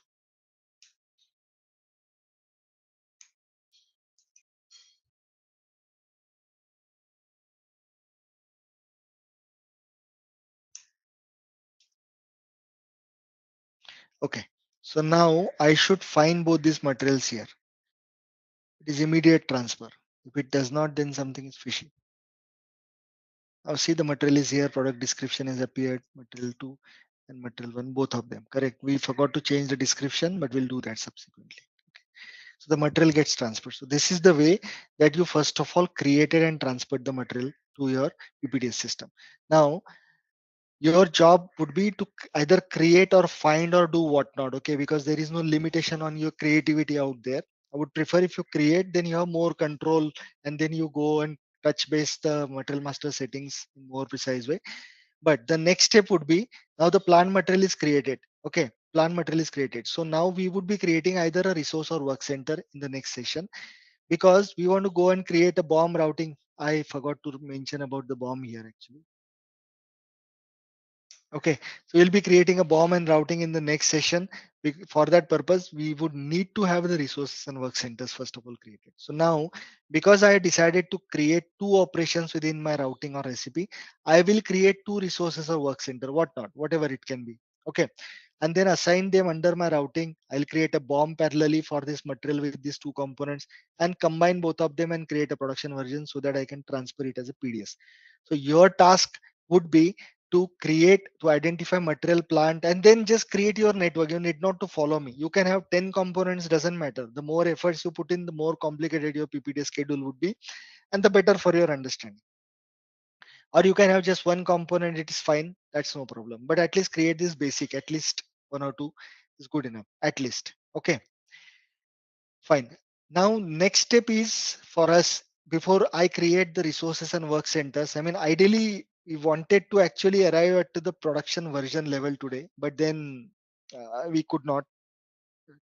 So it happened because we had to repeat things. We have to, put in 1 hour, 115 hour, 1 hour, 15 minutes into it. So next time onwards, we may not be able to repeat things. So please try to be on time and come prepared.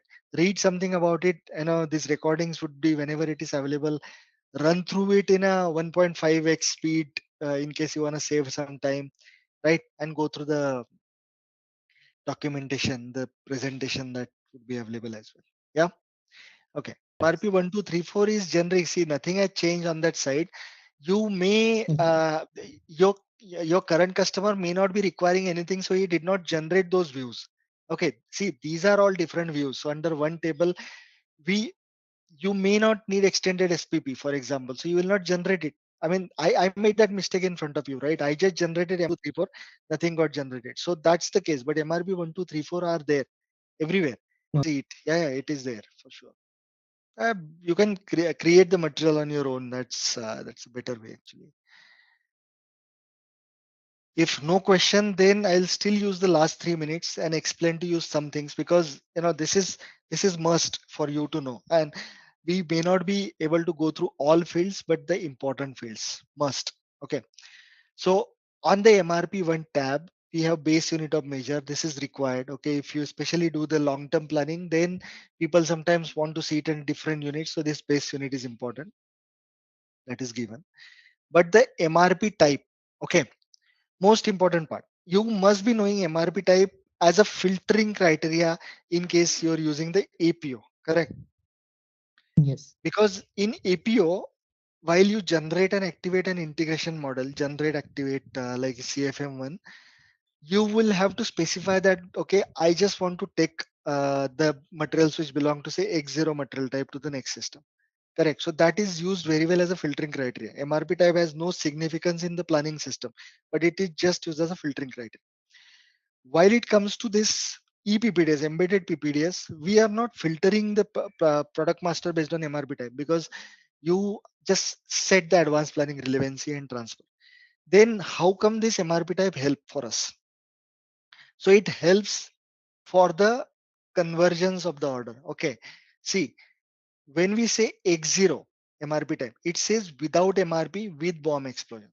It means that even if you are running MRP as a tool within S4 on these materials, it will not do anything, because you have specified the configuration for this MRP type as don't run MRP. Okay, so this is very much useful from S4 perspective. Say for example, you have got 10,000 products, out of which 5,000 you want to plan within IBP. So you would call them as X0 MRP type, so that even if you are running a MRP tool within S4, it will not consider those products because you have specified that it is without MRP. Similarly, there are some other settings of MRP type. For example, if the order arrives for that MRP type, so you can specify that, okay, the order should be automatically firmed as soon as it arrives in the planning time phase of 15 days. You can specify that. So all those products which will belong to this specific MRP type, they would be automatically firmed during that time and so on. Okay. So these are some of the significances of MRP type. Okay, so we will stop now because this is a vast topic. I will not begin with the new thing. It's the time. So tomorrow we will not be able to repeat, but what we would do is we will start from here. I will show you the configuration of MRP type, followed by we will understand planning time frames, lot size procedure, how does it work, what is the rounding, minimum, maximum lot sizes, what is their impact, and subsequently we will see all other important fields within these 5 tabs. Okay, and then I'll go and set up the resources, work centers, then bomb routing, and then at least the expectation is by tomorrow evening, tomorrow end of the day class, we should be ready. At least we should be ready with the PDS, right? Because when PDS is ready, we are good to start with the demand from Monday onwards. Okay. Okay. So the workaround is like this. Okay. So I hope you guys are aware that S4HANA based PPDS or S4HANA itself comes with 2 types of GUIs, user interfaces. One is based on this thing, right? This classical old way of accessing SAP systems, and it is there from 1960s or so when SAP came into picture, correct? Where you add your server and so on and so on. Okay. But the other way is to access via Fury dashboard, because nowadays everything is going to cloud. So even the subscriptions are provided on cloud from SAP, S4HANA cloud. You can implement for your customer. And so they have also created a new GUI, the Fury based GUI. So the usability is lesser, because if someone is used to access SAP via this one, like me, I am not so much comfortable going in there, but then it comes with a lot of advantages also, right? You can access on phone, tablet, and so and so on. Correct. It's faster. It's easier. Okay. So just like S4HANA comes with that Fury thing, right? Just like your IBP comes with the Fury sort of web interface, correct? Similarly, because yes, PPDS is on S4HANA, so you should be able to access it here. Okay, and to access the link, the transaction is /o/ui2/FLP. Just make a note of this, because sometimes if you do not know the link where to access it, then this is the T code. In any of your S4HANA system, you can put it. So the T code says user interface 2, second user interface /FLP, Fury Launchpad. Okay. I mean, this is how I remember myself. I don't know if it helps you, but otherwise, who would remember these alphabetical numerical characters just like that, right? So it is /UI2/FLP. Place enter. It would ask you that allow it to go and access the web interface. Okay, so the web interface opens. Okay, so let me ping you this in our teams and please try to access it right away.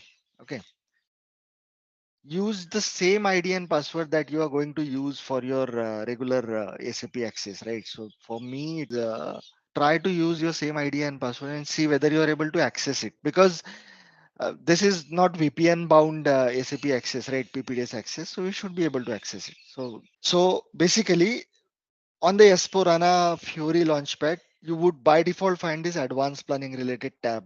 Okay, if somebody has played around with that already in advance, then people may have moved the applications from this style. Okay, advanced planning, but usually out of the box it comes pre-packaged with all the necessary applications for SAP, for PPDS. Okay, so now I clicked here and you are able to see the product view. Okay, product view, product overview and product view. So this looks like a new app and we'll go through it once we set up all master and transactional data. Product view. So if you are aware about that RRP3 transaction, right, because you are comfortable with SNP and regular PPDS sometimes, then you would be knowing the RRP3. So what we will do henceforth is, once we show that in the regular GUI, we'll come back here and also verify, because why I'm saying is I may not be aware myself what is available, because this is a continuously evolving thing. Correct. So sometimes SAP is adding up new features here, and then this is becoming just like you go on a e-com portal, you go on Amazon, right, and you select 10 products, they appear in your cart and you just do checkout and done deal. So it is like buying, it is like booking a sales order. So it is so easy for anybody to do that there. Same way SAP is proposing. So even if you go in the sales order creation app via Fury, you'll find exactly same thing. The purchasing guy just goes in, selects 10 products, puts the quantities, selects delivery date. That's the only additional feature, to select delivery date. Boom, that's it. Simple. Correct. So these things are becoming simpler to use for the end users. And if you remember my first and second sessions, I was talking about a term called design thinking. Just make a note of this term and read about it, because all the new softwares that are being built, and especially this SAP thing, that is all based on design thinking approach. What it means is you always think from a end user perspective. So it is such a powerful concept, right? These things are just like one app, no need of remembering transactions and so on. Go in, click in, put to cart and do it. So they are making it very easy to use. All the backend complications go in the technology, right? So the end user who is say purchasing guy, he does not need to go to that detail level. So that's how design thinking is important, and it is applicable concept to everything that you do, even to the personal life. Okay, trust me, it works. Maybe if we finish up earlier than all the sessions, then maybe 30-40 minutes I will explain to you what design thinking is. That is not in scope of PPDS, but that is for everything that we do, SAP you do or personal thing you do. All right, so if you are in the advanced planning and if you are able to see these apps, so we are not going to go through all the apps here, because they are actually they are to be checked when we go actually in SAP backend tool also. But this planning products and resources, this particular subsection here is really something that we deal with it from PPDS perspective. So see, this app is called Advanced Scheduling Board.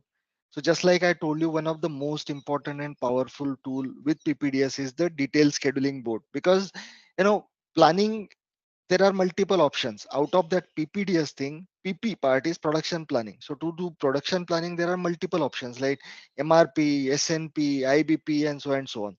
But for the detailed scheduling part of it, there is only one option. That is this PPDS tool.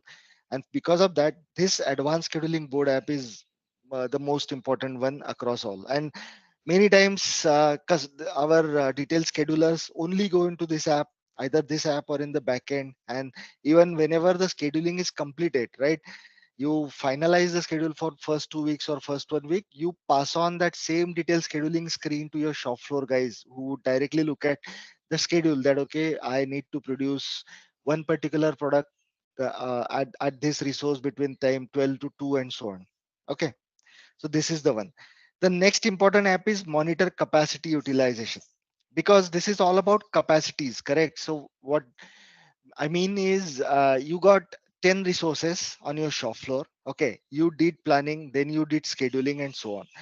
Now, because it's a rough cut planning, and because sometimes you are doing only when you got an actual sales order, you're producing against it.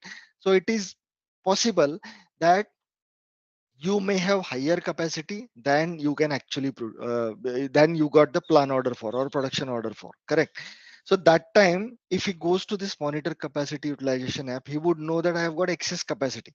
Okay, then what do I do? Okay, I'll overproduce so that I can pre-build my stock. This is fine, right? So top managers, top management might look at this one, correct? So top management in the sense, the people who are capable of taking decisions of financials, because uh, planning something or making something in advance needs cost.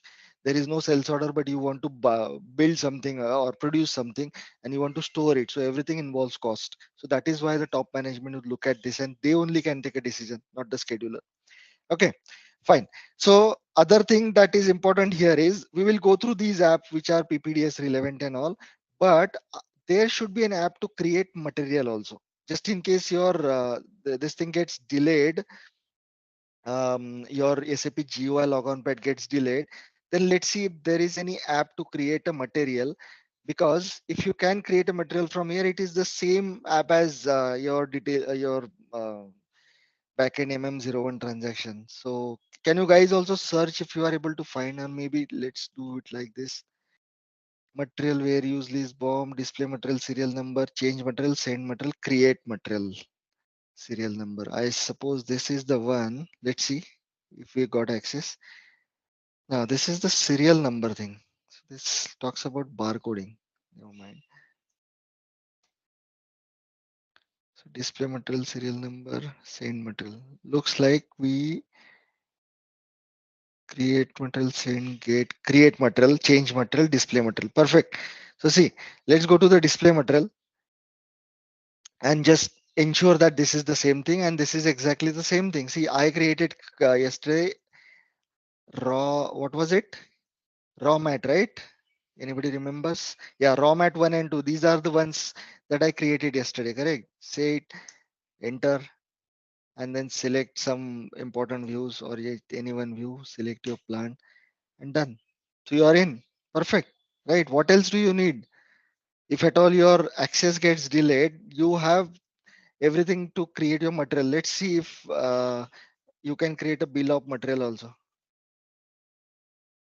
So display, create bill of material. So you can also create a BOM. Good. So whatever we would do today, you can create here. Then resource. So create resource. You have it here. Okay. So anything that you want to create today and that I'll be creating, you already have that access here. Okay. Let me see if I can access SE11. So by searching transaction code, I think it does not give, because in general, the way I'm accessing material, this is not a Fiori tile, but this is actually accessing the backend GUI on the web only, right? Fiori tile is different. I mean, let's not go in technical details about it, but the programming on which the Fiori is based and the programming on which this GUI access is based are different. It is just like they have just pushed, because you see the blue line and all, they have just pushed the GUI access here. Okay, fine. But I think this way we should be good, and you should be able to access it. So now let us proceed with the next steps of our training session. Okay. So where did we stop yesterday? I especially stopped at this place, correct? So I've selected a location, a material. I created two raw materials against it, right? Now today's deal would be to create resources, BOM, recipe, and production version, so that I can immediately get into my material master or the required master data within PPDS. But before that, I was here in the material and trying to explain you some of the important concepts or some of the important attributes on the material. So I'll Okay, before that, one question to be answered. I think Kshitij, yesterday your doubt was whether do we need that work scheduling view also or not, right? That's where was one of the open question. Kshitij is in today, right? Kshitij, yeah, he's there. Okay. So basically, if you go in here, MM03, so MRP 1, 2, 3, 4 are from procurement perspective. So this is the raw material. Okay. This is the raw material. I'm not going to produce it. For example, if I am going to procure it from some other vendor, then only these views are necessary. But in case you have a in-house production product, okay, for example, the main finished product, that FG124 that I'm using, if I'm going to produce it in-house, then I need to maintain the work scheduling tab. But for the raw materials, it need not be maintained. This is given. Why? Because see, all these tabs have all the information, this MRP 1 to 4 and also advanced planning, they have the information related to uh, how do I procure this material, in what quantity I procure this material, what is the MRP type for that. Okay. uh, if it is I have to always produce in the lot of 100, or I have to always produce minimum 5,000 quantity of it, and so on. So all these are procurement related things. Okay. But when you start producing it in house, so that time what you need is, okay, if I produce, then how much is my production time, in house production time? 10 hours. Okay. Do I need to apply any setup time on top of that? Okay, 2 hours of setup time for this material for sure. 2 hours of tear down time. Tear down time is like, you material is too hot. Okay, you have to cool it down. So you have to anyway spend that 2 hours after production is done. That is tear down, and so on. So those kind of timings which are related to production in in-house, they are to be maintained within work scheduling. Okay. So for these raw materials that we created yesterday, I need not to maintain them because I am not going to produce them in-house. My supply chain, remember, my supply chain is only around this plant, correct? So the raw material requirement will just generate some kind of dependent demand for the raw material. But for now, I am not making it complicated so that the raw material has to be produced at the same plant or procured and so on. We are not doing that yet. Okay. So what will happen is, it will just create the dependent demand for raw material. It will not understand where to bring it from or where to produce, because we haven't done anything out that. And for now, I'm very much comfortable putting it that way. Subsequently, we might want to add some complication. For example, this is raw material 1. Okay. And this is raw material 2. Okay. So I might want to introduce a vendor here to the supply chain and create the transportation lane so that it sends the purchase requisition to the vendor. That possible. Or I might want to create another bomb for this raw material at the same plant, so that it first of all creates the raw material and then creates the finished good. Right. So we will add that complication as time permits later on. But for now, we will just keep it in air. Right. Let's see what happens. Okay. All right. So I'm going to explain some of the very important concepts from the material master. Okay. We'll come back to Yes, sir. that soon. Okay. So now, yesterday, what we did is we send the location first of all, correct? So similarly, there is a change location program function module or program also, but then perhaps you might not need it because locations are not many in any supply chain network, so you may not need to change it. But products, once the product is sent, you are able to see that into mat1 transaction. I am hoping that all of you are aware about this /SAP APO /mat1 transaction. Okay, go in the display mode. Okay, there are multiple tabs. We are not going through all of them because they are there. They are coming from S4HANA. We don't own that. For example, if you talk about the unit of measure thing, conversion. So there is always a base unit of measure on top. Okay, so everything that happens around this product is around these pieces, correct? So whatever quantity you want to produce or procure, that will be those many pieces always. And this is universal truth. However, just like in SNP planning book, you would have seen that you can change the unit of measure on the fly. Okay. Or else, if you are comfortable in IBP, then IBP is actually aggressively promoting it that you can change the unit of measure on the fly and in any analytics or alerts and whatever you do. Okay. So PPDS is that way a little bit far behind because it's still the old way of working. But then we don't need to do that because at one plant, it is not universal. So you wouldn't expect that, okay, the scheduler is sitting in America and he is doing a scheduling for a plant in India. Not possible, right? You would like to have a scheduler or planner sitting right there. By the way, I have to take this 5-7 minutes of diversion because I am using that terminology multiple times, but I don't know if you guys are aware about it. So different types of planners in a system. Okay.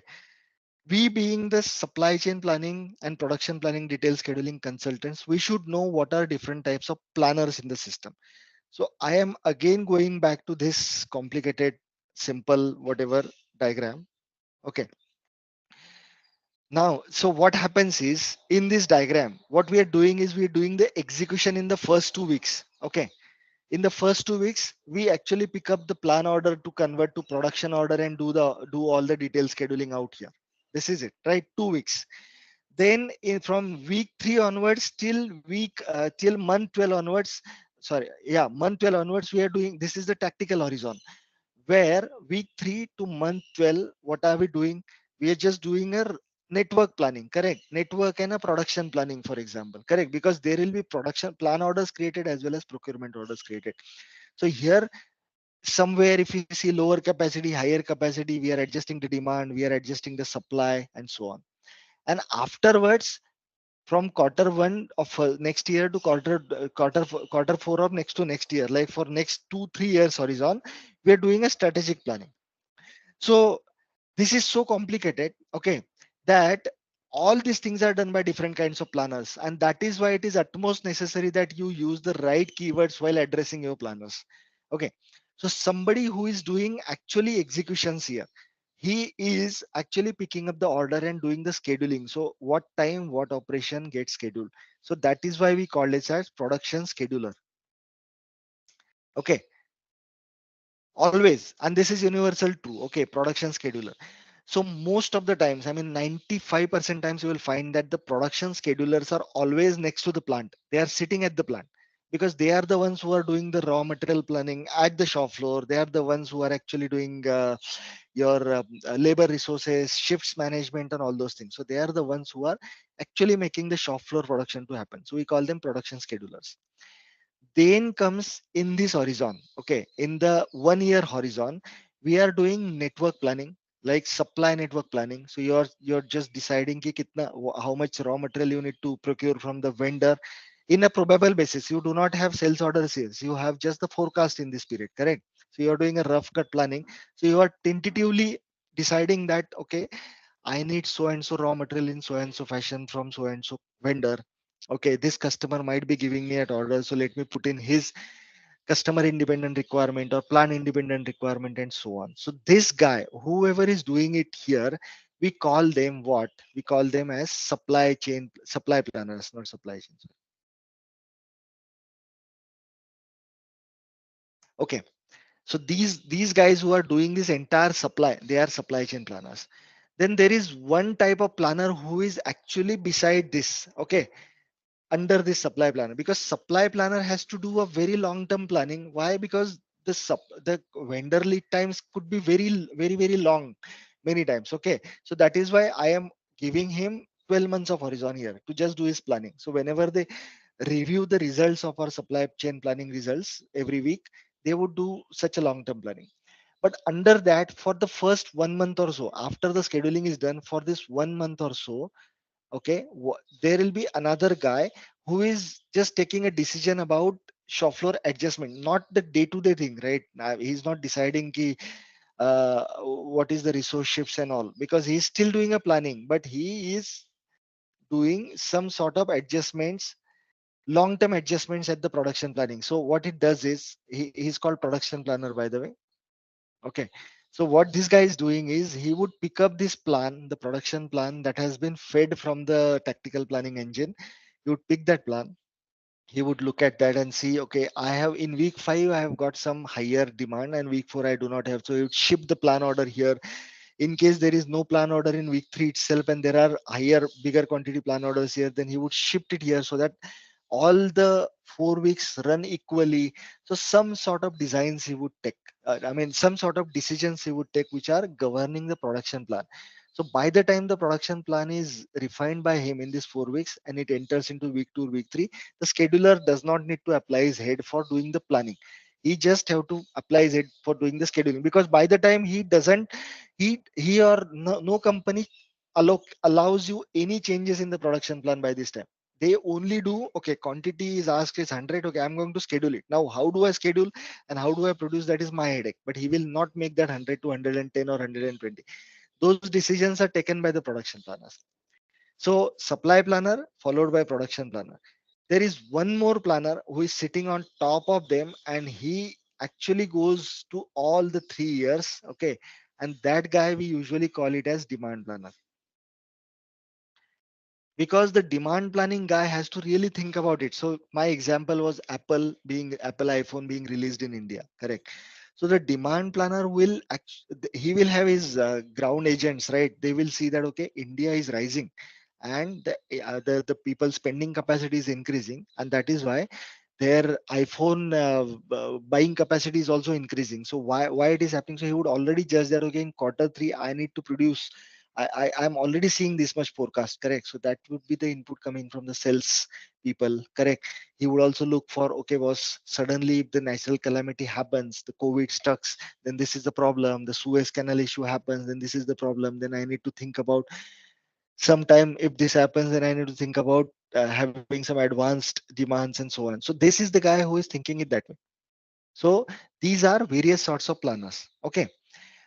These strategic horizon people, I'm not calling them planners because they are the decision makers based on the inputs coming from these planning guys. Okay, they are the decision makers. Okay, you remember I told you that they do not influence the demand, but based on the demand, they influence that, okay, I need to create one additional plant or additional warehouse storage location in this area. So they take those kind of money spending strategic decisions. But here is the deal. So these are various types of planners that we have. Okay. So I keep saying in this case, where was I? Why did I? Yeah, I keep saying in this case that the unit of measure conversion may not be necessary for production planning. Why? Because usually the production scheduler, sorry, my bad. The unit of measure conversion may not be necessary for production scheduler, because the production scheduler sits at the plant itself. This guy, the scheduling guy, this 2 weeks of first, he sits at the plant because he has to look after the shop floor. However, when it comes to the production planner, so there could be one regional production planner. Okay, for entire India, there could be one single production planner for all the plants. I have seen for across Europe, there are multiple countries, multiple languages, multiple units, and so on.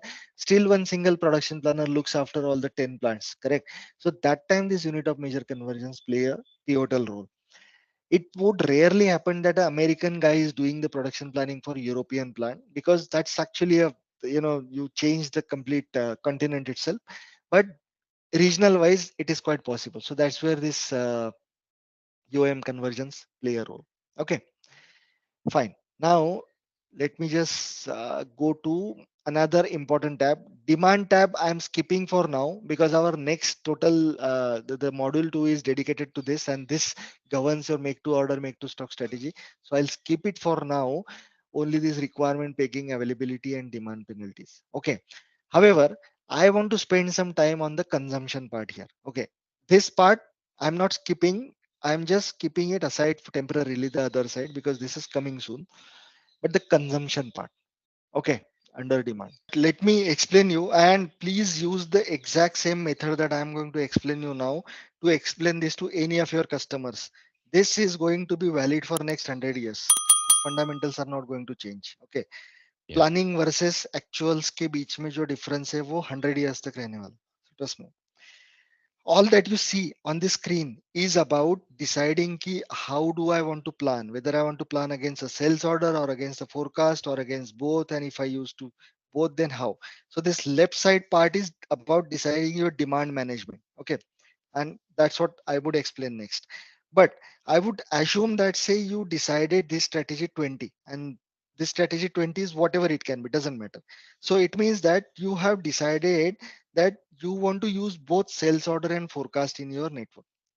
If the customer is building a very expensive product, he may not want to build it against the forecast, because if the product takes $1 million to build, right? So why would he build it against the forecast? He would want to build it against a sales order. So only when he knows that the customer is there, I'll build it, correct? So such kind of activities play a important role for that make to order, make to stock and so scenario. But assume that we have decided that we are going to use both types of demands, forecast and sales orders. Okay, these are two types of demands that we have. Okay, and then final demand, or how total demand, I would call it as total demand. Next, you have got number of weeks and use this exact similar box structure and all while you talk to your customer, because I have seen end users getting confused with it many times. Okay, so you got say week 1, week 2, week 3, and I'm explaining you in the week format. It can be monthly also, it can be daily also, whatever is your preferred method. Okay, fine. Say you have predicted 100 forecast all across. Okay, that is your prediction from week 1 up to whatever number of weeks you're planning or forecasting. So 100 is your forecast that you predicted for week 14. Correct. Week 14 is roughly 3.5 months. Sales order may not be matching exactly same, right? Perhaps you got a sales order of 200 quantity here. Then you got a sales order of 500 quantity here. Then you got a sales order of 100 quantity here. And finally, you got a sales order of 300 quantity here, 400 quantity here. Roughly, anything it could be. Correct. So what happens is, if I just simply say total demand, okay, so total demand is equal to sum of your forecast and sales order. If I assume, then it is 100 here. But if you go forward, it can be say, on some weeks it is going to be double than the forecast. Okay, so here it was a forecast of 100, you got demand of total demand of 100 and you planned against it.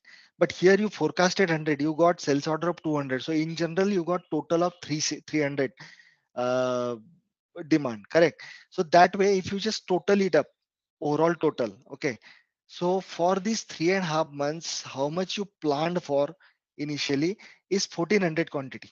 Correct. Okay, and how much is the sales order that you finally received is 1200 quantity. Okay, but if you are just summing it up, how much is the total demand that you planned? Okay, 2600. Do you see the difference? You originally, because for next 2 years or so you have been thinking that you will get 1400 demand. In reality you got 1200 demand, but if you added both of them you planned for 2600 demand. So this is not possible, right? Especially for this 200. So you have been planning for week 2 that you going to produce 100, but in reality you got a sales order of 200 and you are saying that okay boss, now give me 300 quantity.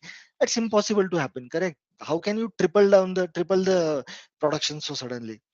So for these reasons, the consumption activity comes in. So see, forecast is what? Forecast is just the temporary representation of a sales order. Correct. So whenever the actual sales order arrives, the sales order should consume the forecast. So you need not to double count the forecast. This 100 is here and 200 arrived here. So you have to actually consider only 200 because 100 is less than 200, right? So this will automatically go out and this will become 200. Fine. So I'm doing one thing. I'm just consuming the forecast on the same week when the sales order arrives. Correct. So there was 100 here. So I have got 200. So I'll consume it because it's less. If the sales order was higher quantity, then perhaps the consumption may not happen. In that case, the forecast will be higher. Correct. Because if I plan for the forecast, I will plan against the same quantity. So in this case, I did this consumption. Similarly, here also I did this consumption. Here is 100 is consumption, and this 400 is consumption. This is the thing. So what happened finally, even if I consume the sales order forecast by the sales order, still I am planning 2200, whereas originally I planned for 1400 only. Remember the original forecast was 1400. So to avoid this and to also have the intermittencies avoided, we apply some kind of logic which is called backward and forward consumption. What it means is whenever the sales order arrives, it may not be exactly equal to the forecast of that week. So you first consume the forecast by the sales order of that week. If still the sales order is higher, you go backward direction and consume the forecast. Then you go forward direction and consume the forecast. Or you only go in backward direction or you only go in forward direction. So this is the case of backward forward consumption. Okay, and that is what we govern here. So what we do for forecast consumption is we first of all specify the mode of consumption, which is backward only, backward forward, forward only, or period based conversion. Okay, consumption, sorry. So here what we have chosen, period based, is you can specify a specific time period like only 3 weeks and 4 weeks and so on and so on. So it depends, right? That's a custom thing. But for now, focus on this either backward or forward or backward forward. So I am choosing two, which is backward forward. I cannot change the settings within PPDS. Again, this is coming from S4, MRP 1234, one of those tabs. Okay, so you need to make changes there if you want to reflect it here. But if I say two, so I am specifying that 100 days backward and 100 days forward. Okay, this is in days, backward consumption period and forward. If I select one, then it is only backward, so forward makes no sense in that case. It's like that. Usually these are too many. Okay, these are days only or weeks. I think these are days only. I forgot. Yeah, in calendar days. Yeah. So basically 100 days is too much. Usually you would have like 2 weeks or so, like 14 days, 28 days or so. 100 is somebody is playing badly here. Doesn't matter. But now assume that this is like 10 days backward, 10 days forward. So in this case, what would happen is this forecast arrived here. 7 days are here. Calendar days it is talking, not the working days. Okay. It is calendar days. So he would consume the forecast for 7 days here. Okay. And then it would go back, and for the sake of simplicity, consider is 14 days backward, 14 days backward, forward.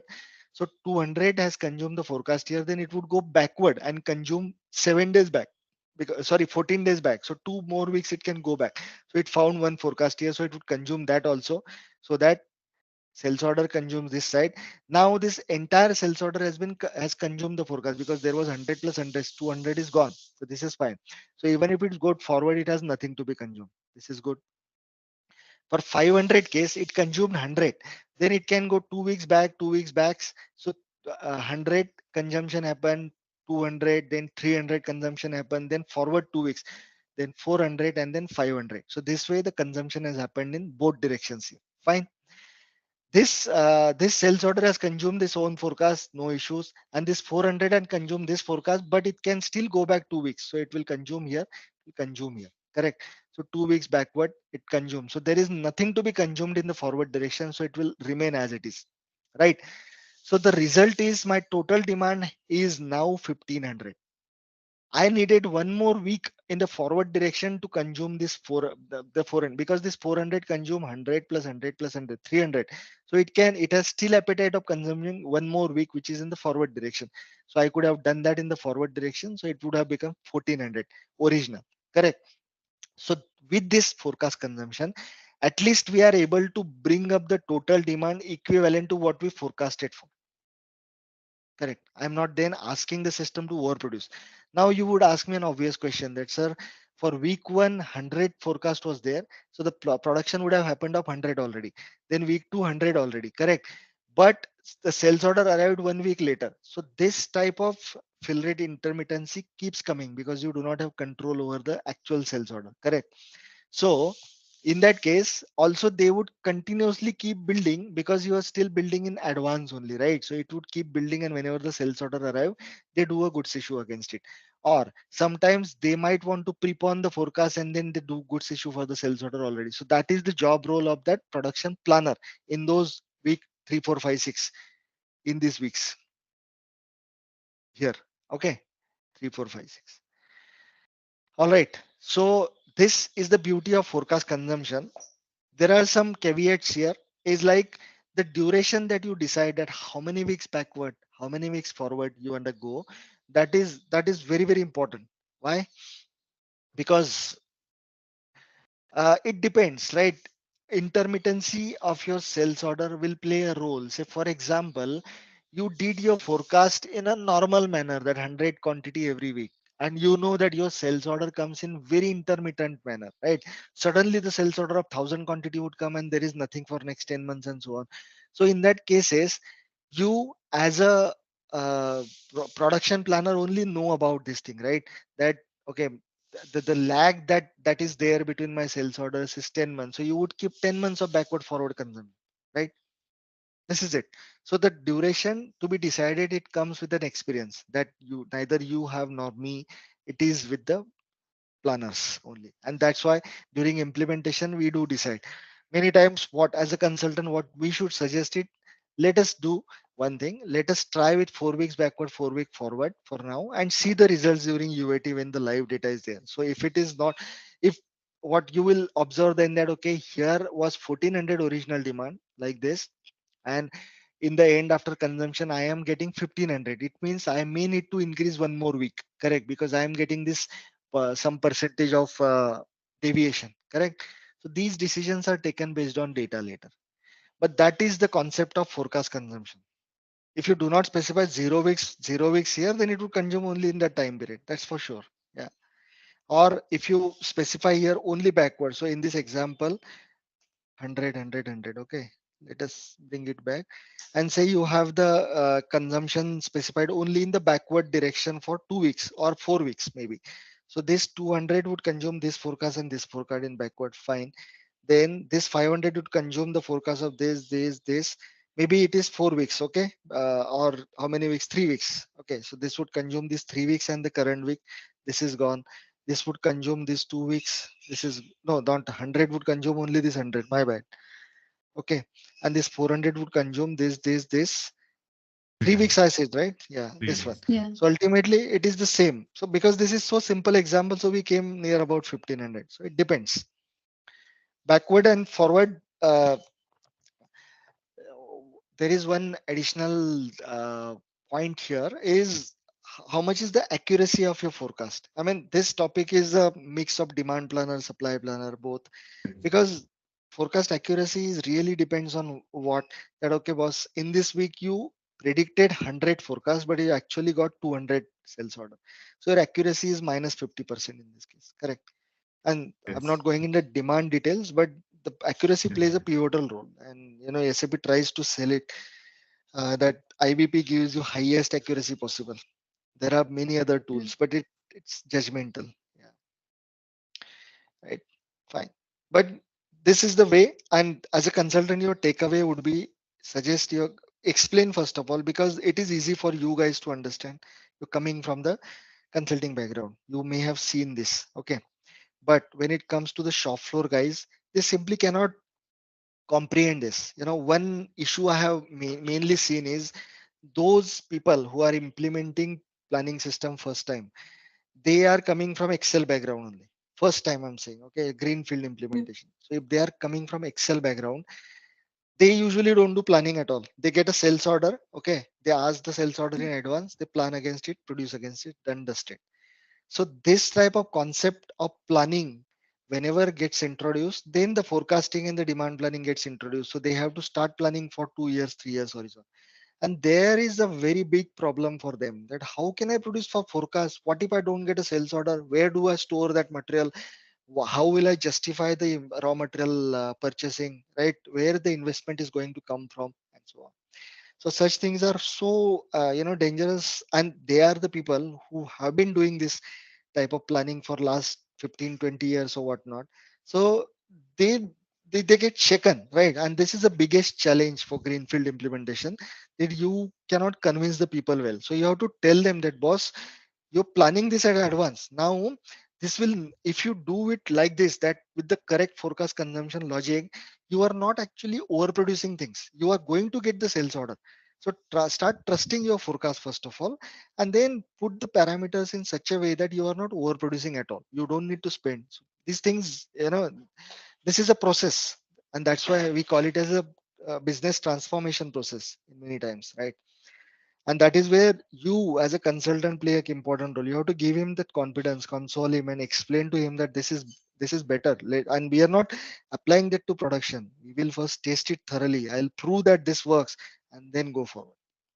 So this will be your differentiator. So being a talkative consultant. Yeah, we are doing the consumption to calculate the total demand. Now this total demand gets fed into your planning engine. So it would start doing the production planning and network planning on top.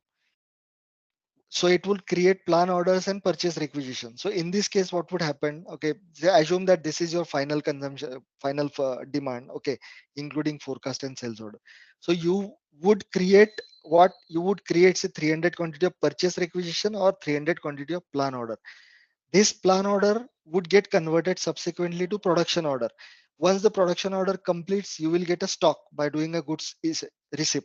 That stock will get issued against the sales order. So that time the goods receipt would happen for the sales order and the truck would go away. So that's the process. We are still in the planning phase. What you are talking about, goods issue, goods receipt, is after the planning is done and after the execution is done, right? There is no benchmark as such. It only comes with Okay. experience. But usually, if somebody is saying I achieve 90% accuracy, it is difficult. You generally get 60 to 70% accuracy, to be very Okay. frank. Okay, because the tools, the engines, the planning engines, the forecasting engines that we are using, they are still, something similar which is available in Excel also. I said some of the statistical forecasting algorithms you can also do based on Excel. IBP is something that is binding all of them together. Correct. That is why it is a tool. But even Yes. in Excel, if you are comfortable doing VB programming, you can create your own module out there, and you should explore doing this kind of experiments on your own. So the accuracy, you know, and I can predict this thing. Even if the technology is advancing so much that machine learning algorithms are coming up, you have got this AI and all those things. So people will propose that the accuracy will increase. But my personal opinion is, even if we are advancing in technology, at the same time we are actually destroying the nature, destroying the environment, and so the natural calamities would keep affecting your accuracy for sure. You take an example this year itself, the rains that are happening all across India. Have you seen such situation earlier? Entire North India is flooded, correct? Now you Correct. saw in Maharashtra yesterday there was rains, in South there will be rains, then last year or 2 years back there was something in Kerala. So these things are unpredictable. We think Correct. we are doing it, but then no, the landslides are happening. So the result, say the entire North Indian FMCG actual sales order would have gone at toss now. Why? Because they would have predicted that, okay, this is the month of rainy season. Okay, not 100, but I may get 80 quantity. Okay, but in reality, the roads are blocked and everything is disturbed, so they wouldn't have got even a zero quantity, right? That's null, nothing. So all the forecast accuracy goes at toss. So these things play a role. Last time there was this Suez Canal issue. That was a man-made thing, right? But the natural things I'm telling, the COVID. So these are happening more and more these days. So that is why I am a strong believer of sustainability. I am not an expert. This is something personal. So I keep reading about sustainability. SAP is lagging behind. Okay, they are not including any sustainability related characteristics yet in the planning, but I think that's going to be a future in couple of months, not months, years time. You will see that, for example, if you do a production planning, correct, what you try to do, or your network planning, you try to reduce the transportation durations, right? Say you got two sources or two plants to procure one material from. What will you do? You will just put some random cost that this plant is cheaper, this plant is costlier, I'll buy it from the cheaper one, something like this. This is a generic supply chain decision. But there has to be one additional parameter which says that if I procure it from that plant, then I will be releasing so and so carbon footprints. And if I procure from another plant, so and so carbon footprints. So the lesser the footprint are, I have to procure from there. Everything, all the planning should be, should also have this kind of constraint of carbon footprinting. Otherwise, we cannot avoid this forecast accuracy deviations in future. Trust me, we are at that cusp. So all of you guys also please start doing that, start reading about it, so that we as a consultant apply that into it. There are facilities. If you are into IBP or into S4 HANA, there are some sustainability related topics, but they are at so nascent stage. People are, this is like a survival struggle for the companies yet, that okay, first of all I need to digitize myself, then I'll think about sustainability. But I think they can go hand in hand. They have to be done right now. Otherwise, this is inevitable. Can't help it. Yeah. All right, let's test your knowledge. Here's a question for you. Which of the following is a benefit of using SAP S4HANA APO PPDS for product development? Option A, improve supply chain management. Option B, enhanced financial reporting capabilities. Option C, better management of human resources. Option D, faster time to market for new products. Take a moment to think, and when you're ready, choose the correct option. Remember, each choice holds a key to unlocking the answer. Good luck! Type the correct answer in the comment section. Hey there, wanna ace your supply management game? Our SAP S4HANA APO PPDS course is your go-to solution. Take it at your own pace right here on our platform. In this course, you'll master SAP S4HANA APO PPDS, a toolkit for planning everything from product quantities to their precise destinations. Covering all the basics and advanced tips, our course is crafted by seasoned experts who know their stuff. Your instructors? They're pros with heaps of experience, ready to guide you through and answer any queries you may have. And guess what? Our students love it. Just like you, they found our course incredibly beneficial. The best part? It's super affordable. This golden chance to learn won't cost you a fortune. Ready to level up your SAP S4HANA APO PPDS skills? Enroll now on our page. For more details, head to ZaranTech's website. Stay tuned for more updates. Now I'm going to lot size tab and PPDS only. We will cover 2 more tabs and we'll be done with the product master side of it. Coming specially to lot size because of these settings. So if you see under lot size, there are some settings like lot for lot, fixed lot, periodic lot, reorder point, and so on. Okay. We are doing production planning. These are important in production planning. Why? Because see, when we do a production, okay, so some customers have a specific requirement that, okay, unless and until I have to produce 1000 quantity of this product, I'm not starting the production line for you. And that is quite possible, right? That again goes back to that sustainability angle. I mean, I am connecting it, not SAP has connected it that way, that if I have got 10 orders of 100 quantity each, so I have to start the production line every time. So starting and completing it would be like extra overburden on my electricity bills and so on. So I have to produce only 1000 quantity whenever I reach at least minimum. Correct. So you might want to put some minimums on top of it. Okay. Or you might want to always produce in the lot of 10,000 quantity. So even if your demand is 50,000, I'll still produce 5 lots of 10,000 because that is how my packaging happens. Correct. So based on my full packaging of the pallet, you would decide I would just do that lot of 50 of 1000, 10,000, 10,000 of 5. So these things are decided here. Okay. If you say lot for lot, it means that whatever is the demand, produce equivalent to that. जो lot आया वही lot बनाया. Simple.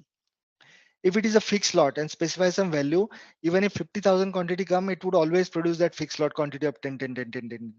Okay. Similarly, there are some other things here. I'm now going into most important ones, but if at all you have to explore something, you can press F1 on top of it. That helps. But if you go to quantity and date determination, okay, so the lot for lot, fixed lot, or a periodic lot, what they would do is they would decide that how should the quantity be. Okay, how should the quantity be based on your demand. Periodic lot I should talk. So if you say periodic lot and if you specify say weekly or monthly or whatever lot says, then it would just create one order per month or per week, whatever periodicity you define here. It means that you are say getting a demand of 10,000 every week. Okay, but you have defined a periodic lot size that I am going to produce this product only once in a month. Then whatever is the demand for that entire month, it would club together and create just one plan order only once. It will not produce multiple times, right? So that is periodic lot. Reorder point is something that, okay, you just start producing whenever you meet a specific reorder point that I have to produce. I go below some minimum supply, say you decide reorder days supply. So on 10,000 is your reorder days supply, right? So if you go below 10,000 on one particular day, you create a plan order for whatever demand is there. If you are above that reorder days supply of 10,000 in your stock availability, you do not go beyond that. So pay attention to these three: lot for lot, fixed, and periodic. These are the procedures that govern how are you going to produce. But how much are you going to produce is decided based on the next step, which says minimum 5,000. If you say, okay, if you have decided lot for lot on the other tab, that whatever is the input requirement you would produce. But if you decide that minimum is 5,000, so even if your quantity requirement is 10,000 or 5,000 or whatever, sorry, 1,000 or 2,000, it would produce at least 5,000 all the time, because you said minimum 5,000. Maximum lot size is also, you put a maximum cap of 500,000 only. Your plan order cannot go beyond that. Why? Because if you produce more than the maximum, then you may not have a space to store it at the plant. So that is why maximum lot size things are put up. If you say rounding value, then for rounding, it will always create in multiples. Say even if your demand is 1200 or 1400, and if you say rounding value is 500, then it will always create 500, 1000, 1500, 2000. So it will be in a lot. And this thing is helpful in case that your packaging can happen only when 500 materials are there together. Correct? If there are 400 doesn't happen. So you would put a rounding on top of it.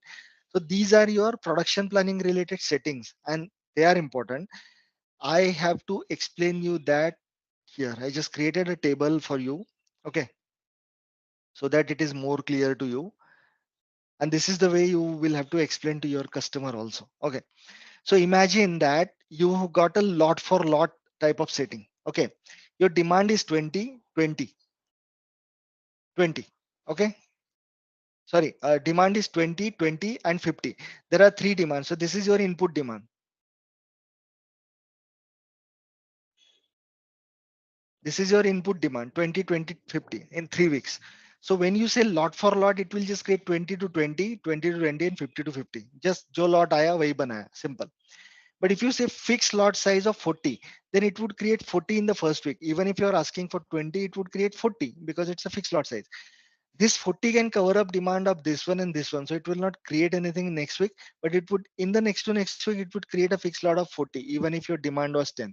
And if there was fourth week, then it would have created 10, 40 again. Why? Because you need 50, you got only 40. So 10 demand to abhi bhi unfulfilled hai. So it would create one additional 40.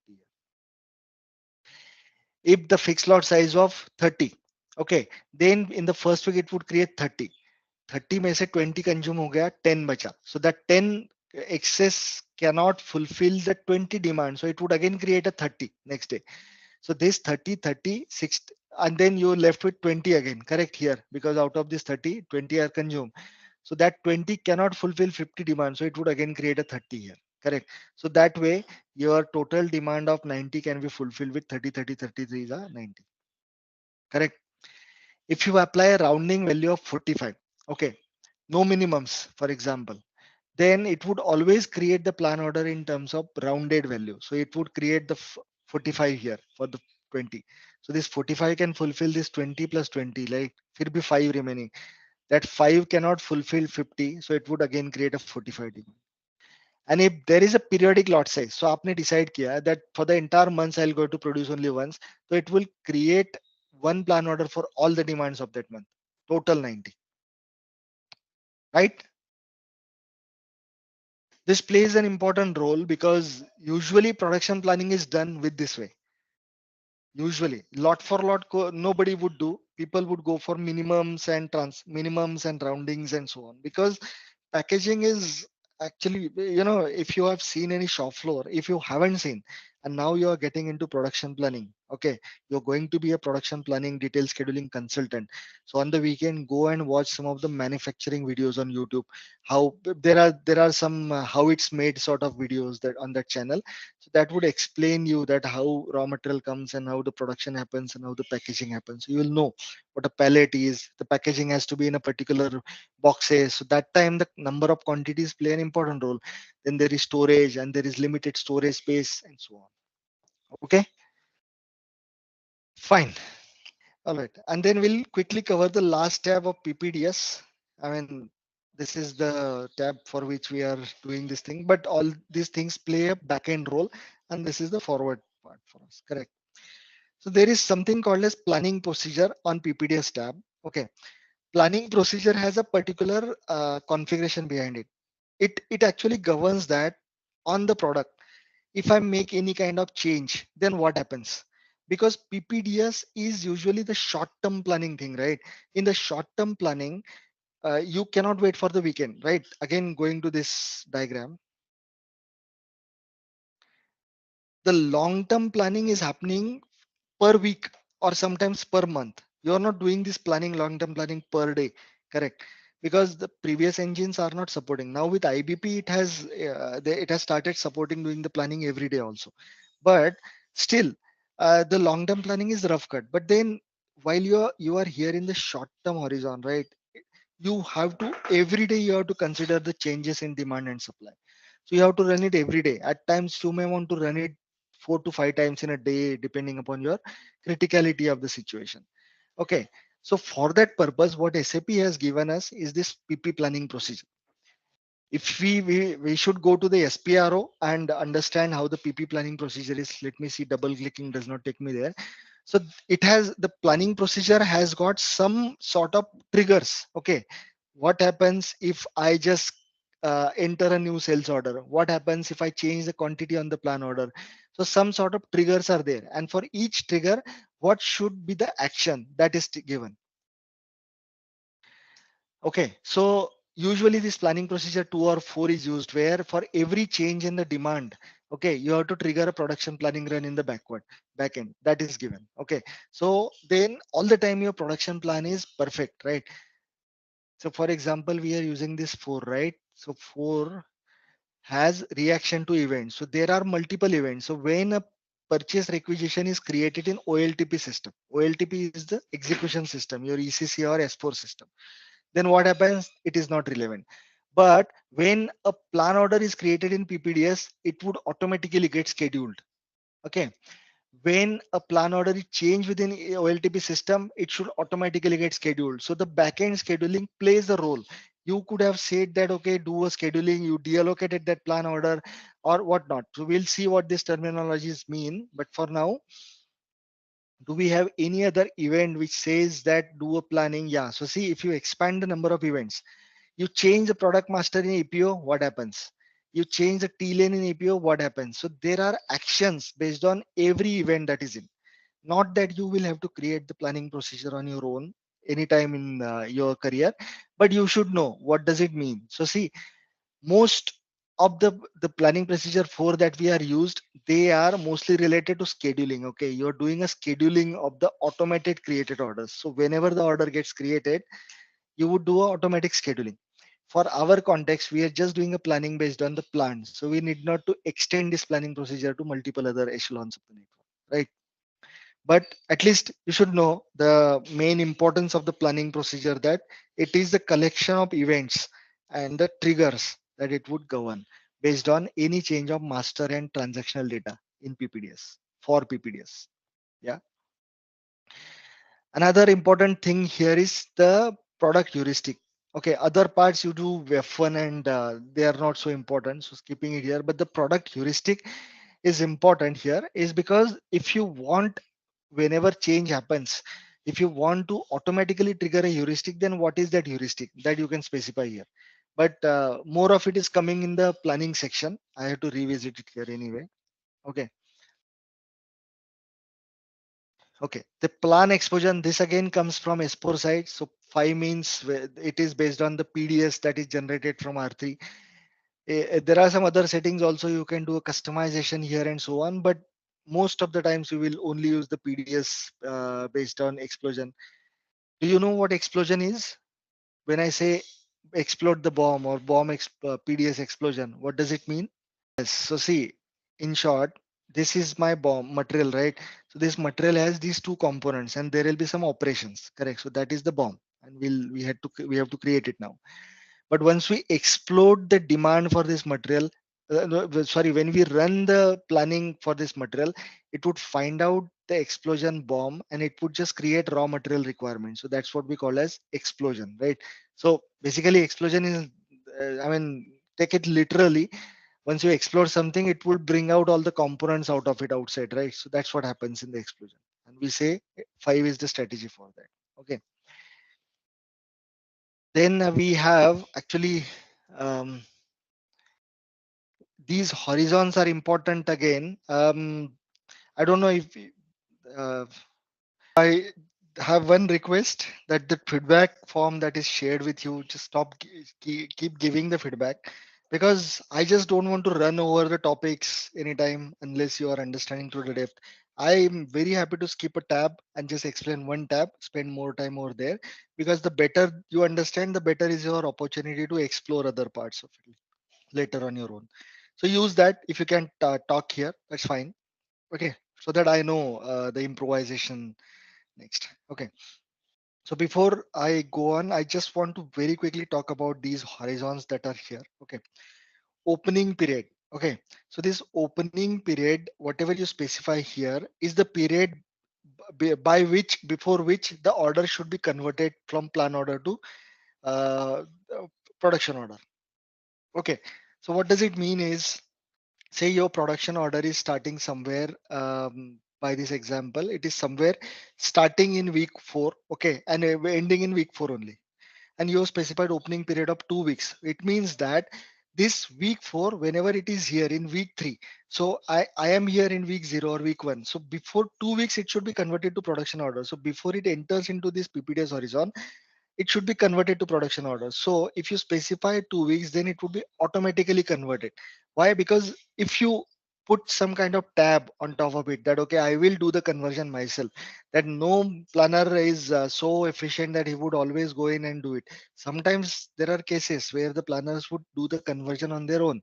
Okay, but we have a dedicated section called firming. So when we create an order, we will talk about it there.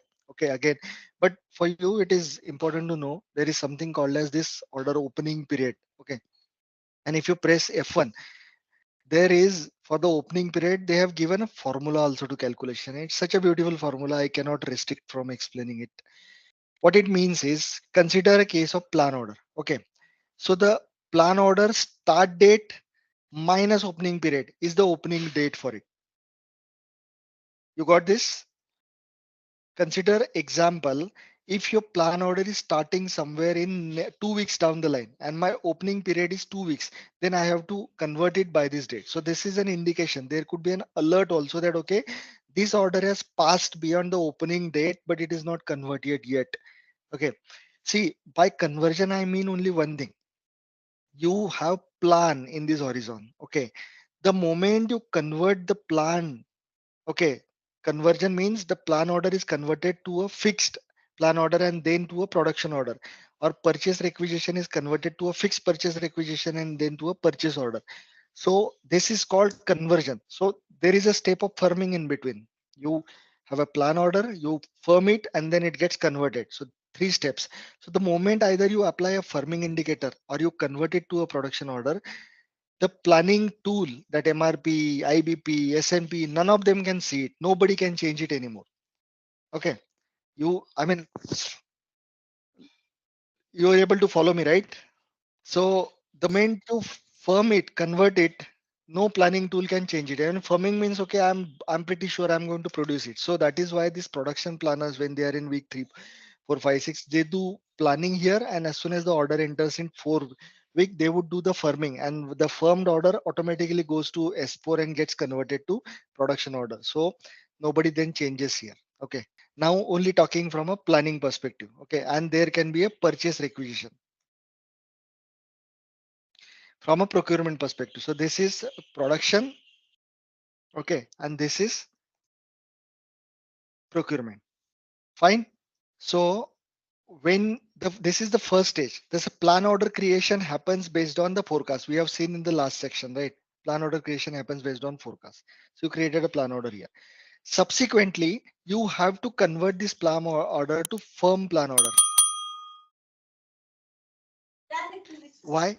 Because at some point in time during your horizons, you would say that, okay, now whatever is the quantity of the plan order, I am not going to change it anymore. I am sure I'm going to produce it. So you firm that from PPDS, okay, especially talking from PPDS side. So you firm that there are some options available where you can firm. See, PPDS can never convert a plan order to a production order on its own. PPDS is not an execution tool. Execution always happens in S4 or ECC. That is why PPDS can only apply firming. And that firming comes via this sort of settings where you say opening period of 2 weeks. It means that the order before starting, the start date before the firming period before the start date of that order, it would automatically get firmed. within PPDS. So if you apply 2 weeks of firming opening period to that, then it would get firm. So this firmed order goes to S4. So when I say firmed order, it means it changes it ATP category. There is some sort of firming indicator on the order gets applied, so that firming indicator goes to S4 on top. I will show you how does it look like. But when it goes to S4, then they run the production schedulers or all those guys, they run the PP guys, core PP guys, they run some jobs. The jobs would pick up all the orders which are firmed and they would convert it into production order. Okay, so this happens in Okay. S4. Okay, this happens in PPDS and this happens in PPDS likewise in context of this meeting. This can happen in not only PPDS but IBP also, right? Anywhere you can create, but the firming happens within PPDS. Okay, and then Okay. S4 production order. So this is a typical life cycle of a plan order. Okay, and that's what I'm talking here, opening period. Now what happens is planning tool keeps changing the plan order based on your forecast. So if your forecast changes or if you suddenly get a sales order, it would keep changing the plan order. But when the order is firmed, even if your forecast changes or your sales order changes, nothing happens. This firm means it's a firm plan, you cannot change it anymore via the planning tool. And production order, of course, it is a super firmed order, so nobody changes it later. So that's the significance of opening period. Then we have something called as PPDS planning time frames. So say if you have a scenario where you are not doing auto firming, okay, consider this example.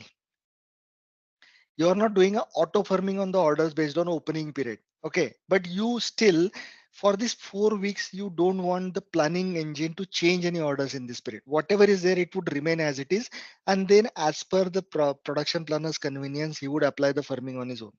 So in that case, what you would do is from week 1 to week 6, you will apply something called as PPDS planning time frames. So it is like 6 weeks. It can be applied per location product. So if you say 6 weeks here, so in this period, in week 3 to week 6 also, or rather from here to here, there will be plan orders. Okay, normal plan orders.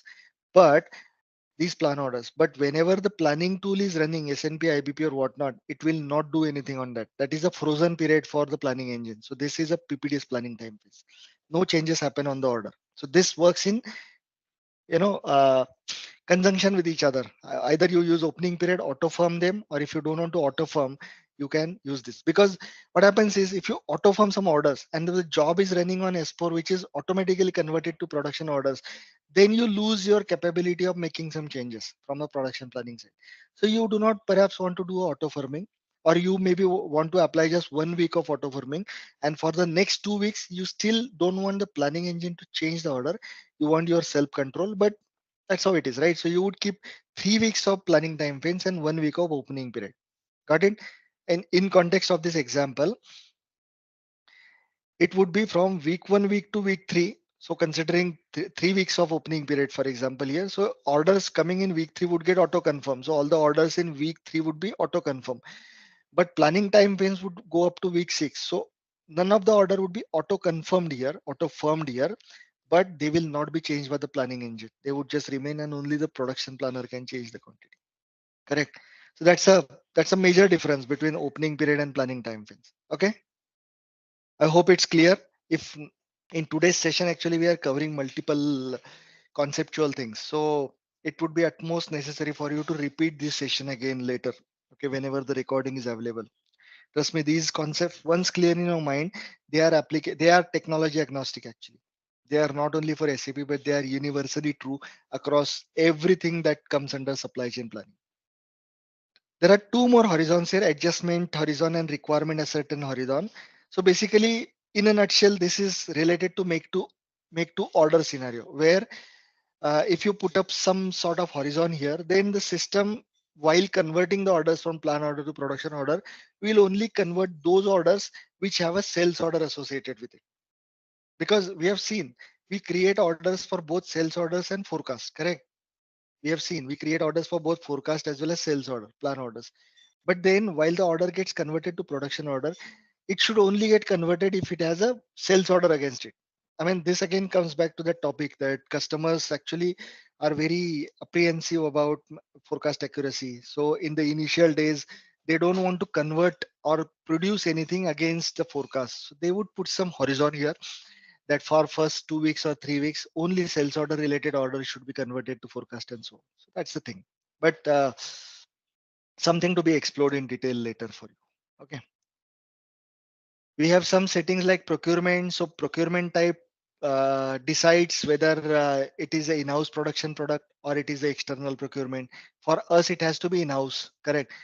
So this thing helps. If you set X, which is both external and in-house, it means that the order, the plant can procure it from vendor or it can produce it internally.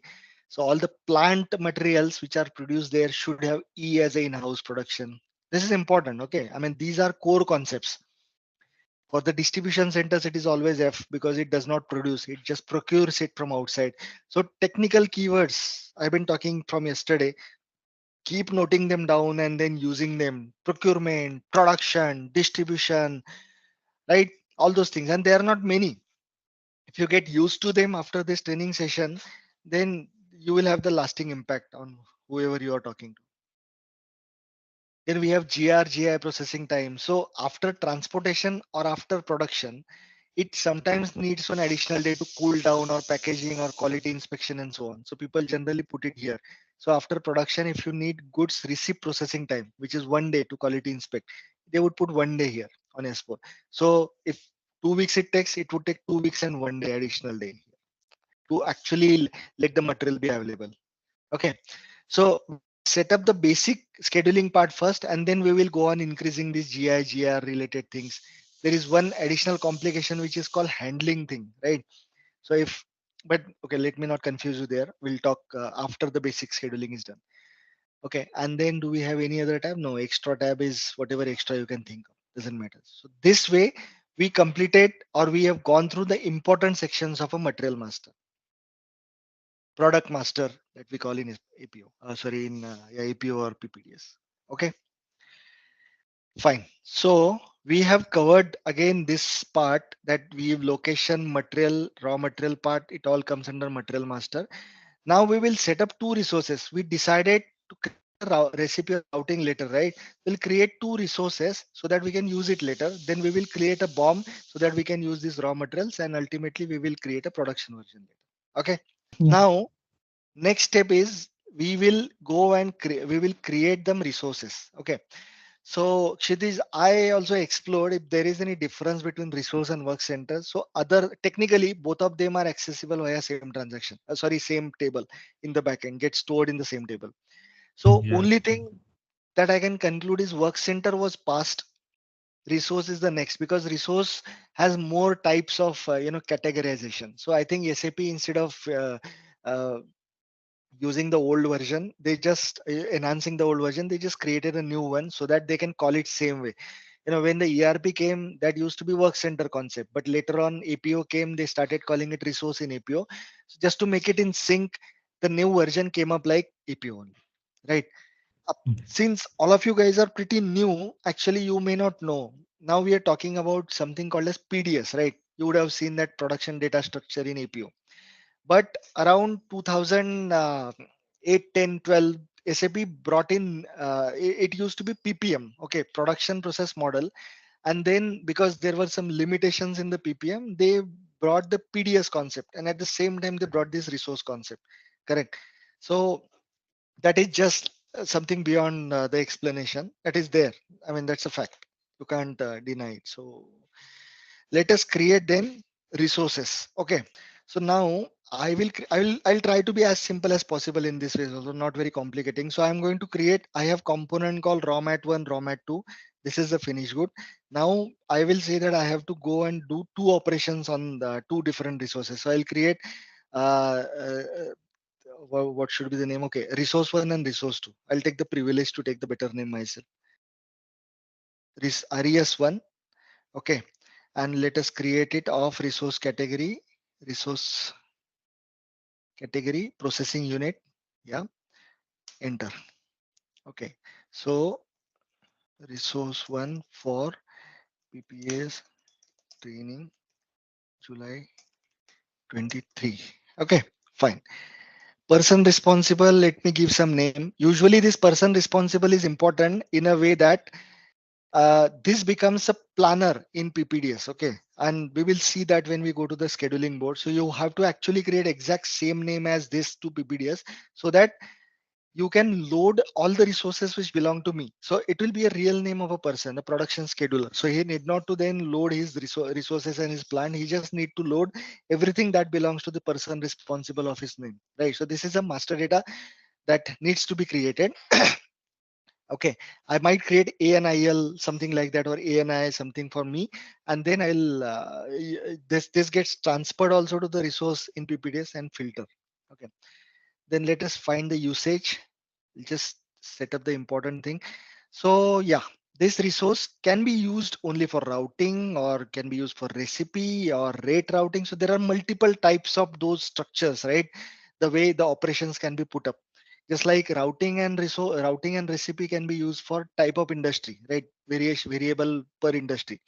But then what I would say is I will make it for all task list types. So I'll just say 0009. So I can use this resource in the routing also and recipe also and whatnot. Okay. Standard value key is something that the resource would need, correct? So let me select one of the standard, maybe normal production, enter. So the moment I press enter, it just loaded that the resource would need setup time, machine time, labor time. So the various values that you need. Okay.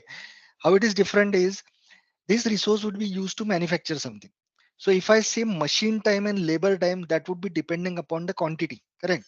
That for 100 quantity, I need so much machine time and so much labor time.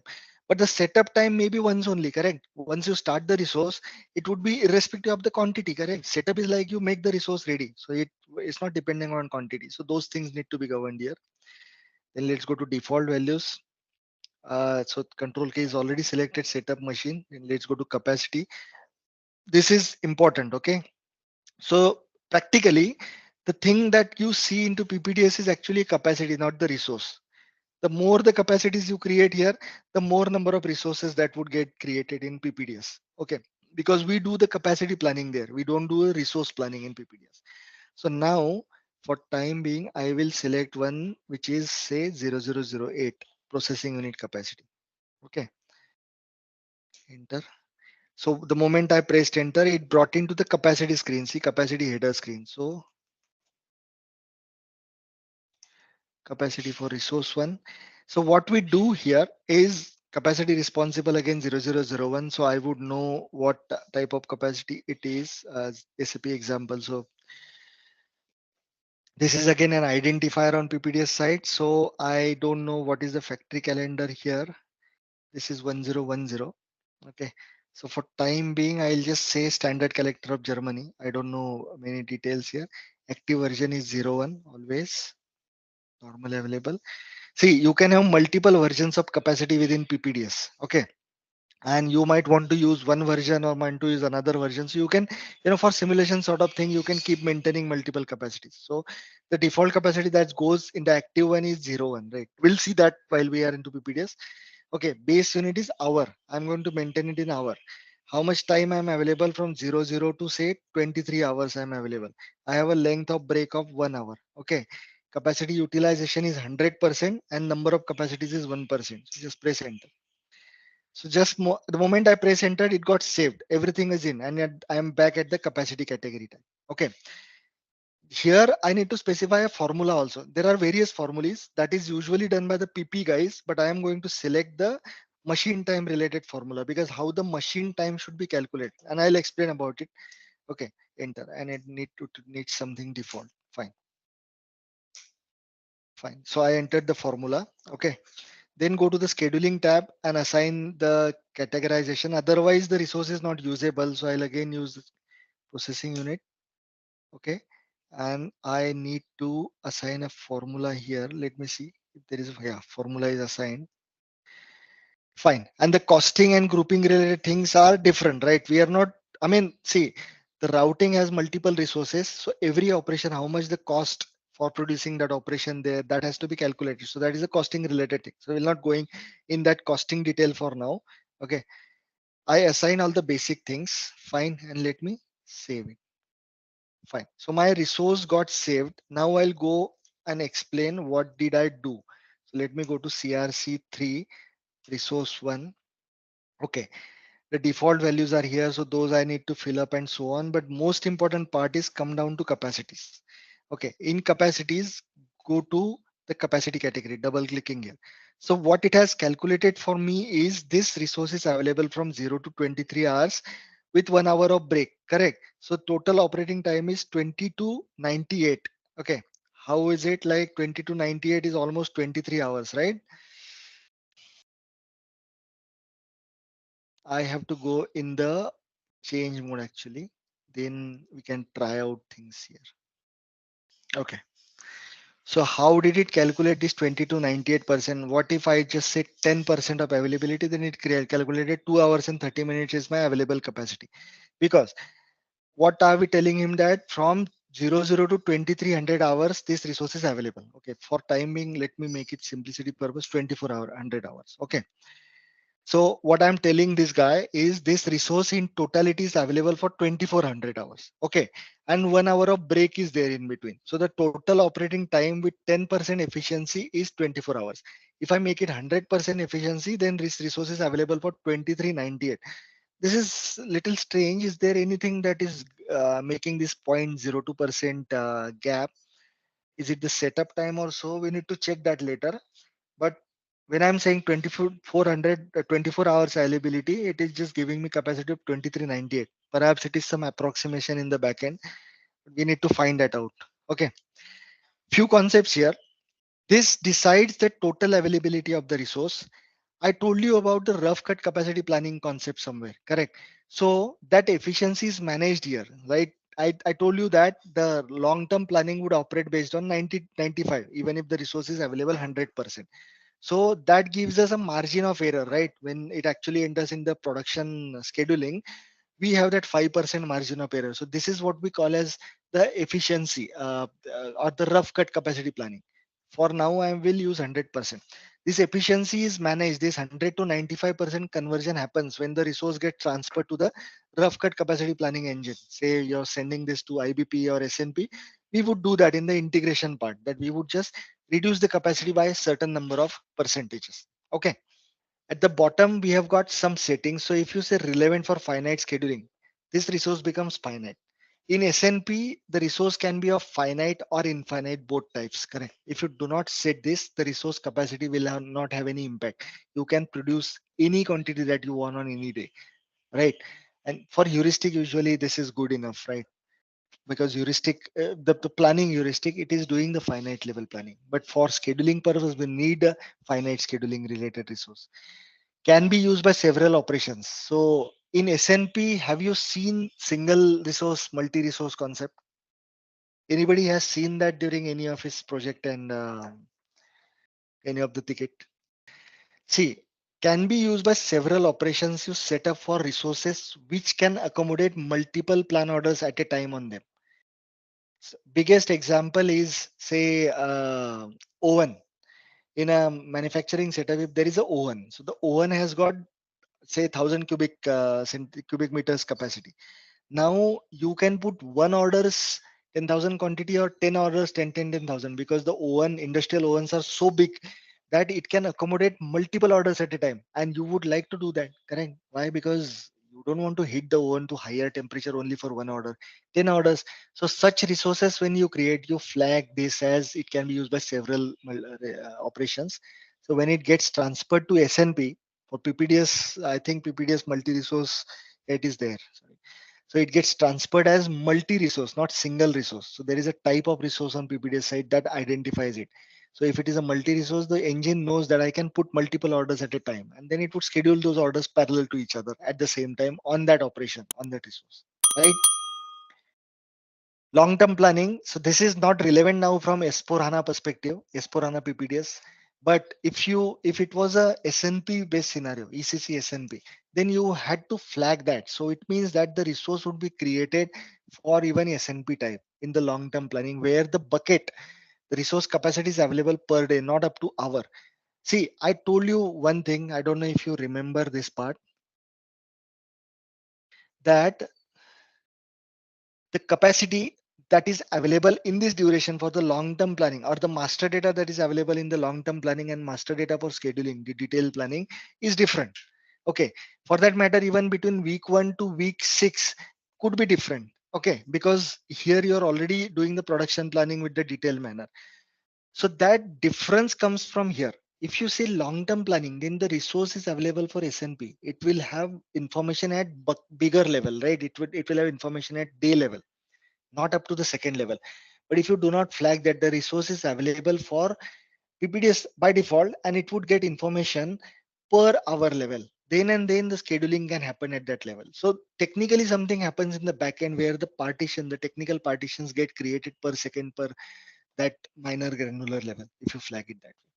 Okay, you can do multiple resources grouped together. There is a concept of pool capacity which we are not right now trying, but for your information, pool capacity is like shared capacity. So if you say I have got a drill machine, no, not drill machine, I have got 5 electricians on my shop floor. Okay, so once you assign that electrician for one particular operation, um, you might need 2 electrician, 3 electrician, or you might need one only, and so on. So it is like you don't need to create 5 different electricians in the system. You might want to create a pool of that electrician capacity, correct?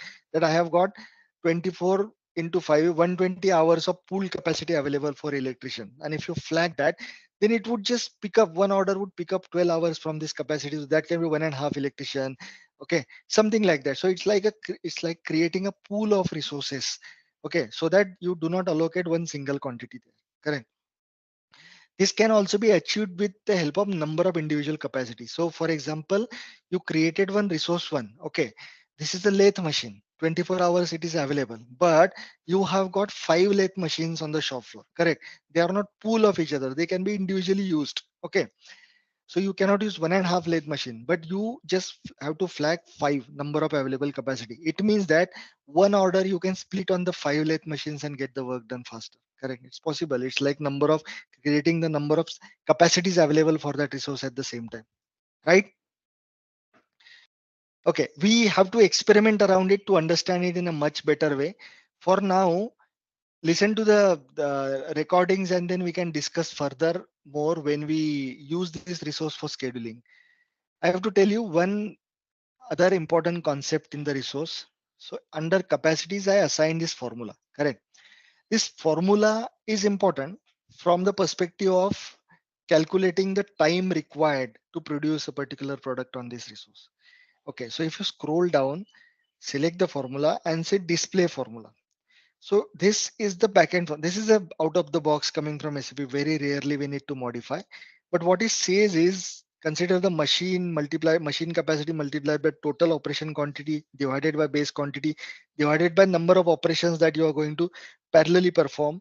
So it would just come up with some sort of total duration required to produce. How it is? So let's close it and let's test it. Okay.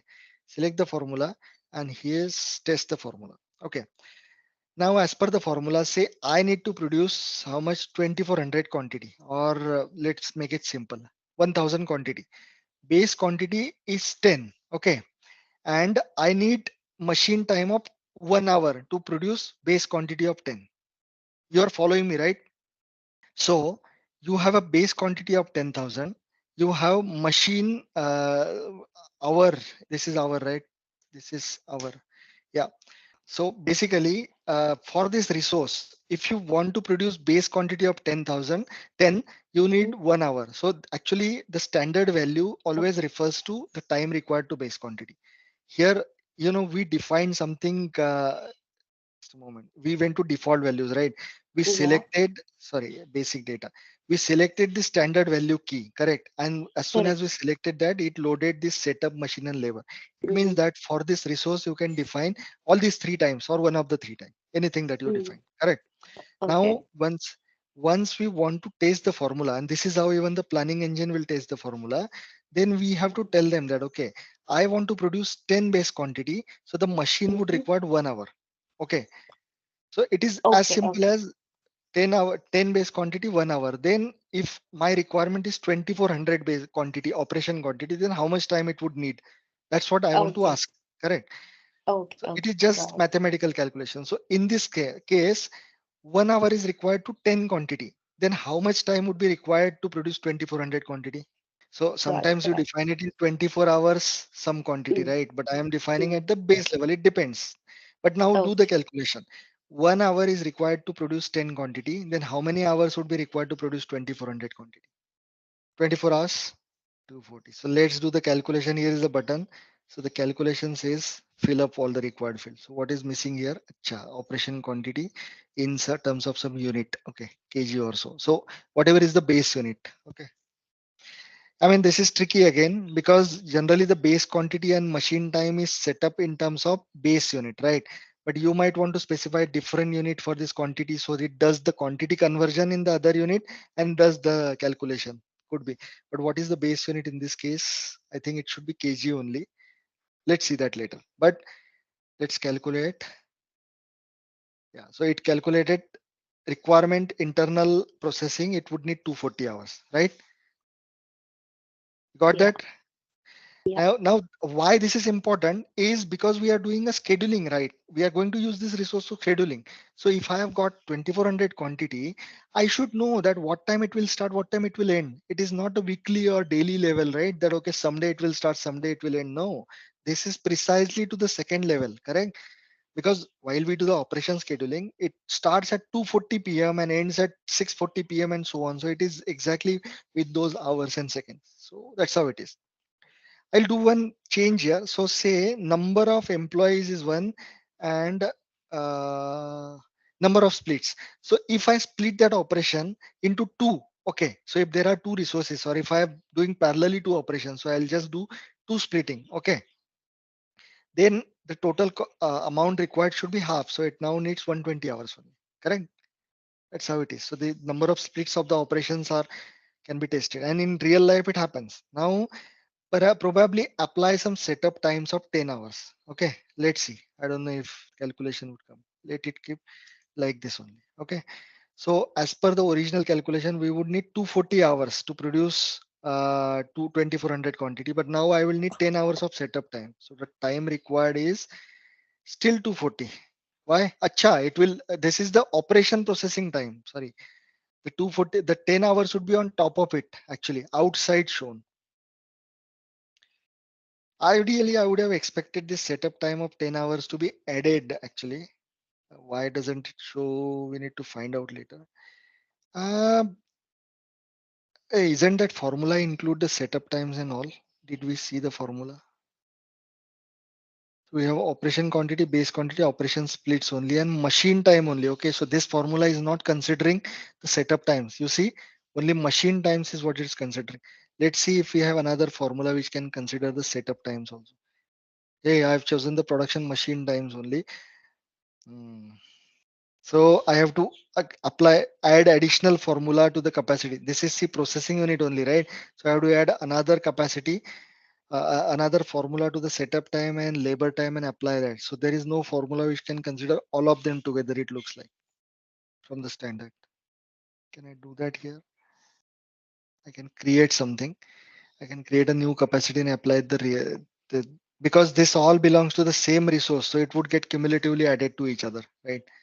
So just we will not test it, but I'll just check the formula that is there in the setup time, whether it is quantity based or it is uh, just the fixed time, correct? Because I would expect that machine time should be a fixed time, not a quantity based. So see, setup is equivalent to setup, no quantity and base quantity calculations at all here, right? So whatever setup you apply, that would get applied only once, right? Fine, you got that? It's clear.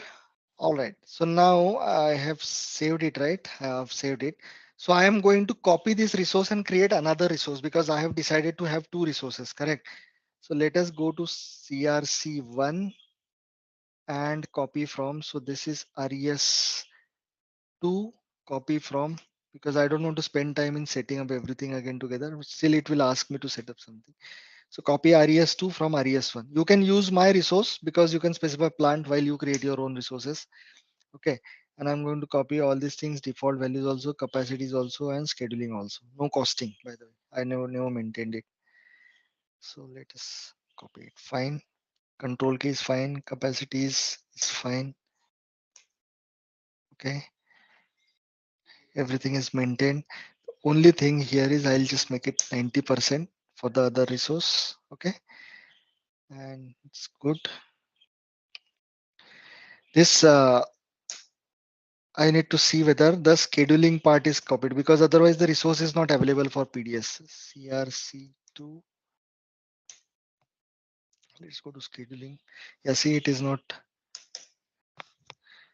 Okay. And I think the formula, I mean, I've seen some error sometime that it does not, but we'll see that in case it doesn't get transferred. But make sure that you are doing the scheduling capacity assignment as well. Okay, fine. So now we created two resources. Fine. Where are we now? In this case is, we still have 30 minutes, right? Yeah. So we created this resource one and resource two. Next step is to transfer these resources to PPDS. Correct. So how do we do that? Again, not by integration models, but if you are working in APO world, you have to again go in CFM1, create the integration model, generate, activate, and blah blah. But here I will simply go to CRC2 transaction. I was there. Go to resource one and simply say advanced planning. That's it, and save. Boom. It's now sent to PPDS. Okay, so let me check. The transaction code is still same. RES01 slash SAP APO slash RES01 is the transaction to check resource in PPDS. Okay. So 1010, and let me see if what are the resources there. I don't know the naming. Yeah, so some people have in old ages done that, but I have got these two resources, right? One is dependent on planning version and one is non-planning version. This happens all the time. So the naming that it has applied is W to represent work center based resource, even if it is a resource based resource, right? Resource or work center as a master data, but this is how the standard integration has been set up to always apply W in the beginning, then the name of the resource, followed by plant, followed by the capacity that you have created on the resource. You remember on the resource, inside the capacity, you created processing unit type of capacity. If you would have created a labor 0001 machine, whatnot, different type of capacity, that would come here. That's an indication of how the resource is, why the resource is. Okay. So this resource is created. Now for the sake of checking, I'll see if the area 02 is also there and see. So it's not there yet because I haven't set that up, correct? So let me just transfer that resource also. Okay, and now I should have area 02. It is very quick. See, it's faster than the fastest. Okay, so I've got a resource. You see on top, we have single and multi thing. I did not click can be used by multiple operations. So it came as a single resource. If I would have clicked there, then it would have come as a multi resource. Calendar and production line are separate types of resources. Okay, so we got the resource here, correct? We got the category of the resource. It's a production type. We got location, time zone. It's selected from the calendar that we assigned it, Germany calendar, correct? And the total duration it is available, 1 hour of break. This is 1 hour, right? Or 1 minute. Hey guys, you didn't tell me this is not hour. That's why it was saying 2398. See, this is not hour. That is why. And see now, see now it is 23, correct? 1 hour is reduced. And Yes. say we okay, so let it be 90 only. 1 minute break cannot be the real break, right? Okay. So now just go back and display again. So now it has become this 1 hour of break duration, utilization rate 90% and whatnot, correct? So this is the 90%. So the production time in a day is only 20 hours, 70 minutes available, correct? Fine. On the resource, there are some things like you select the resource, you go to the capacity profile of it, correct? And you should be able to see the availability of the resource based on the calendar. So see, this is the capacity variant. 01 is the default variant that is assigned by us there, right? This 01, correct? On the S4 side, you could have created 02, 03, or you can made it here in APO directly by going in the change mode or PPDS. But for now, let us stick to the capacity variant 01. It is the active variant for the capacity storage. It is showing us the availability. So see Monday, Tuesday, Wednesday, Thursday, Friday only. Only 5 days this resource is available. Saturday, Sunday are gone. How it is? We never specified. Can anybody tell me where the Saturday, Sundays are gone here? Why? See, for Monday it is available on this day. It is available for 24 hours, then 1 hour break. So total available capacity is 20 hours because the utilization is rate is 90%, and it is only one single resource. That's why one capacity. But where are the Saturday Sundays? Where did I specify that don't consider Saturday Sundays? So let's go to SCAL or calendar some transaction. Yeah, SCAL, Yes, and go to the factory calendar, display it, go to 01 and go to the definitions of it. You will have just Monday to Friday as working days. Saturday, Sunday, public holidays, you are not working. These are Germans, right? This is Germany. Germans are very strict about their working days, correct? So that's why the capacity hasn't been generated for those many hours, correct? So these are some basic settings that are available. One thing that you said is about downtime. So I should mention, especially this is useful for production planning and detailed scheduling, because there could be a machine breakdown suddenly, correct? आप लोग कहाँ बैठे हो? We are sitting today, but you are already seeing that the machine has broken down and there is no chance of fixing the machine before next 3 weeks, correct? So in this diagram, you are sitting down today, machine broke down in the week 1, you want to fix it, but it would take at least 3 more weeks. So you have to not schedule anything on that machine for next 3 weeks, correct? Schedule, I'm talking now. Slowly we are entering from planning to scheduling side, okay? So if there are any plan orders or all production orders here, you have to push them to week 4, 5, because you cannot do any scheduling here. So you just have to come down here, put valid from today to valid till that day, from timing and type of downtime. You need to select it is a planned or unplanned. So it is like a unplanned downtime because broken down. So put resources inactive, give some description, and boom. Next time the scheduling algorithm is run, it would just push out all the orders outside. Correct. And it happens. There could be a planned downtimes also. What does it mean? Is say Christmas time. Okay, entire Europe, because this is a German factory now, right? So entire Europe is off during December, correct? December last 2 weeks. So you would already insert planned downtime for last 2 weeks of Germany. So even if it is some sitting somewhere here, I'm sitting today, and it would be somewhere like month 12, right? December mein aata hai na Christmas.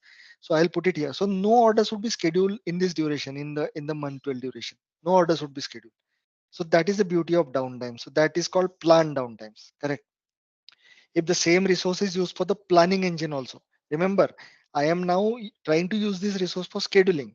Planning part, I'm using IBP or APO. Okay, but if you are using say PPDS only for planning, that time you might be using the same resource and then you include it, correct? I told you about block planning. If you remember, I will explain you the block planning concept in the first week, because in the first session I was telling you the advantages of using PPDS. So block planning is one of them. Okay, what do we do in the block planning is for the product. Okay, let me go to the product. If you are at the product, there is a tab called classification here, correct? So this classification is like, if you go to S4, there is also a classification tab. Under the classification, you create a class. Okay, if you are aware about the object oriented orientation concept, there are classes and objects under that, something similar, not exactly same. But what you do is there are some different transactions. I don't want to divert a lot, but see um, I forgot how to create class and characteristics transaction. That is CT30, CT30, CT01, CT02, and so on. So explore if need be, but you create a class. Okay, so the class is like a placeholder for what are the characteristics of the product. So say you will say that product class. Okay, the product could be differentiated based on color, size, um, shine.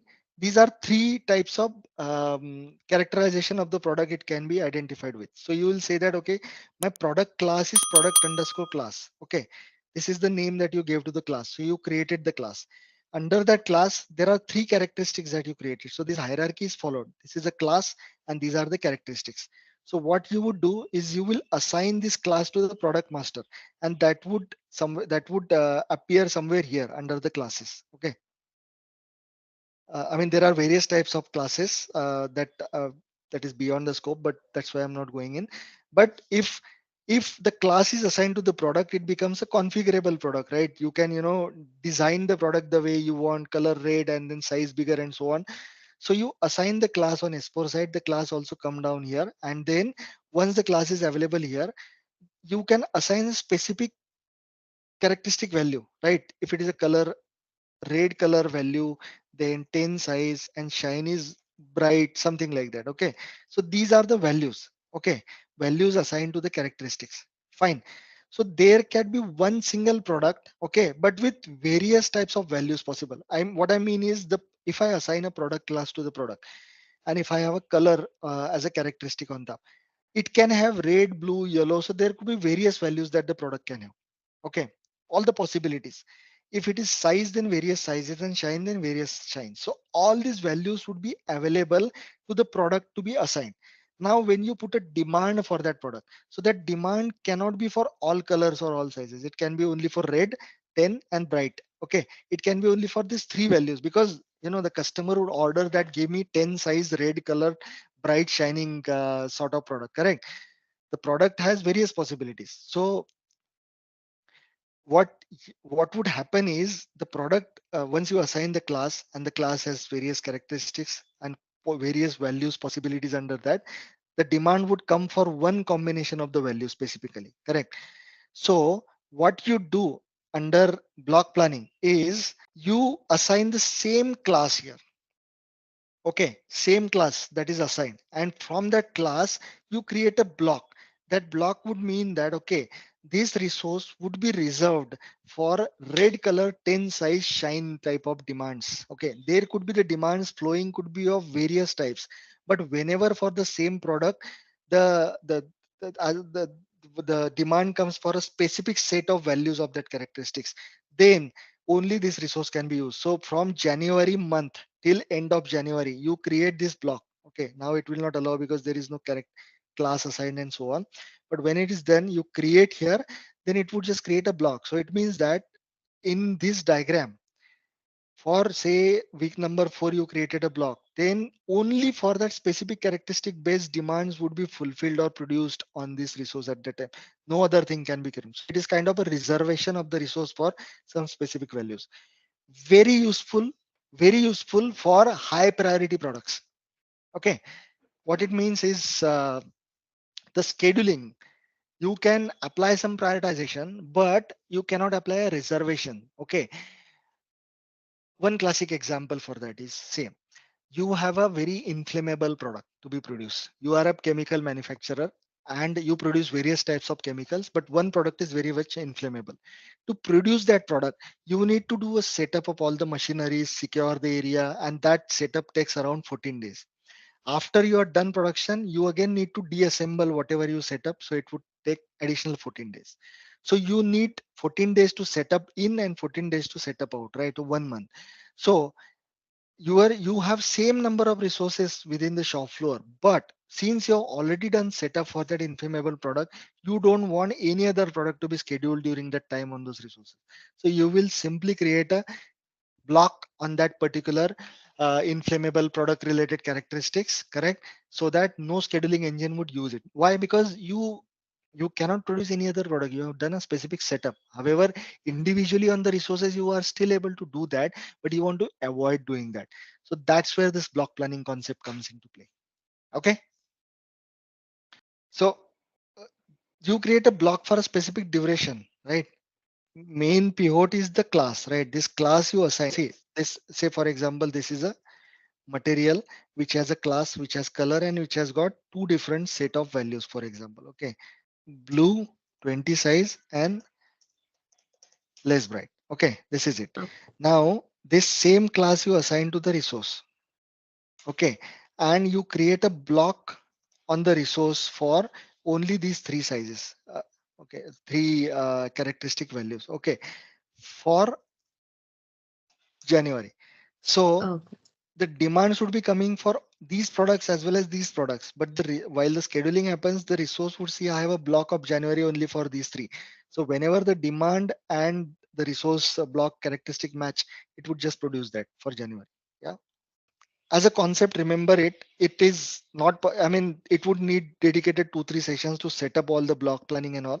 So not that frequently used, but if you know it as a concept, whenever time comes, whenever your customer says, I want reservation sort of block sort of planning, then you can very well explore that and implement it. It is very easy, just 4 to 5 steps, but it takes time because it needs, you need to talk to the configuration guys, the PP variant configuration guys, understand what should be the class, what should be the characteristics.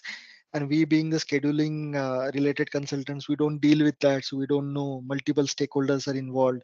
Then you need to transfer the class here. Correct. The transfer itself with the ePPDS setup, the transfer is different way. It is not like you go and create an integration model. So a lot of things are involved. So understand the concept, basically the possibilities here, and explore when the time needs that. Okay. All right. So now what have we done by now? Coming back here. So we created, let me keep highlighting it in green. Okay. I don't repeat. We have created resources. Okay. Resource one, resource two. This part is done. The next step is let us go and create a bomb. Okay. We'll not spend a lot of time in the bomb. So anybody knows the transaction code for bomb? We may have some bombs for the material, but my material is FG124. The bomb would be created for the finished good 126 it is, right? Yeah. Bomb usage is always one for me. Don't ask me why and so, because it's a production bomb. Okay, it is valid from today. Going. Hey. Alternative 2 added to the bomb. Why are there some bombs existing? CS02. There should be some bombs pre-existing because yeah, 1 and 99 are existing, right? Alternative bomb. So I will create bomb number 2 in that case. Correct. I don't want to, I mean, or can I delete this? They must have been created long back, but I don't have deletion thing. Yeah? Deletion. What about my authorization? Never mind. I'll create a bomb number 3. Okay. Sorry, 2. No, bomb usage 1, alternative 2. Eh. Okay, fine. So once I come inside, I just need to specify what are my components. That is raw mat 1, raw mat 2. Two components I'm going to use. Correct. What are the quantities of this? Okay. So quantities is perhaps 10 quantity of this guy and 10 quantity of this guy to produce one base quantity of the bomb. Base quantity is specified under header. That will see, I think it jumped out of it, but we'll see. Unit of measure, I'll keep it kg, everywhere consistent. Okay. And that's it. The rest of the things are not required, I guess, but we'll see if it needs it. Okay. Please enter. Enter item category is L always. KG is not supported for material raw mat. Why? So what is the base unit that we selected for this raw mat? So base unit for Piece. finished good, we need to make it consistent. Okay, this is pieces.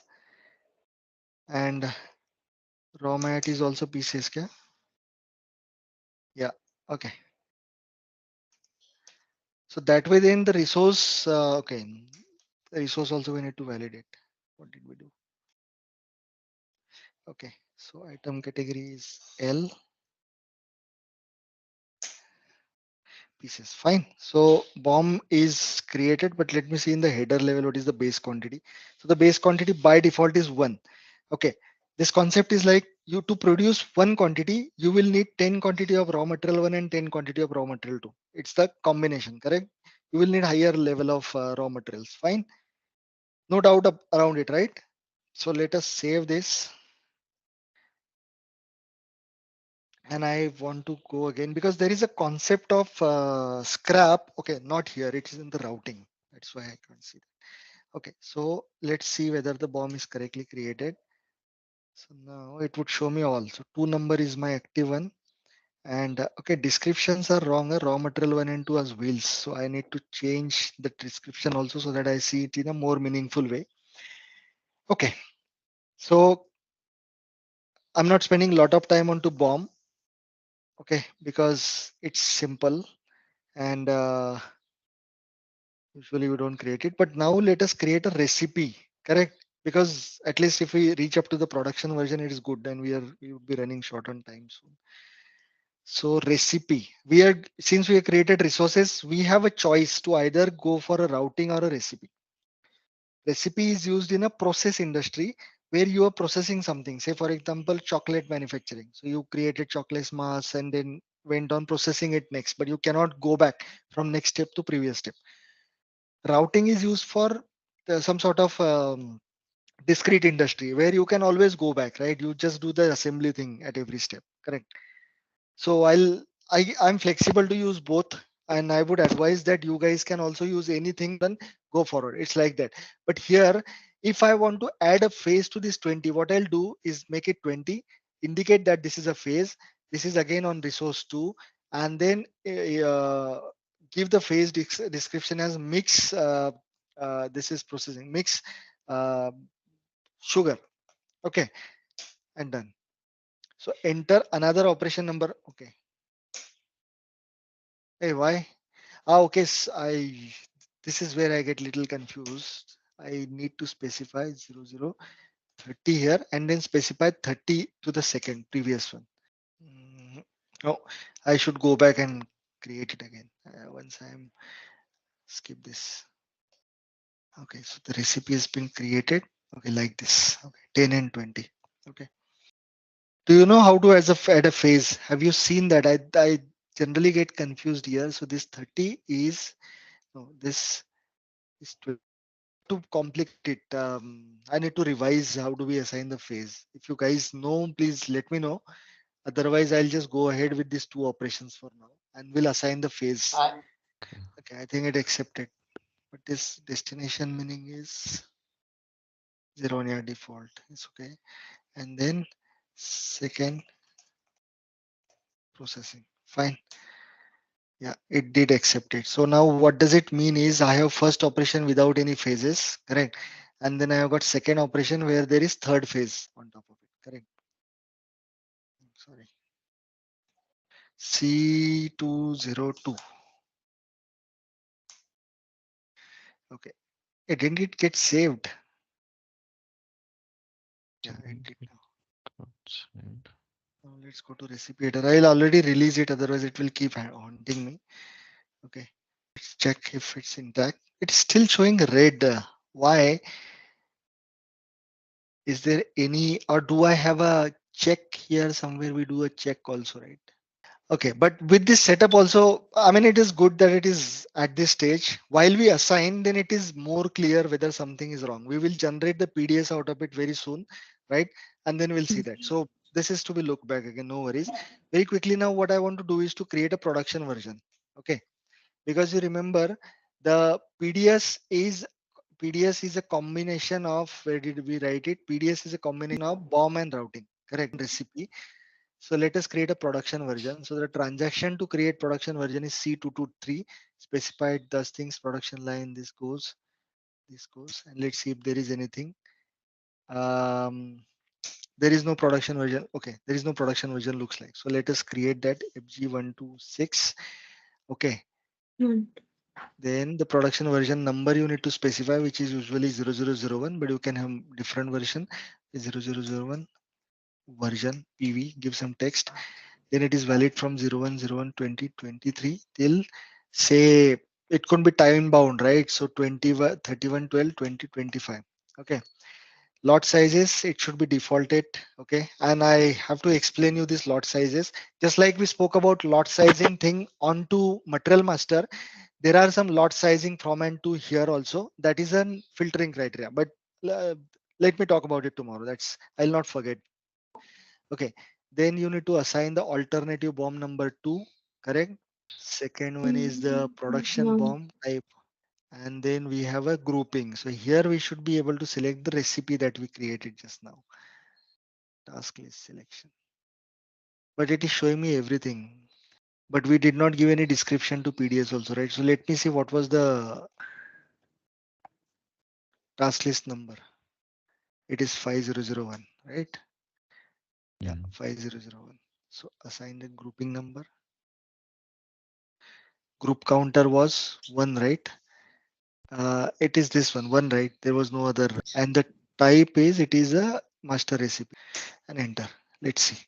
So version already exists. Why didn't it show me then? Never mind. I'll create version number 2. Perfect. So this date is not valid because see the recipe itself is valid from today. So we cannot make the production version to be valid from 1123. So let us put the date as 21/7. Okay, great. You made changes to product. You want to save? Of course, I'm here to save. Perfect. So this way our production version is created and now it is showing us, hey, where is our production version? This is 0001. What happened with our production version? Okay, so here is our production version, correct? From here itself, if you double click on the BOM, you can redirect to BOM, right? And if you double click on the recipe, you can redirect to recipe. But what is important for us is it's not showing us the, yeah, this one, this tested part, this should be green always. Okay, so click on consistency check and see whether everything is fine or you're getting any errors or warning. So looks like there is no error or warning for us, right? Otherwise it highlights it, the task list or BOM. See, BOM exists. Okay, task list exists. If it doesn't come with this message, then there is a problem. And now it is green. So this way we have created our production version also, right? So save it, go back. Okay, we created the recipe routing and also the production version. So S4 side of it. And then when I say S4 side of it, you need to also keep completing your right side of task. So we may want to do it this way that one of you will share your screen and then I will explain so that one of you will get a hand of. I want to logically conclude this thing. So we transferred everything. We transferred the BOM material, the resources, etc. And we have now created the production version. So the next step is to get the PDS to PPDS, correct? So there are two ways to do that. Before we transfer the PDS to PPDS, we need to ensure that the PDS is correctly generated. The production version is rearranged in a different fashion, which we call as PDS for PPDS, and PDS is production data structure. So there is a transaction called PDS underscore MAINT, no SAP APO. So this is a ECC or S4 specific transaction. PDS meant go in there and see whether the PDS is generated. So your FG126 and 1010. Okay, production version based PDS, all these things are selected. You want to give the production version number also if required, right? So it is 0002 and just execute. Let's see if the PDS is generated. So we are able to see two PDSs here. The one which is ending with ES is SNP. Now we don't have SNP, but someone might be using SNP also, right? APO based SNP. So it is generated. Other one without that is the PPDS PDS. The PDS type indicates PPDS. Okay. So expand that PDS. We should be able to see all the BOM components and the operations under that we created. If we do not see something here, like the component tab is missing or operation tab, then something is wrong with the master data that we created. So this is important that you verify it before sending. Header data says everything okay types. Component data says what. This is a very bad GUI actually. Please find out if there is um, there is an option to see this on the web app. And you can also try to search based on the transaction codes, by the way. Okay. PDS underscore meant to be seat. So maintain additional data maybe. Oops. So you don't see it. It means that's not there. Never mind. But go in the component and see whether all the components are seen. So see, first component FG126 is the output component. It is indicated based on the type of component. And two components are there with 10 and 20 number from the BOM as input component. So even the components are correctly coming, right? Is there anything else? Nothing. Then go in the operation data and see whether the operations and phases are coming up. So you have something is fishy. See, only number 2030 part is coming up. So here we have got valid from activities 30 where this is the superior operation 20, but what about operation number 10? It's not coming up. This is coming on the resource number 2, capacity and blah blah blah blah blah, right? So all the things are coming up, but something has happened with operation number 10. It's not coming up, correct? So you need to go back and see what has happened on your recipe part, correct? So operation 10. So, okay, standard values are not maintained, right? CR, what is it? C202, right? 202. So, okay, standard values, it is enabling. I think it is something related to the phase it means because this is recipe and it's been a while I created recipe from. Operation doesn't need it. So we may have to create a recipe for this number of 10 operation also. But since we are at the end of time, I will not go in deeper here. I'll explore it myself, or maybe together we can do that in next class. And anyways, you guys would come prepared before next class with your set of master data. Hey there, wanna ace your supply management game? Our SAP S4HANA APO PPDS course is your go-to solution. Take it at your own pace right here on our platform. In this course, you'll master SAP S4HANA APO PPDS, a toolkit for planning everything from product quantities to their precise destinations. Covering all the basics and advanced tips, our course is crafted by seasoned experts who know their stuff. Your instructors? They're pros with heaps of experience, ready to guide you through and answer any queries you may have. And guess what? Our students love it. Just like you, they found our course incredibly beneficial. The best part? It's super affordable. This golden chance to learn won't cost you a fortune. Ready to level up your SAP S4HANA APO PPDS skills? Enroll now on our page. For more details, head to ZaranTech's website. Stay tuned for more updates.